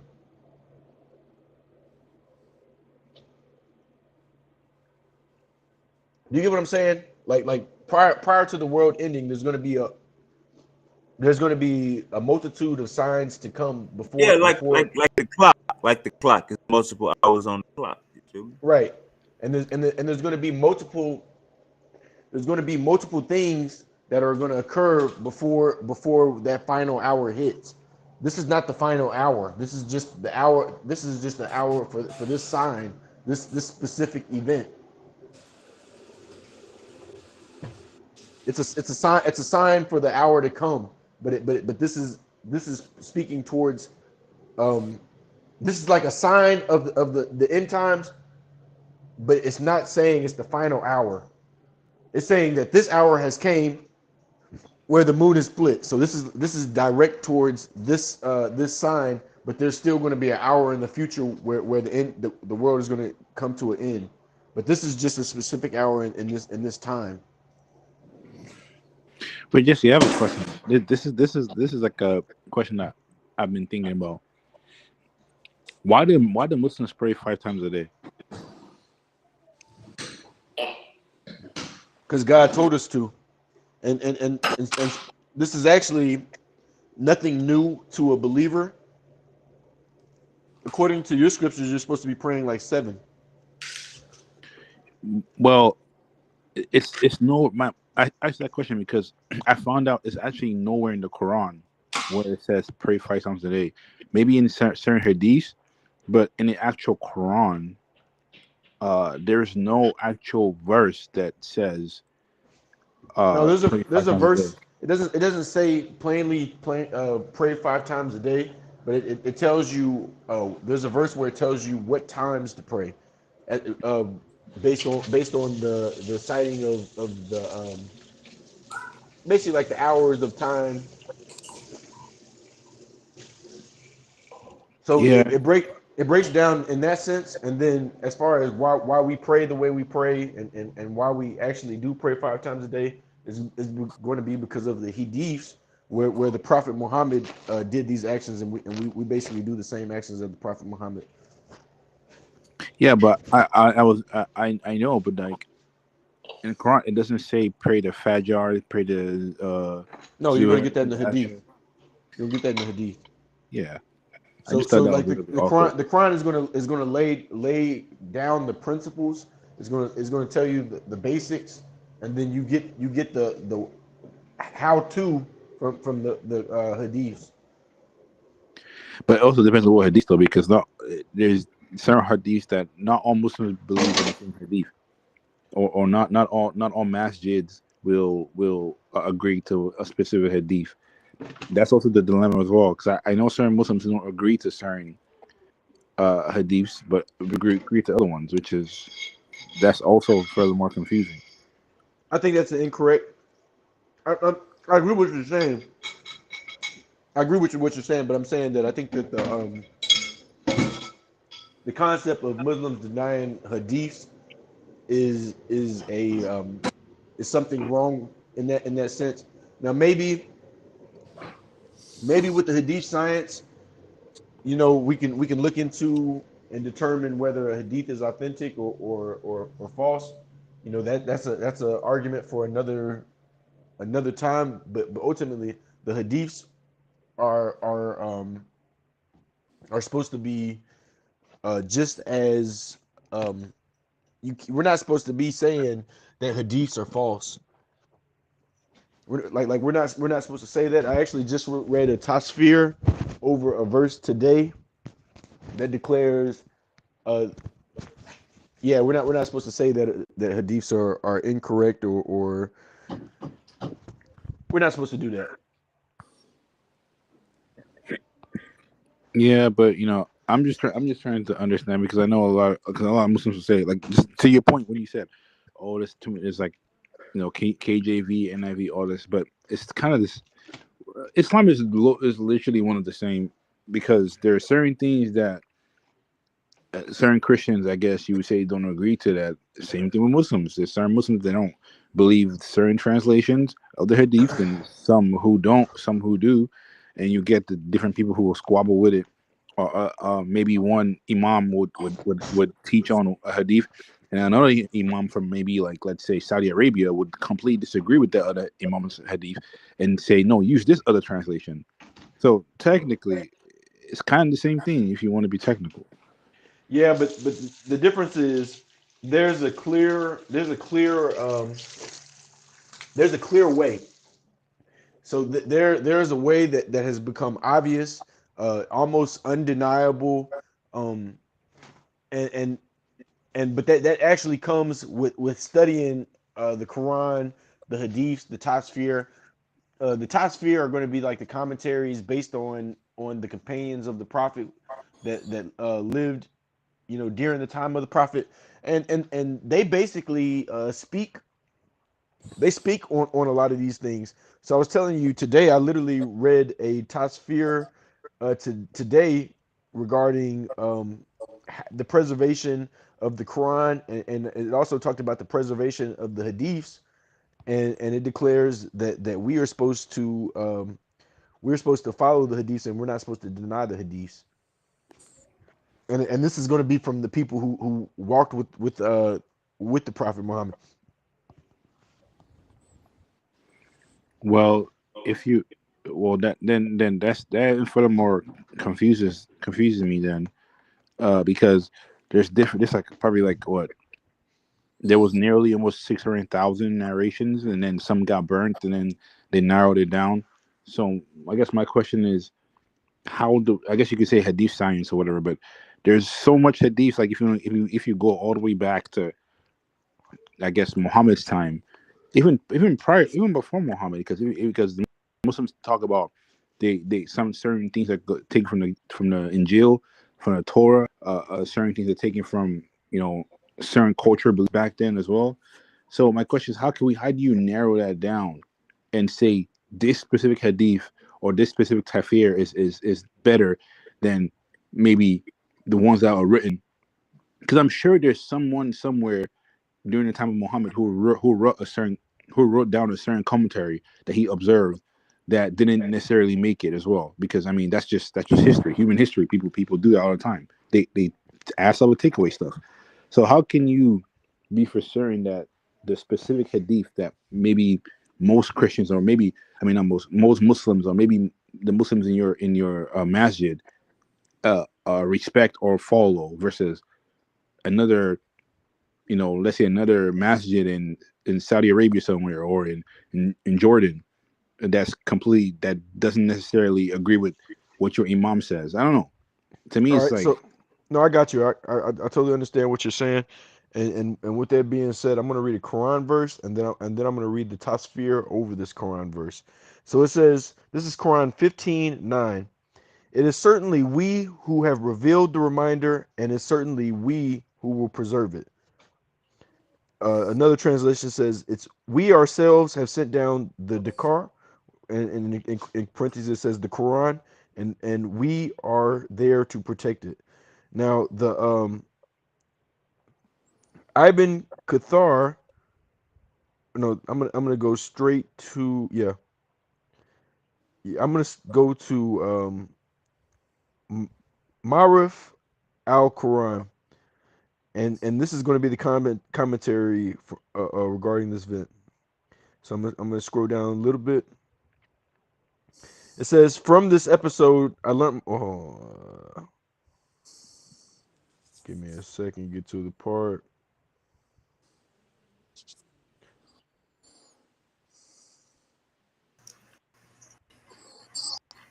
All right, it's going down.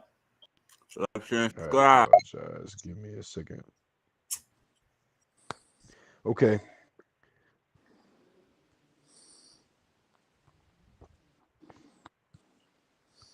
Okay. I'm gonna start right here. So there was an event. Okay. And it is obvious the meanings of the Quran are the same as the Holy Prophet was sent to teach, as pointed out in the Quran. It means you have been sent to explain the meanings of what has been revealed for them, and this is what the verse teaches them. The book and the wisdom also means, and this is why I said, as for me, I have been sent as a teacher. Now, when the Holy Prophet was sent to explain the meanings of the Quran to impact education to the people, then he used a set of sayings and doings as the medium of instruction for his community. And the very set of his words and deeds are known as the Hadith. One who says that a Hadith of Rasul of Allah are not absolutely protected is really saying the Quran is not protected. There are some people around who would like to deceive the whole world by saying that the treasure of the ahadith present in authentic books are not trustworthy because it has been documented much later than the blessed age of the prophet, the holy prophet. First of all, even the assumption of theirs is not correct because the process of protection and documentation of a hadith had already started within the age of the prophethood itself, though it was not completed later. In addition, in addition to that, the hadith of Rasul of Allah is really an explanation of the Quran and the meanings of the Quran. Their protection is something which Allah to Allah has taken upon himself. Then how can it be possible that only the words of the Quran remain protected while the meanings of the Quran, that is the hadith of Rasulullah, go to waste? So based on that, this is going to be from, this is Maruf al Quran. This is going to be a tasfir over that verse, and based on that, it's basically telling us that the hadiths are supposed to be protected in the same way that the Quran has been protected. So Um, so there should be some concern when a brother tells you that the possibility a hadith not being authentic. in the last reference in the Quran, the last reference to miracles was in Quran 17 verse 59, Surah Al-Isra, which said, "Nothing keeps us from sending the demanded signs except they had already been denied by earlier peoples." This is the last time that Muhammad answers, "Why have no miracles been sent down from his Lord?" in verse 58. And this is verse 59 of Surah Al-Isra. 1759. Yes, 1759. Nothing keeps us from sending the demanded signs except they have been already been denied by earlier peoples. And we gave Thamud, the she-camel, as a clear sign, but they wrongly rejected it. We only sent the signs as a warning. Well, I was looking up the Thamud thing, and there's more verses in Surah 7 referring to that. And Thamud was a she-camel, but it's a crazy story. I'll read the whole thing out. In the Quran, it refers to it. And to Thamud, their brother Salih, he said, "O my people, serve God. You know you have no God other than He. There has now come to you a clear sign from your Lord. This is the she-camel of God to be a sign for you. Leave her that she may eat in God's earth, and do not touch her with evil, lest you be seized by a painful chastisement. And remember when he appointed you successors after Ad, and lodged you in the land, taking to yourselves castles of its plains, and hewing its mountains into houses. Remember God's bounties, and do not mischief in the earth, working corruption." Said the council of those of his people who waxed proud to those that were abased, to those of them who believed, "Do you know that Salih is an envoy from his Lord?" They said, "In the message he has been sent, we are believers." Said the ones who waxed proud, "As for us, we are unbelievers in the thing in which you believe." So they hamstrung the she-camel and turned in disdain from the commandment of their Lord, saying, "O Salih, bring us that thou hast promised us, if thou art an envoy." So the earthquake seized them, and morning found them in their habitation, fallen prostrate. That's Surah 7, verses 73 to 78. But the story was from Ibn Kathir, that the Prophet Salih said, "Indeed, there has come to you a clear sign from your Lord. This she-camel of Allah is a sign to you," meaning a miracle has come to you from Allah, testifying to the truth of what I came to you with. Salih's people asked him to produce a miracle and suggested a certain solid rock that they chose, which stood lonely in the area of Hijr, and which was called Al-Katiba. Not sure what Al-Katiba means. They asked him to bring a pregnant camel out of that stone. Salih took their covenant and promises that if Allah answers their challenge, they would believe and follow him.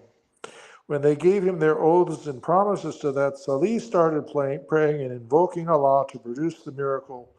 All of a sudden, the stone moved and broke apart, producing a she camel with thick wool. It was pregnant, and its fetus was visibly moving in its belly, exactly as Salih's people asked. So that's the miracle that Muhammad pointed to say, why has no miracles been sent down to you by his Lord? And he gave as a counterexample, look at this story of the camel which was broken out of solid rock, pregnant, and presented to the people, and the people rejected it. And as a result of that, the people who were listening to Muhammad said, ancient stories of the ancient tales of the former people. We could produce as many things like it. So that was the whole argument that was going on between Muhammad, that he would point to what the great miracles of Jesus or the great miracles of, and I'm not even sure where this Salih story came from some Arabian folktale of some kind that the story came from. But the idea that, well, I mean, look, I gave you a camel which broke out of solid rock and was pregnant without any male camel. Isn't that a miracle good enough for you? And they said, that's an ancient story. It's so So ancient that you don't even know it. If you read the Quran and you don't look at all the hadith, you don't even know what the story is. so regarding the verse that you just mentioned, the one where it says nothing keeps us from sending the demanded signs except that they had already been denied by our earlier peoples, and we Yes. gave Thamud the she camel as a clear sign, but they wrongfully rejected it. We only send down signs as a warning. This is going to be what Ibn Kathar's commentary on it, which is a companion of the Prophet, said. Well, It no, he's says, several centuries. He's not a companion of the. Ibn Kathir is not a companion of the Prophet.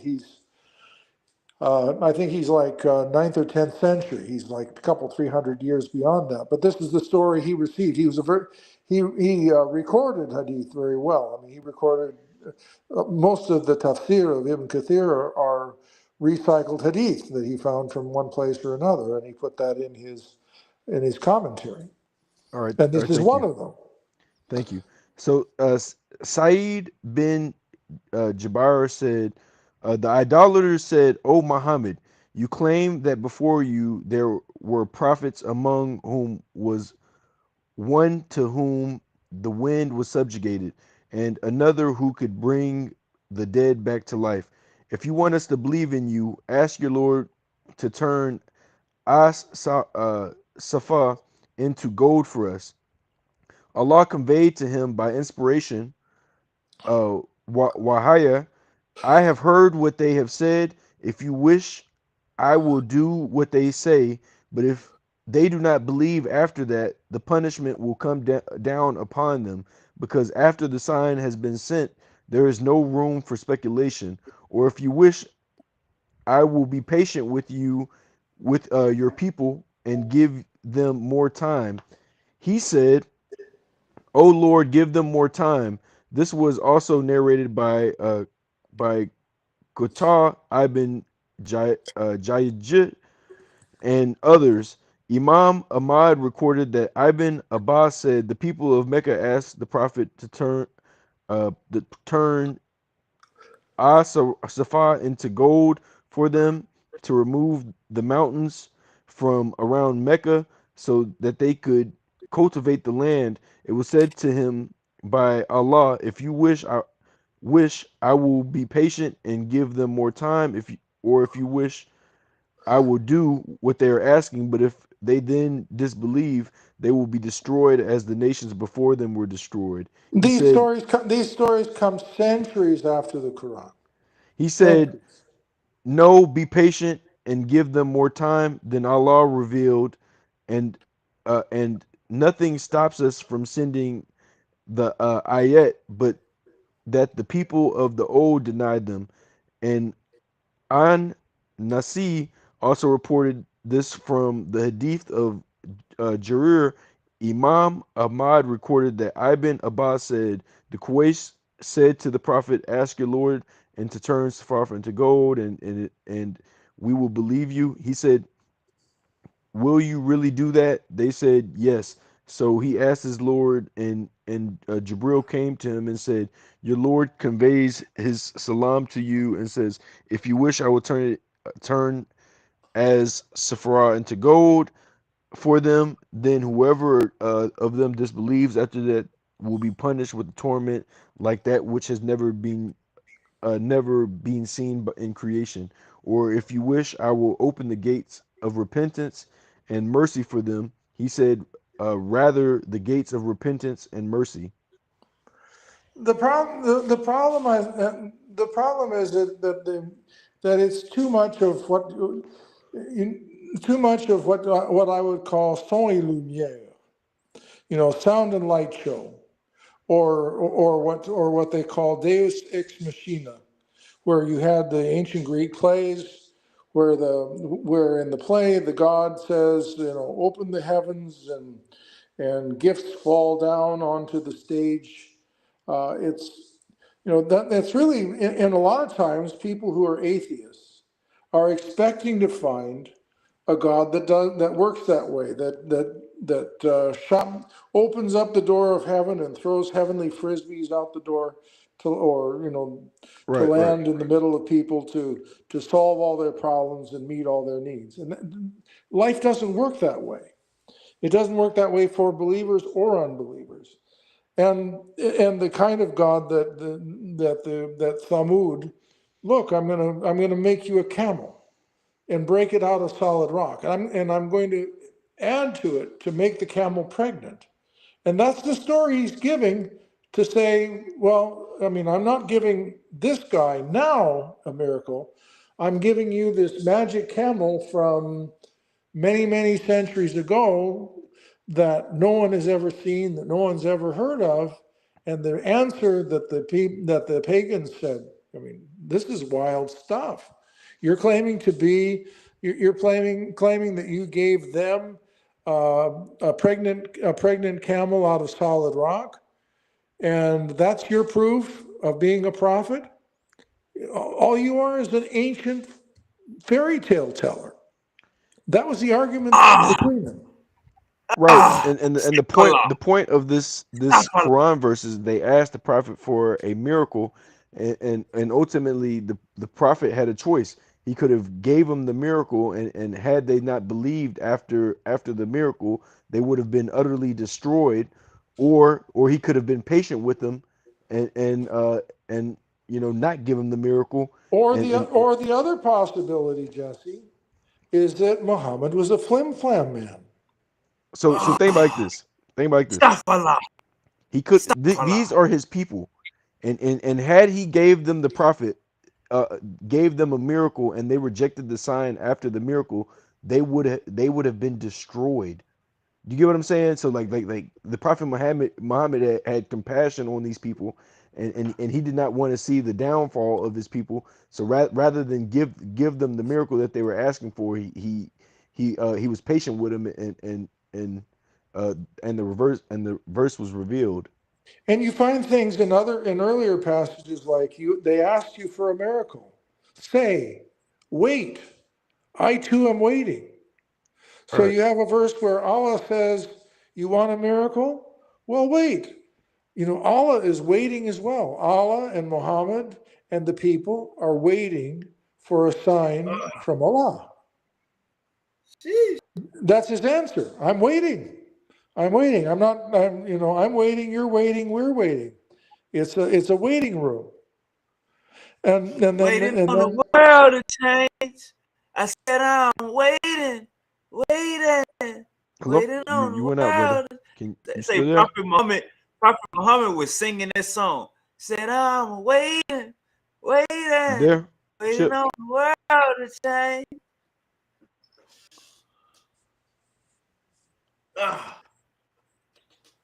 Can anybody Beautiful hear Chip. Chip? Well, I mean, that's Go ahead. the problem is for me is this: if the idea was that he split the moon, why wouldn't he say in the rest of the Quran every time the topic came up, and it came up again and again and again and again and again after the Meccan period? It came up in Surah 2 in the Medinan period. It came up in Surah 17 late in the Medinan period, years after the hour is come and the moon is split. It came years after that. So What was why the wouldn't he say, "Why, you silly goose, I split the moon"? If you didn't see it yourself, ask Uthman, ask Omar, ask Abu Bakr, ask Abu Huraira, so ask the Abu Dawud. Quran is not from the Prophet Muhammad. The Quran is from Allah Himself. So But but God even revealed it. so, Let me even just say so, the this: miracle is God there. revealed it in that way. The fact that we know that the Prophet Muhammad split the moon is based off the hadiths. So the hadiths are going to be people who were walking amongst the Prophet, a chain of narration that goes back from this person to that person to that person. And My problem is this: you judge the later by the earlier. hold on, and let me ask you this. If the Quran is earlier and the Quran is the word of Allah, then you judge the words of the Prophet handed down from according to by the word of Allah, which comes from His time. So you're going to read the word of Allah first to see what's going on, and after you read the word of Allah, you read the reflected words of Muhammad, which were written down 200-300 years later. That's a long time, and I mean there are things that I could say. Well, there's traditions of his that I think are probably true. I have a reason to believe it. There are other things like he split the moon. I have reason not to believe it. And what's the reason not to believe it? The reason not to believe it is that the Quran doesn't teach it in the Medinan period. And you yourself have. I mean, you are familiar with the dates of the Quran surahs.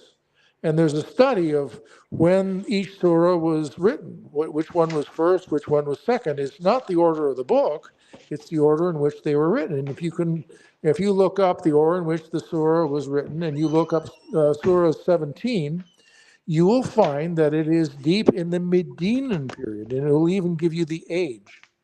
And that came far later than the surah which talked about the moon being split. And so if the moon wasn't split deep in the Medinan period, but the surah that talks about the moon being split is in the Meccan period, and you say, it was a long time, but it's not that long. I mean, his entire career was 23 years as a prophet. His entire career was 23 years, and Surah 17 came maybe 3 years before his death. So very, very likely, if there was a miracle around him, it was already known to the people. So why would the Quran go to this ridiculous story of Thamud instead of saying, "Hey, look, you silly goose, I split the moon and the whole tribe saw it"?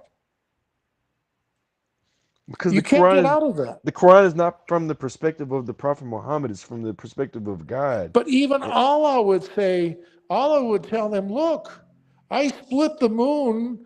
Muhammad spread his fingers and I split the moon."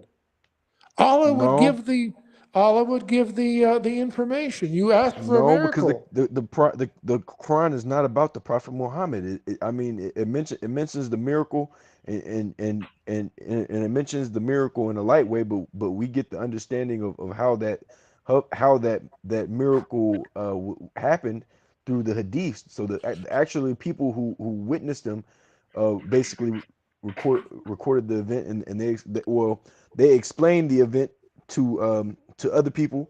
You already know about the chain of narration from this person to this person to this person, and that's how we got to the hadiths.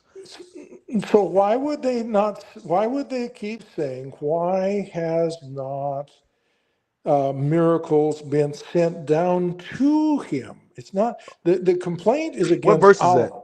What The verse is that? complaint is against Allah. It's not against Muhammad. They're saying, "Why have no miracles been sent down to him?" There were miracles were sent down to Jesus by his Lord. Miracles were sent down to Moses by his Lord. Miracles were sent down to Elijah by his Lord. Why have no miracles been sent down to the praised one by his Lord? And the only answer that he gets is the people who hamstrung Thamud, which was this miracle pregnant camel that was broken out of a piece of rock, didn't believe the miracle. So if those people didn't believe the breaking out of a camel out of rock, how are you going to believe anything I could do? That's the argument. That's the best you got. And it doesn't make sense to say afterwards, 200, 300 years later, yes, there were miracles when the Quran never mentions it. Never. That's why I don't believe What it. verse? When you say no miracle has been sent from your Lord, what verse are you referring to? 1758. 1758. All right, give me a second. Chip on your top.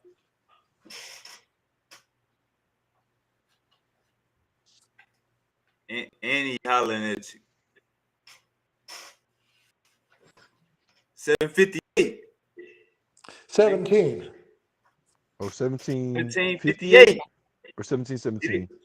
Get it right. You're on your top, Jesse. Because 1758 says, "There is not a wicked society that we will not destroy or punish with a severe torment before the day of judgment." That is written in the record.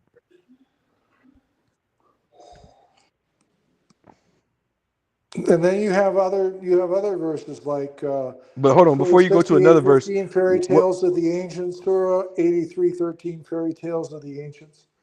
But before we go in, what is the verse where it says, Why hasn't a sign been sent from your Lord?" Is that the one you were talking about? Why have no signs been sent down from his Lord? Hold Okay. on, we'll get that for you.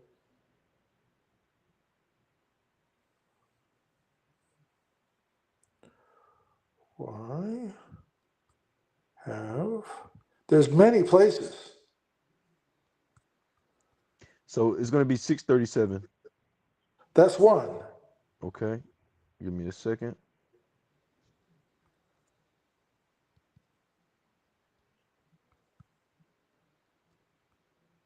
Give me a second.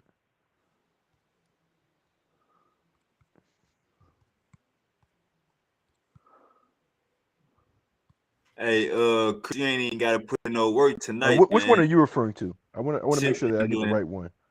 Chip handling Jesse by himself, Chris. And I just want to point out, I've already showed you a verse where it says, well, when we talked about that verse with the solid camel, that the reason why he didn't present a miracle is because if he would have presented a miracle and they didn't believe, Allah would have destroyed them. So he chose to be patient rather than to actually reveal them the sign. But he had complete he could have showed them the sign if he wanted to, or a miracle, excuse There's me. many. There's like,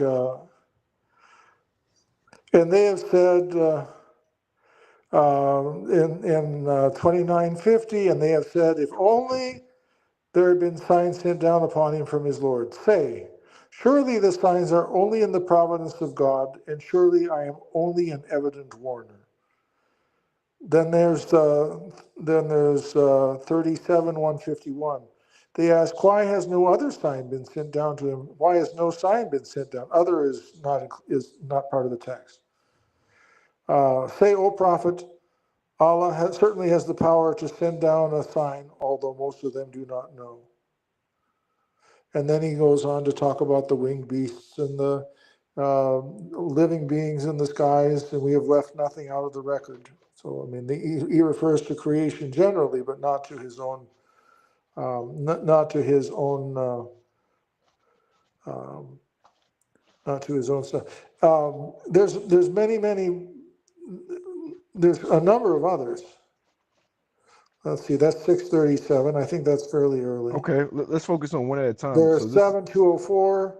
let's focus on one at a time. We're going to start with 2950. And when thou dost not show unto them a sign, they say, why hast thou avoided to bring it? Say, I verily follow that only wherewith the Lord hath inspired me. This revelation is a witness from your Lord, a guide and a mercy to those who believe.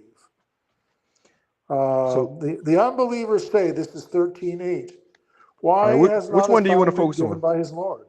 Which one do you want to focus on? I mean, we could look for the latest one. I think 1750. I think 1758 is the latest. I think that's in the Medinian period. There's also one in Baqarah. There's one in Surah 2. But which one? Like, I just need to pick one that we can All focus right, on. the latest one. Let's find the latest one. I think it's Quran 17. 1758.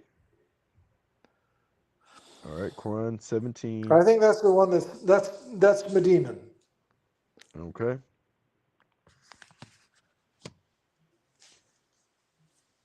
So the Quran 1758 is going to be, there is not a wicked society that will not be destroyed or punished with a severe punishment before the day of judgment. That is written in the record. Is that what you were looking for? Let's see what. Let me go to that. Hold on.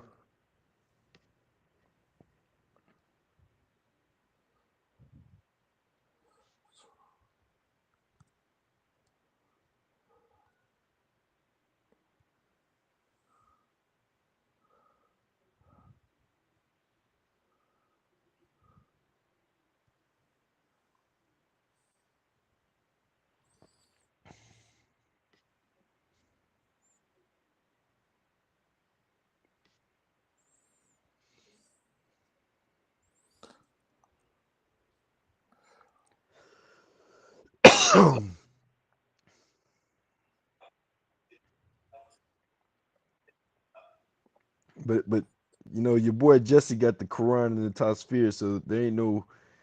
It's going to be pretty much easy work. You know, I've only gotten stronger. I'm not relying on my own information. I'm coming with what we believe as Muslims.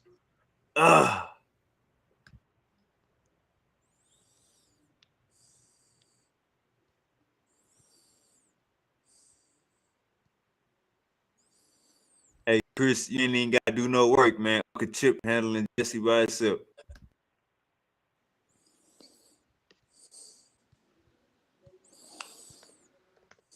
Trying to see where the.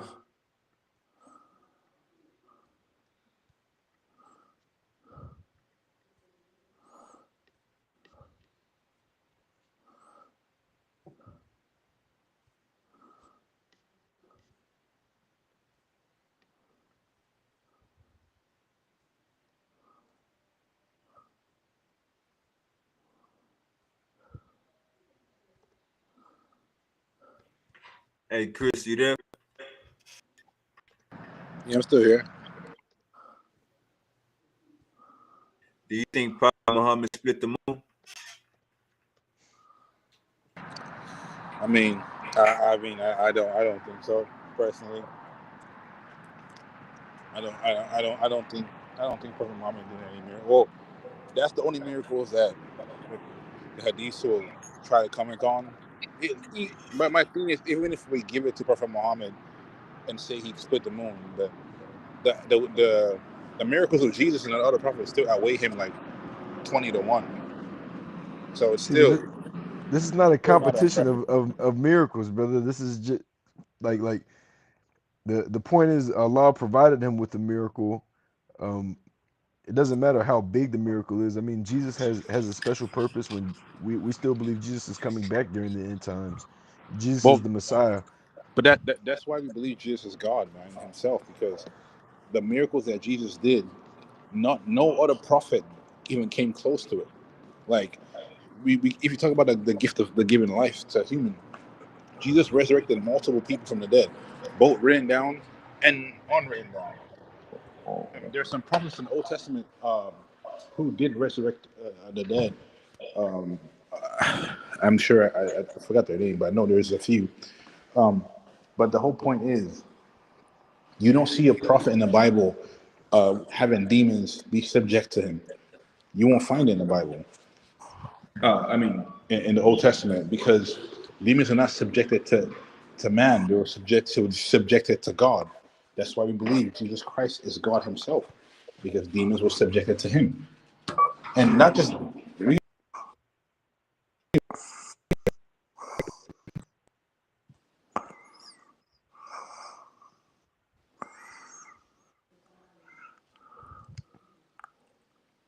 Hey, let's me switch it to my laptop, Sean.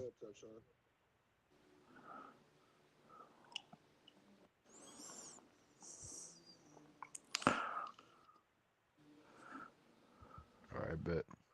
See, it doesn't, no, 1759 is the last one. Because it says, it's the last one. It doesn't use the double formula. It doesn't ask the question, why have no miracles been presented? It simply says, nothing prevented us from sending signs, except that the ancients denied them. And we bought Thamud, but they did her wrong, and we do not send the signs except to frighten.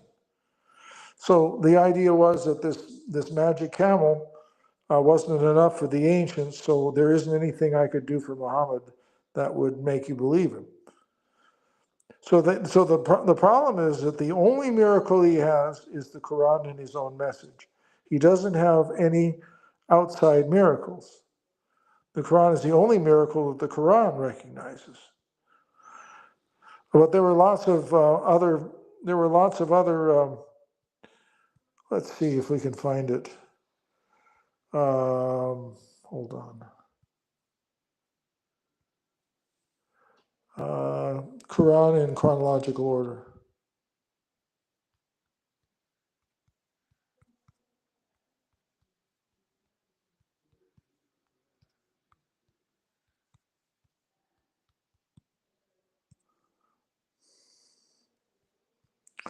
Revelation order.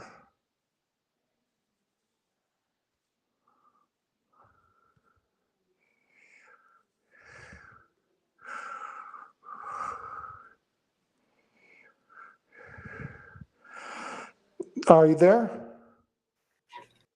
Yep. Yeah, Jesse, I'm you there? still here. Okay. I'm still here. Okay. No, I was So heavy. so some of these early ones, like Surah 11, I'll text were in you, the Meccan period. bro.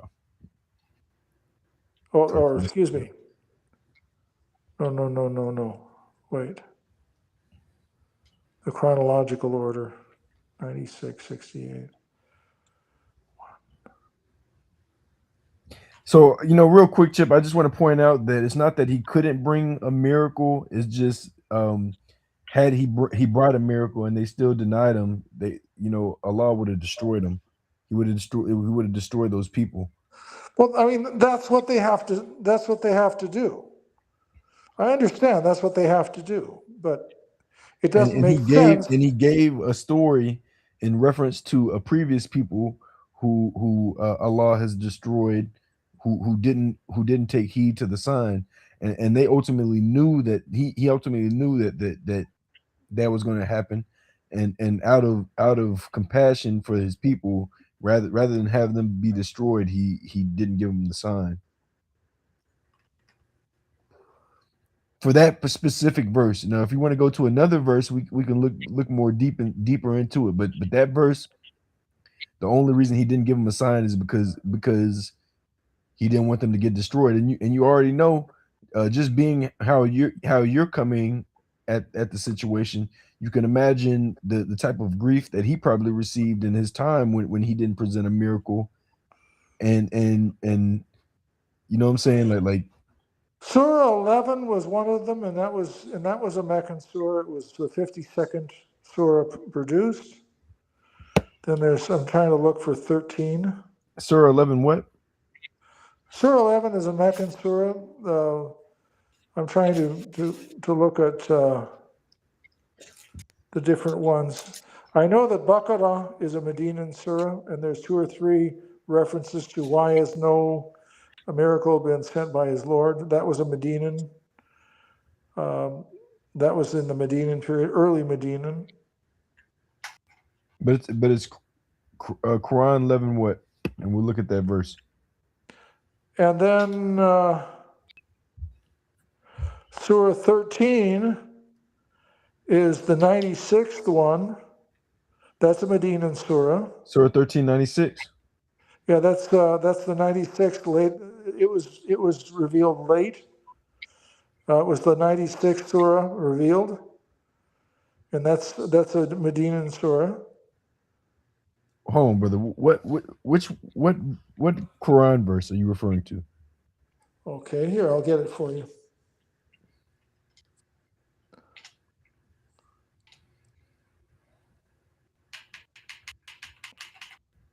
The unbelievers say, why has a sign not been sent down upon him from his Lord? Thou art only a warner and a guide to every people. That's Surah 13, verse 7, and that's a Medinan surah. Okay, 13:7. So they're asking, why no sign? And 13:7 is a Medinan surah, and the surah about the moon being split is a Meccan surah.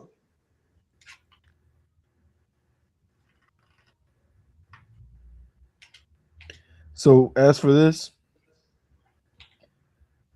is going to be And Ibn here's another Qatar. one in the same surah. The unbelievers say, why has a ayatun not been sent down upon him from his Lord? Say, God leads astray whomsoever he will, and he guides to him all who are penitent. So this is going to be Ibn Qatar over Surah 13:7. The idolaters ask for a miracle. Allah states that out of their disbelief and stubbornness, the idolaters ask, why is not a miracle sent down to the messenger from their Lord? Just like the earlier messengers, for instance, the disbelievers being stubborn when they asked the prophet to turn Safa into gold, to remove the mountains from around them and to replace them with green fields and rivers. Allah said, and nothing stops us from sending the ayat, but that the people of old denied them. 1759. Allah said here, you are only a warner, and your duty is only to convey Allah's message which He has ordered you. Not upon you is their guidance, but Allah guides to whom He wills. This is 2:7. That's the best he can do. Allah said, That's the only argument the man could have if he couldn't point to a miracle and it says, in the Medinan period. and to every In people no there is a time in the guide. Quran does he say, I did this. And it says, and to every people there is a guide, meaning that every people there has been a caller, according to Ibn Abbas, and as narrated from him by Ali bin Abi Tahal. Allah said in a similar ayat, and there never was a nation but a warner had passed among them. A similar has been reported from the Quraysh of Ibn Rahman bin Zaid. It's the best he can do. It's literally the only thing he can do is say, it's not my job to give you a miracle. If Allah wants to give me a miracle, he'll give me a miracle. All I can do is wait, and you should wait. That's the full argument. So Allah is waiting, here's by and the people are waiting, and there's no miracle. Here's Ma Arif al Quran. It says that is in order to raise an objection against the prophethood of Sayyidin Muhammad al Mustafa. They say, why has the specific miracle they demanded has not been shown by him? The answer is clear. That's not the argument. The argument is, why hasn't he got any? It's not a specific one. I mean, The answer is clear. the hadith comes out with, he wants Safa to be turned into gold. He wants it to become a mockery. But the original Quranic setting is, and the argument from the pagans is, okay, you tell us that you're the final messenger, that you're the biggest thing going, you're the biggest thing that's ever happened in our lives, and you've come to tell us this stuff, and you want us to follow you absolutely, to say that everything you say we should do without exception. We're supposed to get up, saddle up our camels, and go fight this tribe and that tribe and another tribe. Give you 20% of the booty. Marry you off to any woman you want, as many as you want. That 2.5% of our riches we have to give to you to distribute as you wish, and we have to do everything that you say, and for that we ask you, how do we know that you're the guy that's supposed to be doing this? Why has no miracle been sent down to you? So it It's a says reasonable question. the answer is clear. The showing of a miracle is not within the control of the prophet or messenger. Instead, that is directly an act of God. It is he who elects to show a miracle or of whatever kind at any time, and in his wisdom all determined by him alone. He is not restricted by or burdened with anyone who demands or desire. Therefore it is said, you are but a warner. That is, the holy prophet is there only to warn the disbelievers against the divine punishment. Showing miracles is not his mission. Said in the last sentence of the verse um, was it means that there has been guides for every people amongst the past communities. You are not the lone prophet. The standard mission of the prophet was to guide their people and warn Let me them ask you this, the Jesse. punishment of I Allah, understand. I and understand the basic given the argument. power or control to show the miracle. It is Allah who shows the miracle of his choice whenever he chooses to do so. It is necessary that the prophet appears among every people and in every country. The statement, and for every people there's a guide, proves that no people has not reign can remain unvisited by those who call towards Allah to Allah and guide the people to the straight path. It may be some prophet himself, or could be someone propagating the call of his duty, as it appears in Surah Y.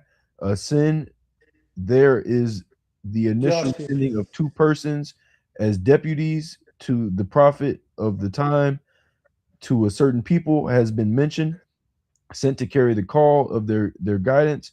These two persons were prophets in their own right.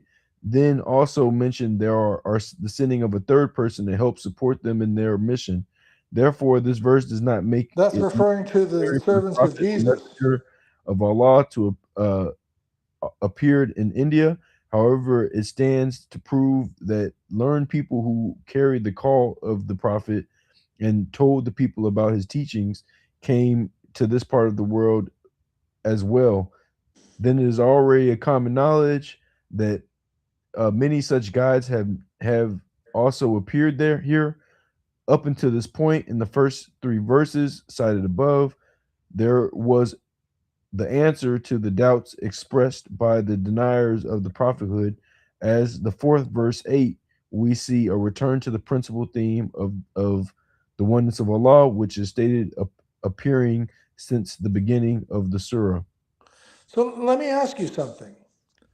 Why would you choose a prophet without a miracle as opposed to a prophet with a miracle? Why would you choose Muhammad in place of Moses or Jesus, both of who had miracles?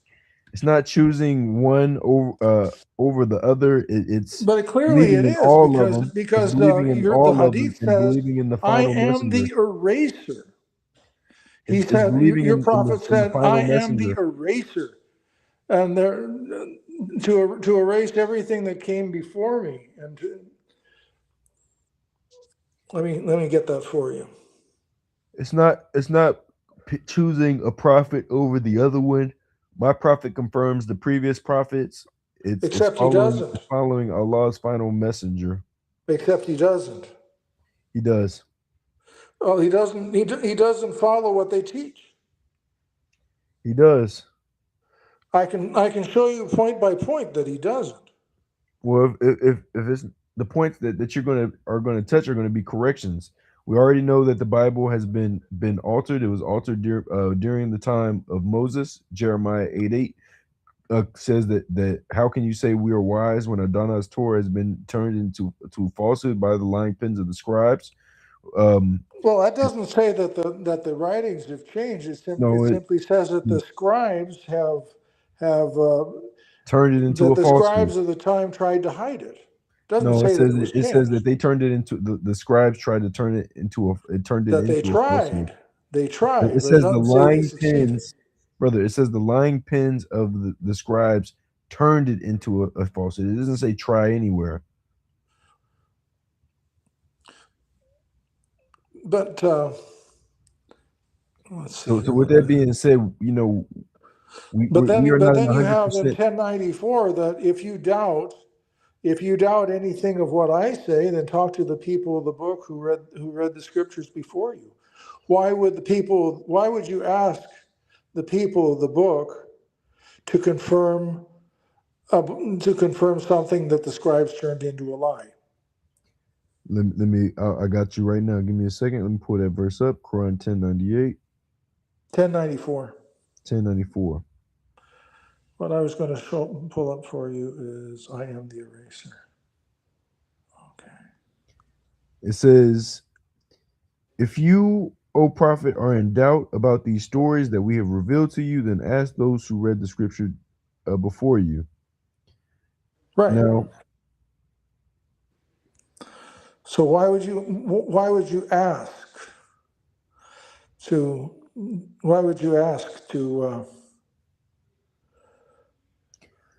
so this is going to be Ibn Qatar. It says, "Those who follow the messenger of the prophet, who can neither read or write, whom they'll find written within the Tower, the Torah and the Injil."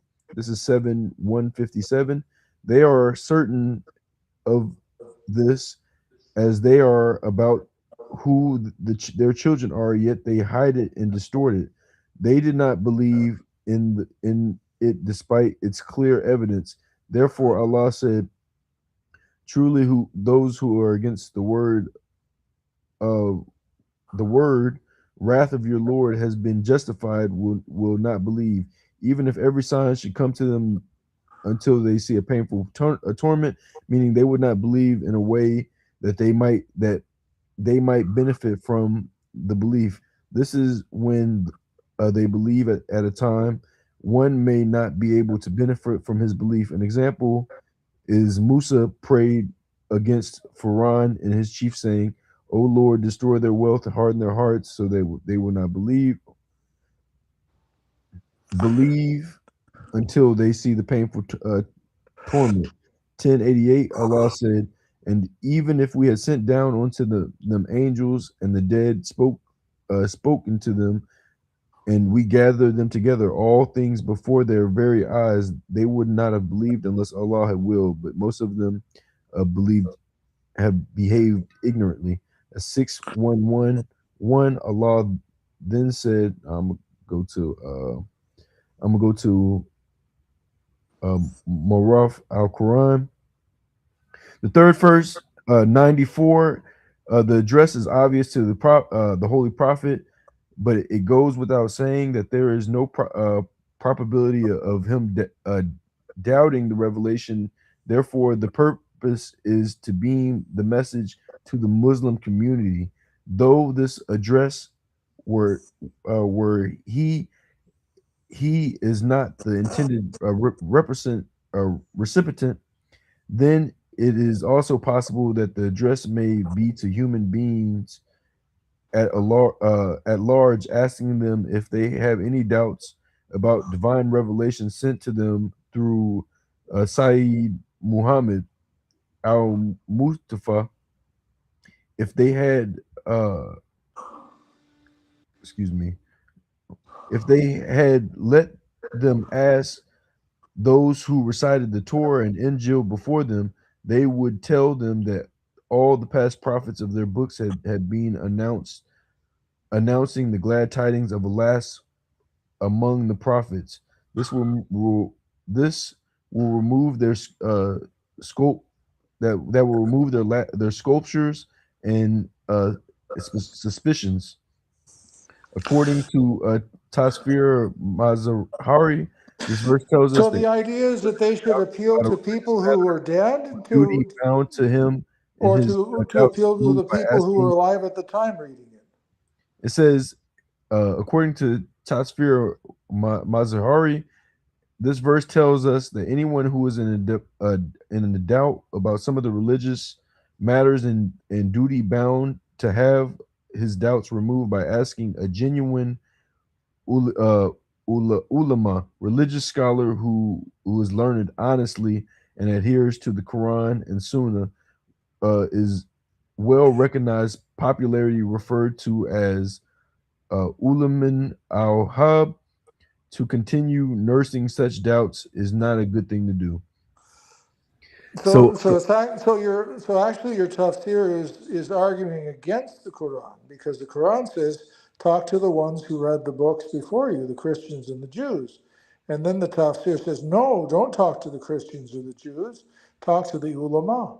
So they're essentially turning the verse on its head. You don't no, believe the it's verse, basically believe saying us. if you were to ask a person who is truthful on the religious matter, they would recognize that the Prophet Muhammad was mentioned in their previous scriptures Well, that was based what he on. thought, that he believed that our books would support his book. Yeah, He believed that our books would support his y'all are book, supposed to but our be books do not support his book. y'all are expecting a messenger that will do away with the pagans, and the Prophet Muhammad is that messenger. Well, I mean, the teaching against paganism was already made. I mean, you didn't need Muhammad to do that. I mean, you had pagans in Arabia, but that was because they were in Arabia. It wasn't that the message wasn't out; it just hadn't gotten to them yet.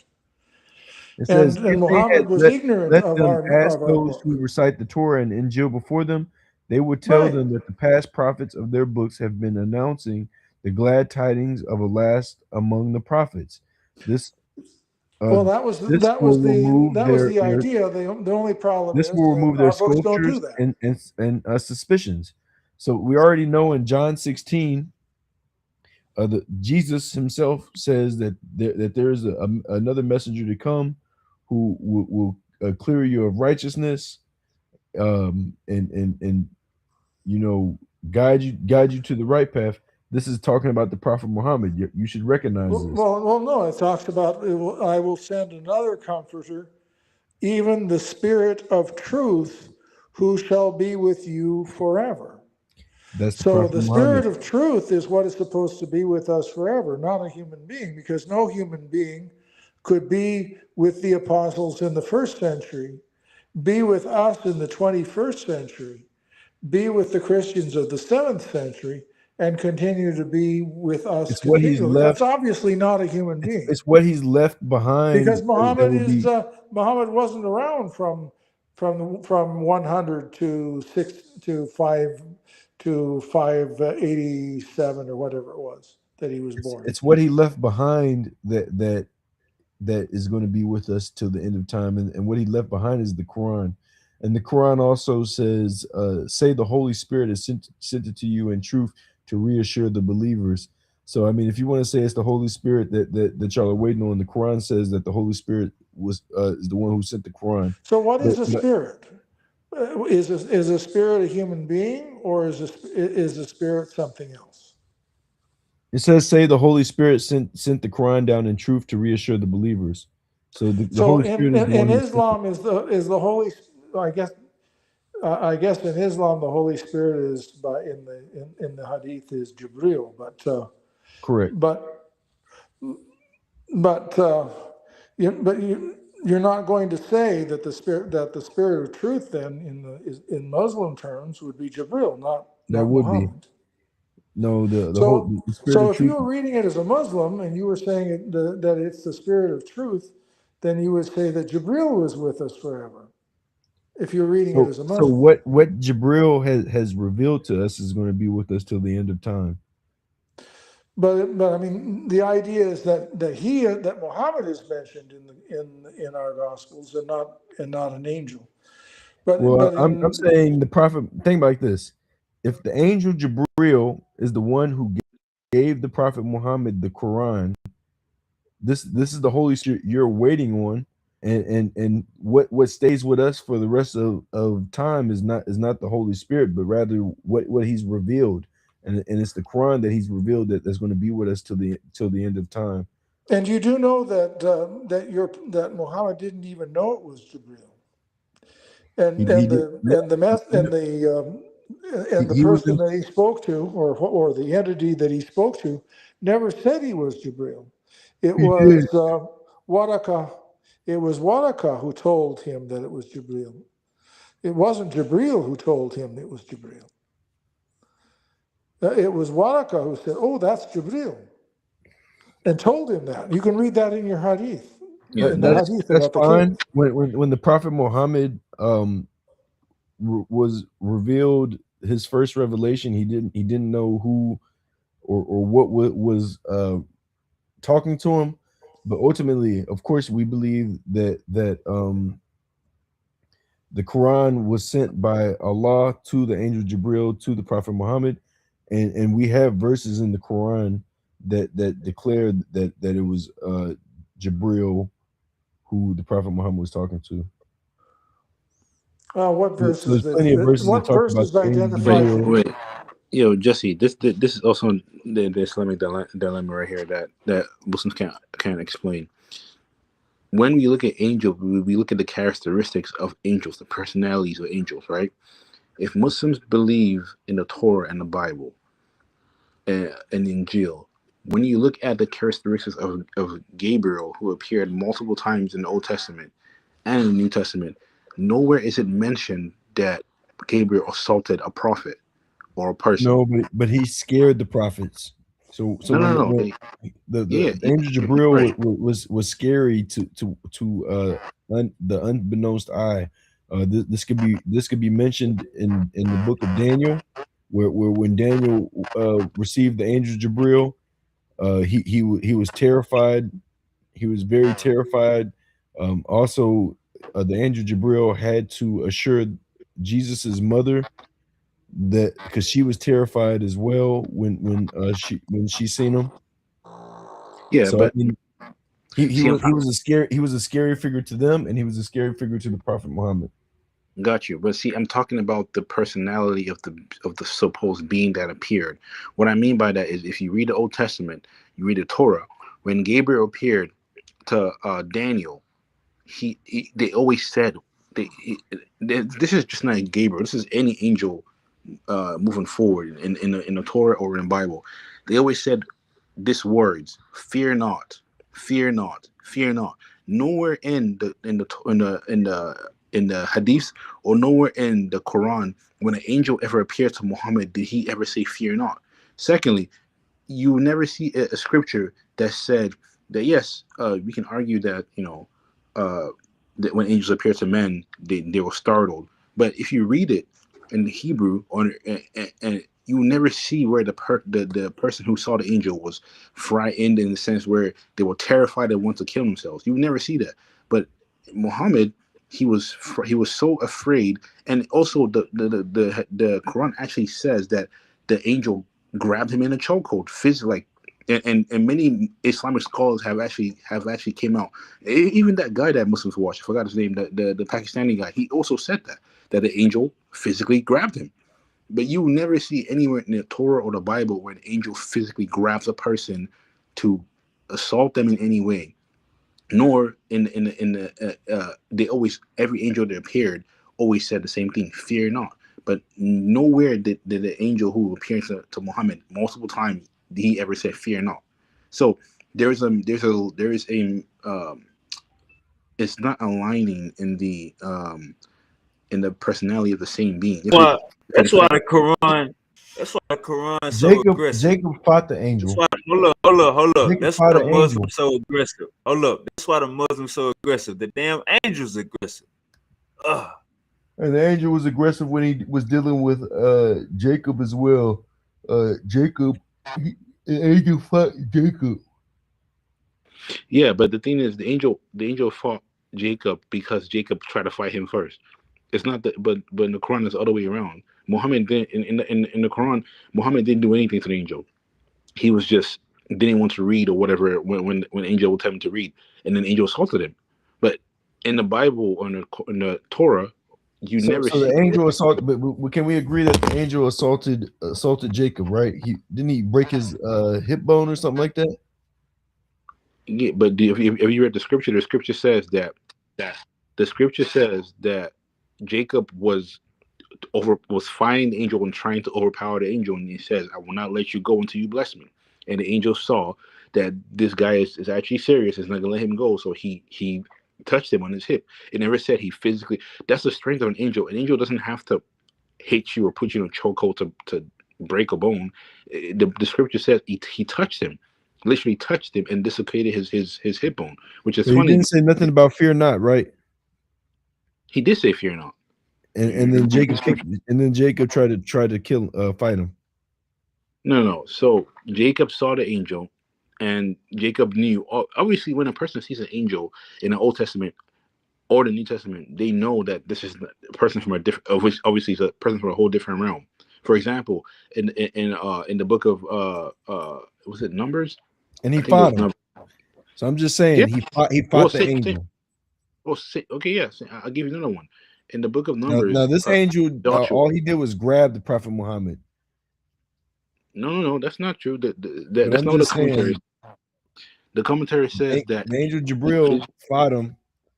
The angel Jibril just if you want to say chokehold, he put the Prophet Muhammad in a chokehold.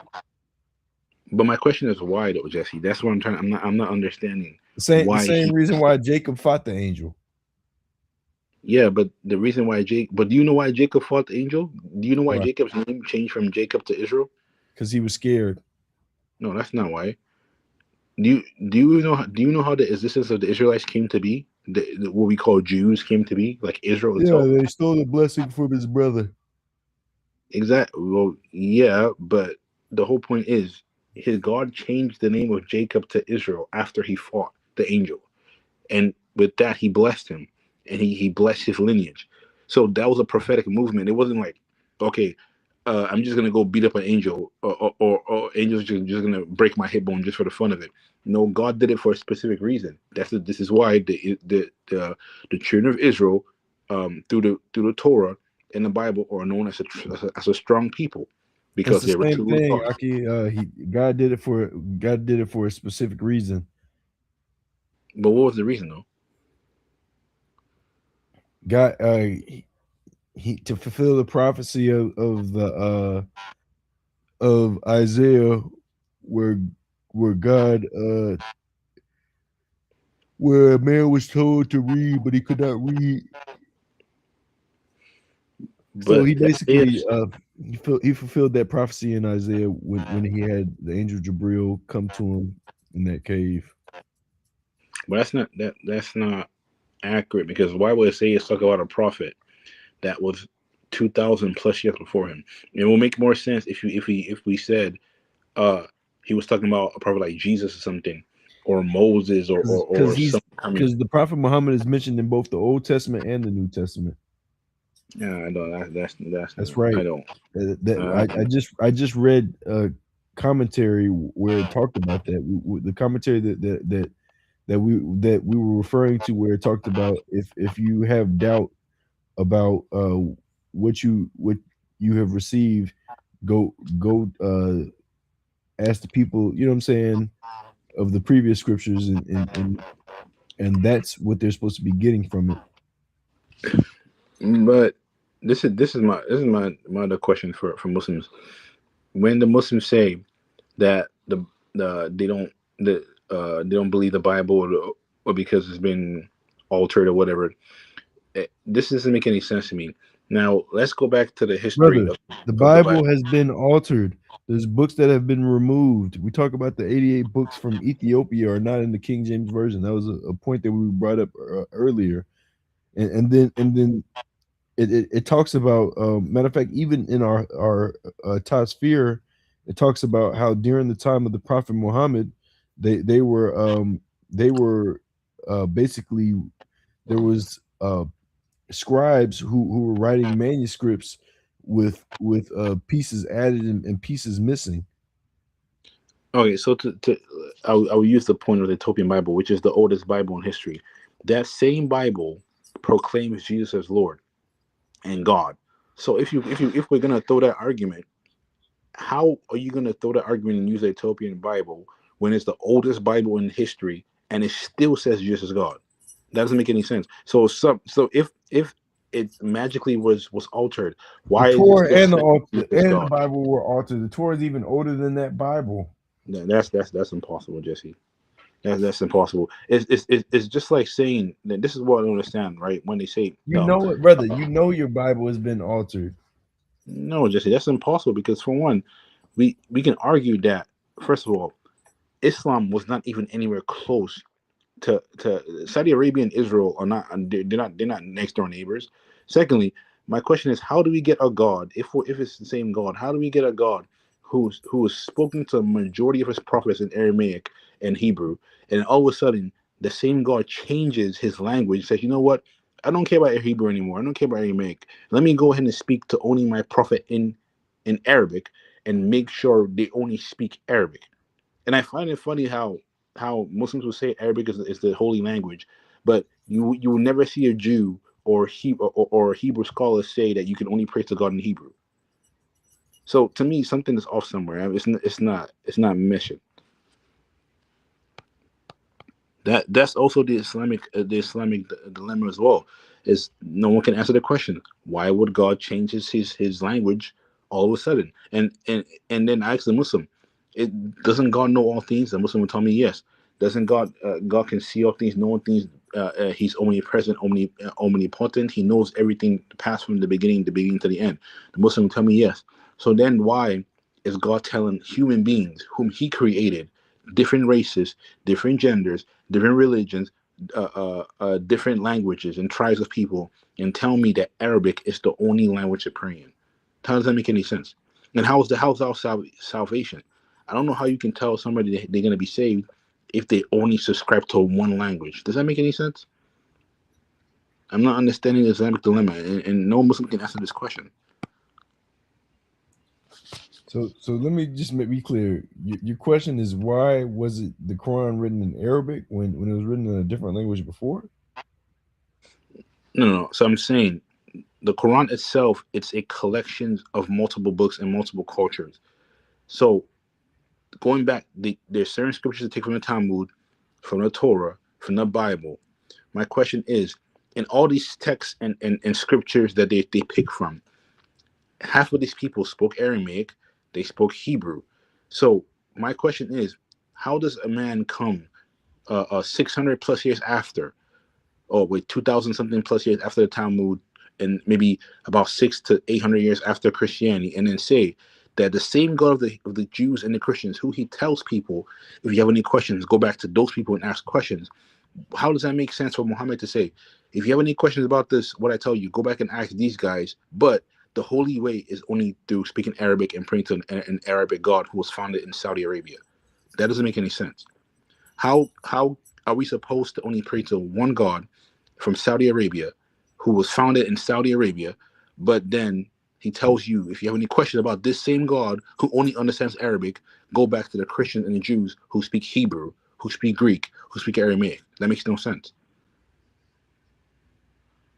So once again, we already kind of went over the Tasfir where it talked about the only reason that question is being asked is because those who are truthful will recognize that the Prophet Muhammad is mentioned in the Torah and the Injil. And then another thing is, as far as the language goes, the Quran was revealed in Arabic, the same way that the Torah was revealed in Hebrew and the Gospels was revealed in Greek. So I mean, like, um, the concept of us using the Arabic language is because, you know, what y'all have is going to be inspired by God. What we have is the literal word of God.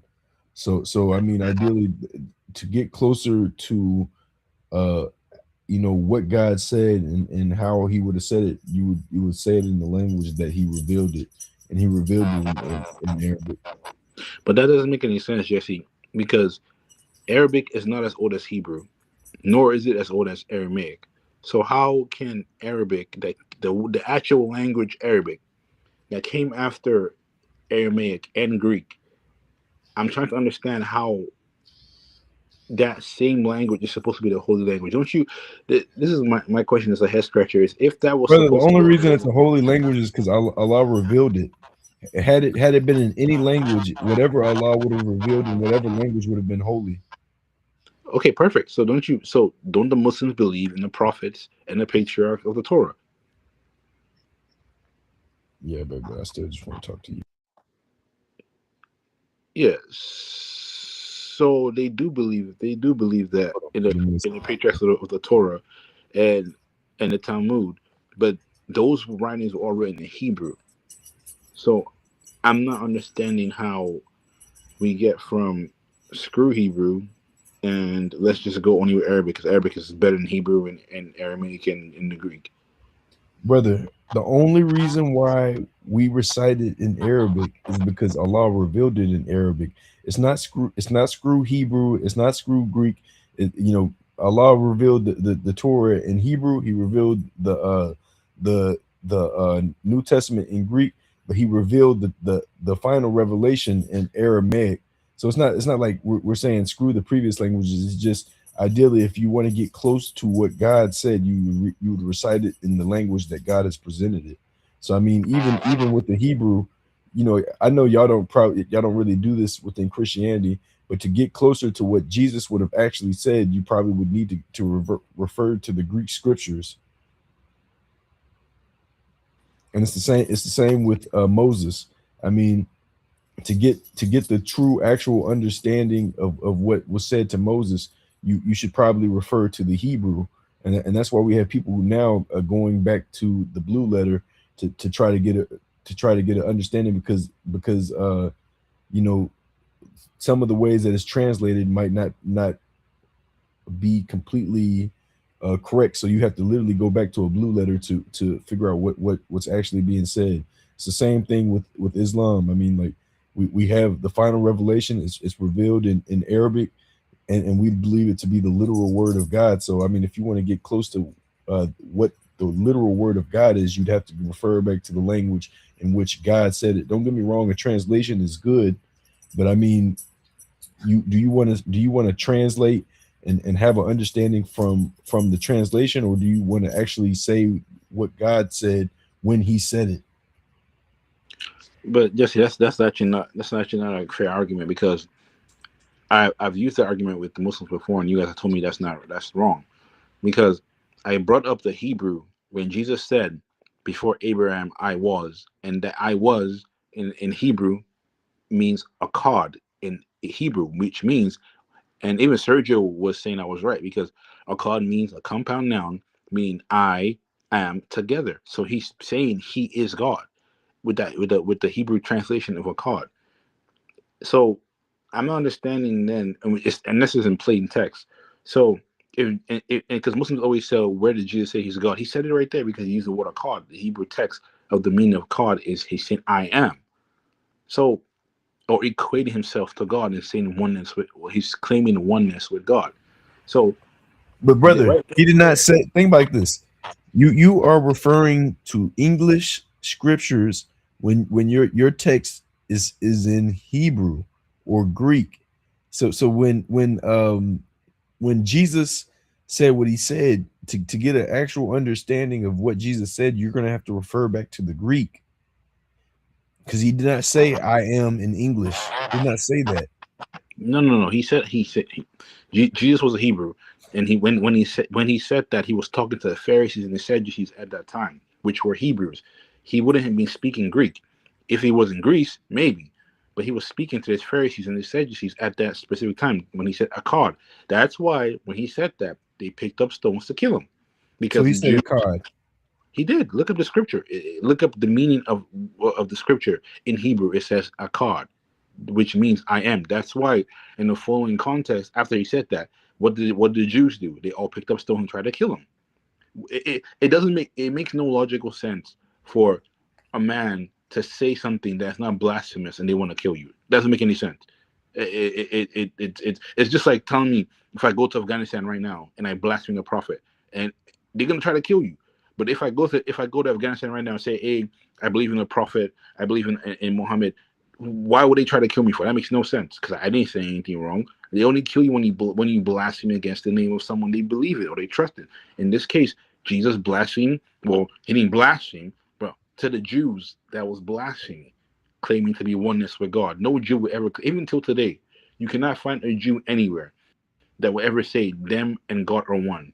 It's just not. You're not gonna find it. No But Jew believes that. when Jesus said that he was talking about one in purpose, he didn't mean that he was one in the same entity.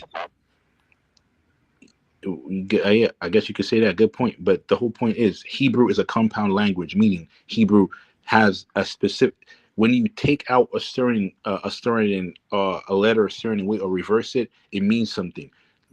To my point, if Jesus was going to say him and God are a compound union in the sense that he's a prophet of God, he would have said the words a certain way. But that's not what he said. And if you go back to the old He translation, also declared that he asked the he asked the disciples to join this oneness that he had with God, right? So do they become gods too when they became one? no, he said you are children of God, which is actually the same thing. No, but he Because asked he literally asked the disciples to become one with God, the same in the same sense that he was one with God. which what is wrong with that? That makes perfect sense. That's actually exactly what Jesus taught. He taught he him the Father are one. He's the Son of God, and we all become children of God through the Father. That's actually the scriptures. So So so are we gods too? there's Old Testament that says that we are gods. I mean, I could pull up Old Testament that says that the old prophet said that. And not gods in the sense that we are equal to God. No, I don't believe any man is equal to God, but Did I were believe were the disciples children. able to become equal to God the same way that Jesus became equal to God? Not in the same way that Jesus was equal to God, because Jesus is the literal, is a physical Son of God. But if you read the Gospels, what did the disciples do? They did the exact same things Jesus was doing. They went around casting out devils, healing the sick, raising the dead. The same thing Jesus did, they did also. And this is like this is actual history, like historical evidence proves that Peter, John, James, all these guys were doing stuff, doing things that people couldn't were like, what the heck? Are these guys magicians? Are these guys, who are these guys? The same thing they said about Jesus is the same thing the disciples were doing. Each one of them did the same thing. Most notable Paul. But Muslims don't like to talk about Paul. I don't gotta bring up Paul. I talk about Peter, Matthew, Luke. All these guys did the same thing Jesus did. Each one of them. They all raised the dead. They all cast out devils. They all healed the sick. My question is why? Why are they doing all these same things that Jesus is doing? If Jesus was not a son of God as he claimed, why does he have the power to give men power to do these things? It doesn't make any sense. In his name, which is funny as well. Now, something you should think about is there's a Bible verse where it says they will come to Jesus and ask him, "Didn't we do all these things in your name, as far as raise the dead, cast out devils, and do all this?" And Jesus would look back at him and say, uh, you know, basically, I never knew you, workers of iniquity. Yeah, and I can throw that back at the Muslims and say, We don't do nothing in Jesus' name. no, no, no, no. But you guys believe in Jesus, and you guys claim that. No, but I'm And saying hold on. y'all literally do these actions within Jesus's name, and Jesus is going to turn back around and say, "You workers of iniquity, I never knew you." That's perfect because Jesus said to do those things. Go back as far as the Greek, go back as far as the Hebrew text. Jesus commanded his disciples to do these things. He I'm said telling these you signs. the reason why he's going to declare that he never knew you is because himself does not consider himself God. Y'all have raised him to godhood. It's not your fault that this is within your scriptures, but ultimately those who wrote your scriptures were wrong on this concept, and the Quran is supposed to be the corrector on that, the amender. Well, there's a scripture that says anyone who adds to this text or takes away from it be accursed. So, and That's that's going to be dealing with the Bible, hold on, yeah, and the no, Quran no, is not an addition to that text. no, no, no. Quran is a separate revelation, and a major point is we were talking about the 66 books versus the 88 books. So who've literally taken away from the 88 books will possibly receive the the plagues on their life. No, no. So that scripture says gospel. Anyone who preaches another gospel. That's what it says. What is another gospel? Anything. Gospel is going to be a book that's titled Gospel. So we have the Gospel of Mark, we have the Gospel of Luke, John, we have the Gospel of Thomas, we have the Gospel of Saint Barnabas, the Gospel of Mary. So all these books that are titled Gospel are going to be the Gospels. The That's Quran not. is not a gospel. No, It's the that's not what. Quran. That's not what the gospels mean though. Like if you look up the gospel and the meaning of the gospel in Greek, it just means good news, good tidings, good teachings. That's what the word gospel means. And if you go back in ancient history and civilization and men, there's always been people coming to preach stuff, good news, good tidings, good teachings of different type of religions, different mysticisms and things like that. That's what the scripture means when he says when he says gospels, because at the time of Jesus, at the time of Paul, there were people preaching other things. So for example, during the time of Jesus, you still had people preaching Zoroastrianism during Jesus' time. So, and they called it a gospel. So, The gospel is the teachings or revelation of Christ. no, no, no. But the word gospel means the good news. It means the tiding, the good tiding, bringing forth of a good news. Anyone can claim that they're bringing good news and label it the gospel. People do that all the time, and this is nothing new. This predates Christianity. So people have always come in and taught things. For example, Buddha came in and come up. For example, in Hinduism, there's something called has nothing to do with Christianity, but they believe it's a type of gospel. But that's not the gospel of Jesus, but it's a certain gospel they teach to their people. Doesn't mean it's AKA the gospel as preaching about Jesus Christ, but they believe it's good tidings and they label it as a gospel as well.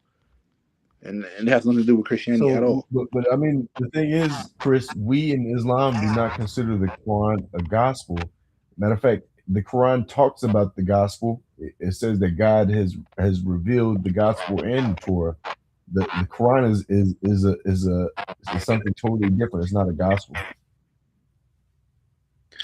I mean, yeah, I guess you could. I mean, it's neither here nor there. But the point is, Muhammad came in It's and taught neither something else. That was here nor there.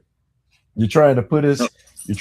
You're trying to put us in this circle as far as a gospel, and we do not call we like nobody in Islam is going to call the Quran a gospel.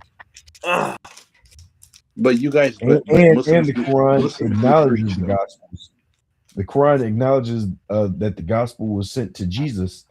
So like we understand that the gospel was a previous revelation that was sent to Jesus, excluding what we have. We are not. We don't have a gospel. But you guys have a teaching. You guys have a tiding of telling people what you believe in. So in a sense, you're still preaching a form of a belief system to people, which But is it's not still a classified gospel. as okay. We don't have to call it gospel, but we can call it glad tidings, because Muslims do preach what they believe in to people. They do We try call it to. the Quran. You know what I'm saying? We'll call it by its proper term. You have when we talk about the Gospels are the revelations of Christ. This is a book that was revealed to Christ and to those who followed him. The Prophet Muhammad did not live during the time of Christ. He lived, 600 years after, and what he received was the Quran. And where did he get the Quran from, though? The Quran itself has like multiple things from the Torah, multiple things from the Injil, multiple characters and multiple patriarchs from the Torah and the Bible, and they just switch them out and do different things. But literally, they literally got it from the Torah. If not for the Torah, Muhammad would never knew who Abraham, Isaac, Jacob was. If not for the Torah, Muhammad would never knew about the patriarchs. If not for the Injil, Muhammad would And never the knew same about Jesus. concept goes for Jesus. If not for the Torah, Jesus would not know who Abraham, Ishmael, Isaac. Uh, Jesus was subject to the same concepts that the Prophet Muhammad would have been subject to, being that that's a previous scripture that he recognized. But that's not accurate though, because Jesus would have known, because Jesus was a Jew. Muhammad was not a Jew. Jesus came from the line of David. So Yeah, you see how you did that there? Jesus was a Jew and he would have known the Torah. The Prophet Muhammad was not a Jew, nor was he a Christian, and the Quran was revealed to him. but the problem is though, Jesse, Muslims don't believe Jesus was a Jew, because according to the We don't. Quran. We believe him to be a Muslim. But how's that? How? But Jesus never claims to be a Jew, nor does he claim to be a Christian. But he does have scriptures where he says that I did not come to do the will of my own, but I come to do the will of the Father. But Islam is literally means a submission to the will of God.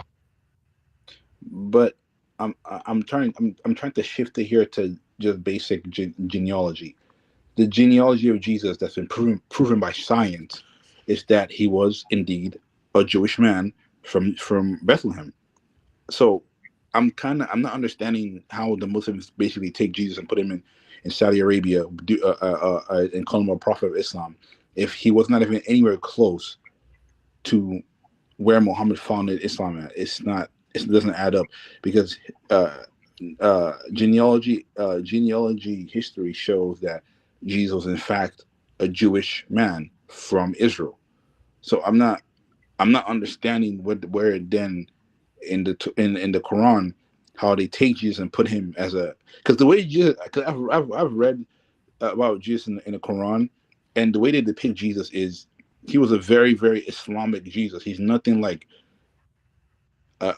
he doesn't adhere to certain Judaic rules and Judaic traditions. He's very vastly different from Judaic description of the Jesus of the Jews versus the Jesus of Islam. He's very much vastly different. They're not the He's same not a people. Jew. He don't get me wrong. He of course learned the Torah, but Jesus's proper title would not have been a Jew. It would have been one who submits his will to God. And he said this in his scriptures. I did not come to do the will of my own, but I come to do the will of the Father. But he literally said like that's literally saying Islam. Yeah, but Islam didn't exist at the time of Jesus, and Jews do believe in So, but submitting the you gotta oneness to God understand, as well. regardless of the fact that the religion was a thing, you have to pay attention to the wording. And Jesus says that he came to do the will of the Father, which is Islam. That's Islam. That's what Islam means. But Jesse, you're quoting a verse that was written in Hebrew. But So if he like came to do the regardless, will, the verse, regardless if it's written in Hebrew or Greek, he's still saying the words submission to the will of God. Like and Islam means submission to the will of God. So I mean, regardless of what language you're saying it in, if you say this word, I submit my will to God, that means Islam. Well, that's not really accurate because okay, we can use that. I give you that. You say he submitted his will to his father, but there are many prophets in the Bible, and Jesus himself, who says, "As I see the Father do, I do also." But no Muslim will agree with that verse. But a Muslim would much rather agree with the verse you gave, where he says he submits to God. But you're quoting New Testament right there. But then the New Testament verse I gave you, when he says a card, you refute that. And then the other one I just gave you right now, where he says, "As I see my Father do, I do also." So my question is, why is he calling God his father? No Muslim will call God their father. So if we're gonna use a New Testament verse, we got to use it all, because we can't cherry pick. Because if you're gonna say that the Bible is being corrupted, why then quote from the New Testament and not use another part of the New Testament? How can you tell if the one you're quoting is not corrupted? So the term that father would have been in Greek is Abba. So it's very, Jesus spoke Aramaic. He probably was saying Allah, and they translated it as Abba. No, but Jesse, bro, yeah, let's be realistic. Allah and Abba are two different things. It's First of only all, the difference is only between the L and the B. Had they put an L instead of a B, it's pretty much the same thing. but still, it's still okay. Let's use that argument. The whole point is, you will not find a Jew at a time of Jesus who would ever pray and say Abba Father, saying my Father, or the Father, or our Father. I No think there's Jew something prayed wrong that with way. y'all in that sense where y'all call the creator of the heavens and earth Father rather than call him by his name. But the Jew, okay, so the Jews did it, and the Jews Jews predate didn't call him the the Father. foundation of Islam. Yes, No, they they did. didn't. That I can show you scripture. All right, go ahead, pull up an I Old can, Testament scripture the where Old they Testament, refer and to. this is not the New Testament. This is the Old Testament prophets. All right, go ahead and pull up a Old Testament scripture where they refer to God as the Father.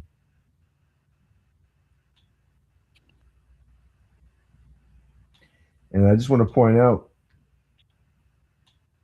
the Quran speaks about the Jews and the Christians thinking that they are children of God, and it declares that y'all are not children of God, rather His creations, just like everybody else.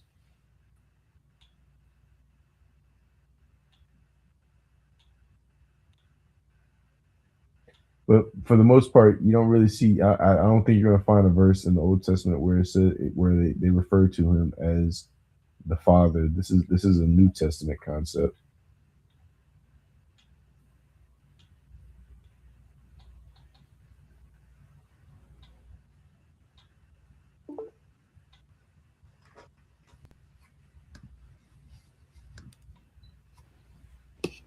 Oh yeah, I'm still here.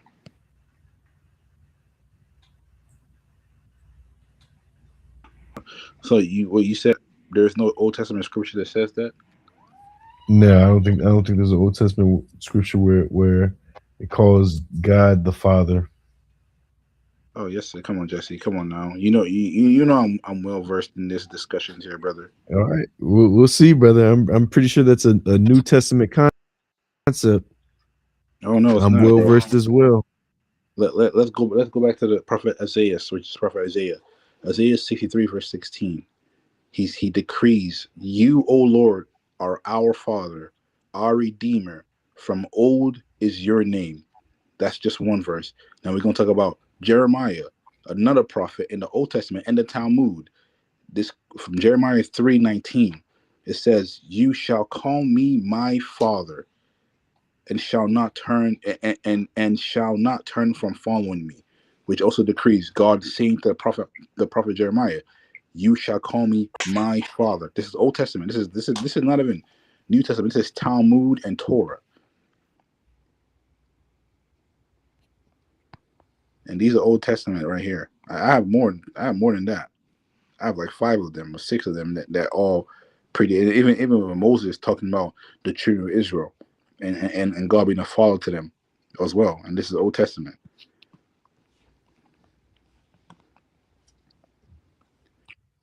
All right. Yeah, well, I take back what I said, but it still doesn't change the fact that we here in Islam deny this concept of God being um, the Father. We do not think that God is the Father of any of y'all. He y'all are His creations, and y'all are not the children of God according to the Quran.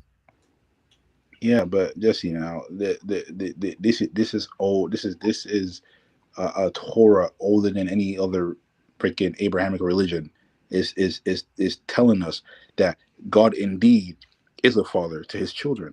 So if then Muhammad then tells the Muslims, if you have any questions, go back and ask the people of the book. Then why are we refuting the fact that God is indeed a father? Even furthermore, we go back to the beginning of when the Israelites got sent to exile, and God was trying to free them from the Pharaoh. He called them the children of Israel, which are my firstborn. That doesn't make any sense. If God doesn't have any children, why then does He call the children of Israel my firstborn? It doesn't make any sense. This is why every Jew today living both in America or in Asia or wherever you can go to Crown Heights, Brooklyn, the Hasidics. You can go to freaking the Zionists in freaking Israel. They all have the same mentality that they have a chip on the shoulder. They believe they're better than everybody because they believe they're the firstborn of Israel, because they believe they're the first children of God, and this is fact. So I don't understand the teaching where, and frankly, I'd rather follow a God who sees me as a child and loves me as his child than follow a God that sees me as a slave. I have a hard time doing that. I really do. Especially being black, man. I'm a black man. I don't want to follow no God who thinks I'm a slave, bro. We just escaped 300 plus years of slavery. I don't want to go into another God who's gonna think of me as a slave. I'm sorry. The Bible says that y'all should become slaves of God. No, it doesn't. Well, All right, now I'm gonna put my yeah, verse. yeah, you're right. It actually says be slaves, but not in the sense that, Oh, go ahead. not in the same format as in Islam. It says in Islam, it says you're it's almost like you're being bound by Allah. Allah bounds you to and commands you to do certain things, and if you don't do it, it's either you do it or you die. There's no in between. So even the fact in Islam, that's why you will never see it. You never hear a Muslim tell you that God loves me. You never hear a Muslim tell you, I know for a fact that Jesus that I'm gonna make heaven when I die. You never. They don't even know if they're gonna make heaven because all Muslims believe, according to the Hadith and according to the Quran, that it's up to Allah, and Allah makes a decision at the final judgment. So no one knows if they're gonna make it. This is why you have radicalist people and radicalist mentality, because certain Muslims in certain parts of the world, they believe that if they do certain things, they will be granted Jannah, and that's why you get some radicalists who read of certain hadiths and certain parts of the Quran that they believe that if you slay someone for Allah, Allah will reward you with Jannah. So because and that's why people do these things, because they believe that by doing a certain action like that, Allah grants them heaven, because intrinsically they don't know if they're gonna make heaven. So it's like you're playing a gamble. Are you gonna make it? I don't know. We might make it. We don't know. Only God knows. I don't think I could play that gamble with life in that sense.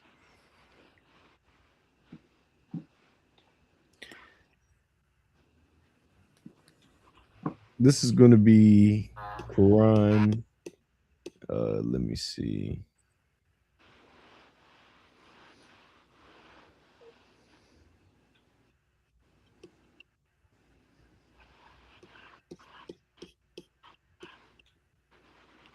Let me see. Give me a second. Hold on.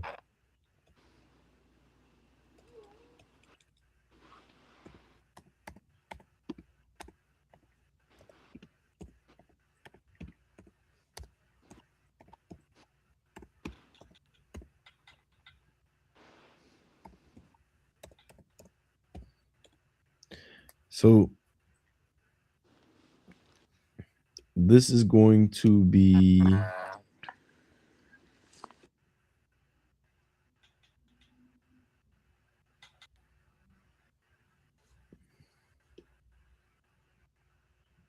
this is 6:101. It says he is the originator of the heavens and earth. How could he have children when he has no mate? He created all things in perfect knowledge and has perfect knowledge of everything. This is 112, 1 through 4. It says, say he's Allah, the one and only, Allah, the eternal, absolute. He begets not, nor is he begotten, and there is none like unto him. This is going to be 1935. It does not. It is not. It does not befit Allah to take for himself a son. Glory be to him. When he decrees a thing, he only says be, and it is. This is 2391. Allah has not taken any son, nor has there ever been with him any deity. Exalted is Allah above what they describe.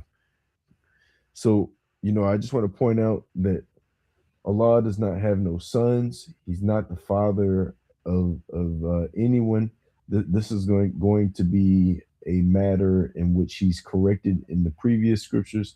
They use this term father, and they were wrong. But Jesse, you just quoted a verse in the Quran, and the verse you just quoted said that Allah cannot begot because he doesn't have a mate. Now the Quran contradicts itself there. How can Allah not begot because he doesn't have a mate? But then Allah, one of the 99 names of Allah is he's also described as a creator. So my question is, if and I ask the Muslim, Because he creates, he does not beget. He does not beget, nor is he begotten. You know what this term beget means? I got you. I'm going somewhere. But this is the question though. How can we say that? And this is the question Muslims cannot answer. It's like Muslims take a certain thing away from God, and then we add certain things to God. So I asked the Muslim this question: is God all powerful? The Muslim will tell me yes. Can God do all things? The Muslim will tell me yes. Is God omnipresent, meaning he can be in multiple places at the same time? A Muslim will tell me yes. So then I can't understand for the life of me how a Muslim will tell me that God cannot be God, and in a sense of, I guess you could say, mating or whatever. So, but how then was Adam created? Wasn't Adam created by God?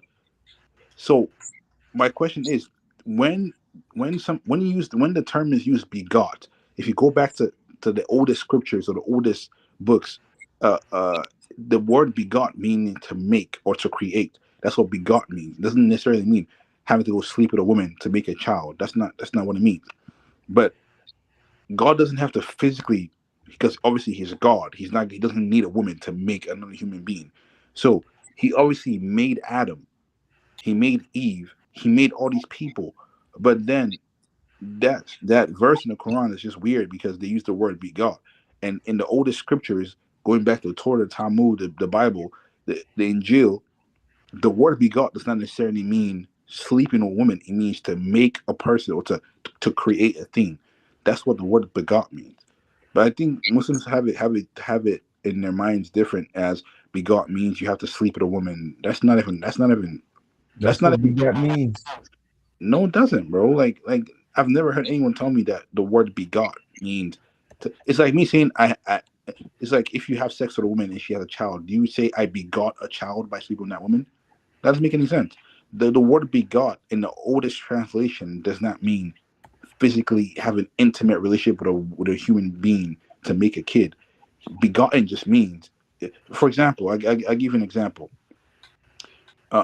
In Genesis it talks about begot Adam.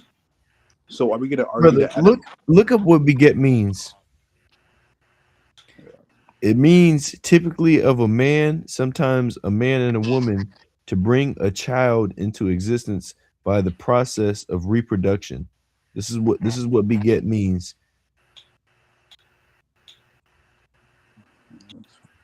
and Allah does not do that. But I asked the same question though. Like I always ask every Muslim I talk to, is God all powerful? A Muslim would tell me yes. He's all powerful, but when he decrees a matter, he says be and it is. He doesn't create by a way of reproduction. Perfect. So the same way he commanded thing to Eve, and I mean not Eve. He commanded to Mary, and he said, "Be God, Jesus to go into the womb." Jesus manifested into the womb, and Mary gave birth to a physical being of God, which Jesus is the physical manifestation of God. And the same way But that God said be and that he Muslims try was. to, He didn't beget him. it doesn't matter. The whole point It is, does because the Quran corrects this term beget. but I'm confused. What does that have to do with We, anything? we, we believe in Jesus' miraculous birth well, but we believe that God said be and he was. There was no male intervention. We don't believe that God beget Jesus because you have to take the meanings of the word literal. So I mean like you can't apply another meaning to this word beget. Beget means what it means, and beget means to bring a child into existence by a process of reproduction. And God did not bring Jesus into existence by a way of reproduction. Rather, He brought him in by speaking him into existence. But Jesse, I remember a few weeks ago we argued about an Arabic word that meant to exactly what it meant, but everybody and their moms argued that that's not what it meant. But now you're saying Brother, that and I'm telling you, me and those Muslim brothers are still trying to explain to y'all that word you have to take the literal meaning of it. You can't go to the root word and then say, well, the root word is this, so this is what it means. No, you have to use the word in the way that it means, in the way you have to use the actual definition of that word to determine what that word means. You can't be like, oh well, this is the root word. You have to take the word and use its meaning with the proper context. okay, perfect. So you got to take the words that I told you. What Jesus said. He said, "Before Abraham, I am," which that word means a cod. So you have to take it. You have to take it as well as he said it, And and right, and, and and, and not try he used to that play it out same. of context. It's going to be a cod, and it's one in purpose, being No, Jesse, and the have you fruit looked up what a cod means? where he invited the disciples to be one with God as well. No, Jesse. Have you looked up the meaning of a cod in Hebrew you know, matter of fact, you can look it up in both Aramaic and Hebrew, and But what I'm they telling both you is both he say the told same thing. he asked the disciples to be in the same way that he was one in God. He asked the disciples to be one with God. So you know the But point is like the disciples can't be one in God. Like they can't be God as well. You know what I'm saying? Like they can't be literal gods the same way that God is God, or like you know what I'm saying. Like Jesus asked, it's one thing when he says, "I and the Father are one." You want to take that to be him declaring to be God, okay? But the minute when he says when he asks the disciples to be one in God, you have to apply the context, and you should be able to tell that he's not referring to himself as God because the disciples cannot be God the same way that he and God are God. You get what I'm saying? yeah, but still, Jesse, even if I, I don't necessarily agree with that, but let's play that hand for a bit and let's say that that's what he's saying: be one with God. Why would he say be one with God? Where in the Quran does it ever say a prophet was one with God? You will not find a surah, nor will you find a verse that says Muhammad was one with Well, God. obviously, because that confused y'all enough to a point where y'all thought that Jesus was God. Ah, stop it, Jesse. So I don't think we're going to use the same terminology to have Prophet Muhammad raise himself to a godhood when the whole point of the prophet coming is to get us back to monotheism and not and get us away from the pagan concepts of before. I don't. It's I the don't. same. It's the same way. What like how we don't use the word father. You know, maybe this term father was appropriate at one time, but then y'all took it as God is the father of Jesus, and he's the father of all of humanity, and we're all his children. No, no one is a child of God. The Quran had to correct y'all on that matter. But take out Christianity. Like I said, I went back to the oldest Dead Sea Scrolls, which is the Torah, the Talmud. It even talks about God being a father. And this is the oldest scripture. This predates any other Abrahamic religion to the existence of the first written down words of prophets. Moses, Abraham, Isaac, Jacob, Moses, Isaiah the prophet, Zechariah, all these guys. It says it in their scriptures, in their writings, that God is a father, and the children of Israel were his firstborn. So I'm not understanding why the argument on that God is not a father, if obviously he in fact is. The oldest writings of the prophets decree him as a father. Well, obviously, y'all have been abusing that concept of father, and y'all have taken it quite literal. So he's taking it away. No, that's not accurate, Jesse, because my question is, why does every Jew, every scholar Jew, or every Jew to even exist right now, like I said, the Hasidics in Brooklyn Heights, you go to Israel, any Jew around, hell, we can look up a Jewish synagogue right now and go in there and ask the I forgot what they're called, their leaders or whatever, the rabbis. They believe that the firstborn of Israel, because this is what was said by the prophet Isaiah, which also the prophet Isaiah and the patriarchs of the Torah are what Muhammad also referenced in the Quran. He referenced Moses in the Quran, and Moses also spoke about God as a father of the first seed of Israel. So I guess we're just trying to place a math here. Oh, this doesn't apply, that applies. But if we're going back to the oldest patriarchs of the foundation of the Abrahamic religion, like the foundation of the Abrahamic religion that we believe in, the whole point is these guys proclaim God as a father of the children of Israel, not just a father, but the firstborn. The Israelites were the firstborn. This also includes, funny enough, Ishmael, which is where the Muslims come down the pipeline. The whole point But is he it's fulfilled the funny creed. that you bring up that verse, and now you see how it's referred to Israel as being God's firstborn. So y'all think that Israel is God's firstborn, and Jesus is his secondborn. No, what the scripture says, it doesn't say in a literal sense as a physical being. It's All right. talking Well, about then in the same sense, your verses probably are the same way. It's not in the literal sense.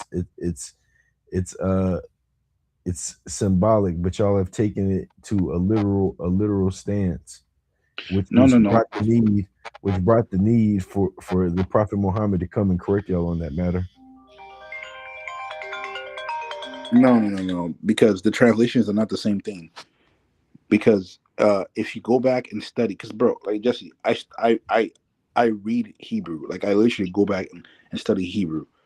If you go back and study firstborn in Hebrew, it's Bechor, and two different things that is two different words are used. The Hebrew calls the children of Israel Bechor, which is means the early or the first. Now the words that Jesus used was akkad. Akkad is completely different. Akkad means a compound meaning, saying me and God are one. Oneness in the spirit, oneness in being, oneness in nature. That is what akkad means. Bechor means a firstborn child, like a first fruit, a first seed, your first paycheck. I don't know, your firstborn, your first fruit. That's what a core means, and that's Hebrew. And we can look. I could shoot away if you got time. You can bring it up on your screen, and you can show it. Hey, let's put a bookmark in this conversation, Jesse, and my brother Chris. Let's get back at this tomorrow, man. How about that? All right. Look like Jesse woman is calling. It's time for Jesse to snuggle. Oh no. Hey, All right. Chris, I appreciate you. Jesse, I appreciate you. We about to get up out of here. All right, man. Assalamu alaikum. All right, bro. Hotel.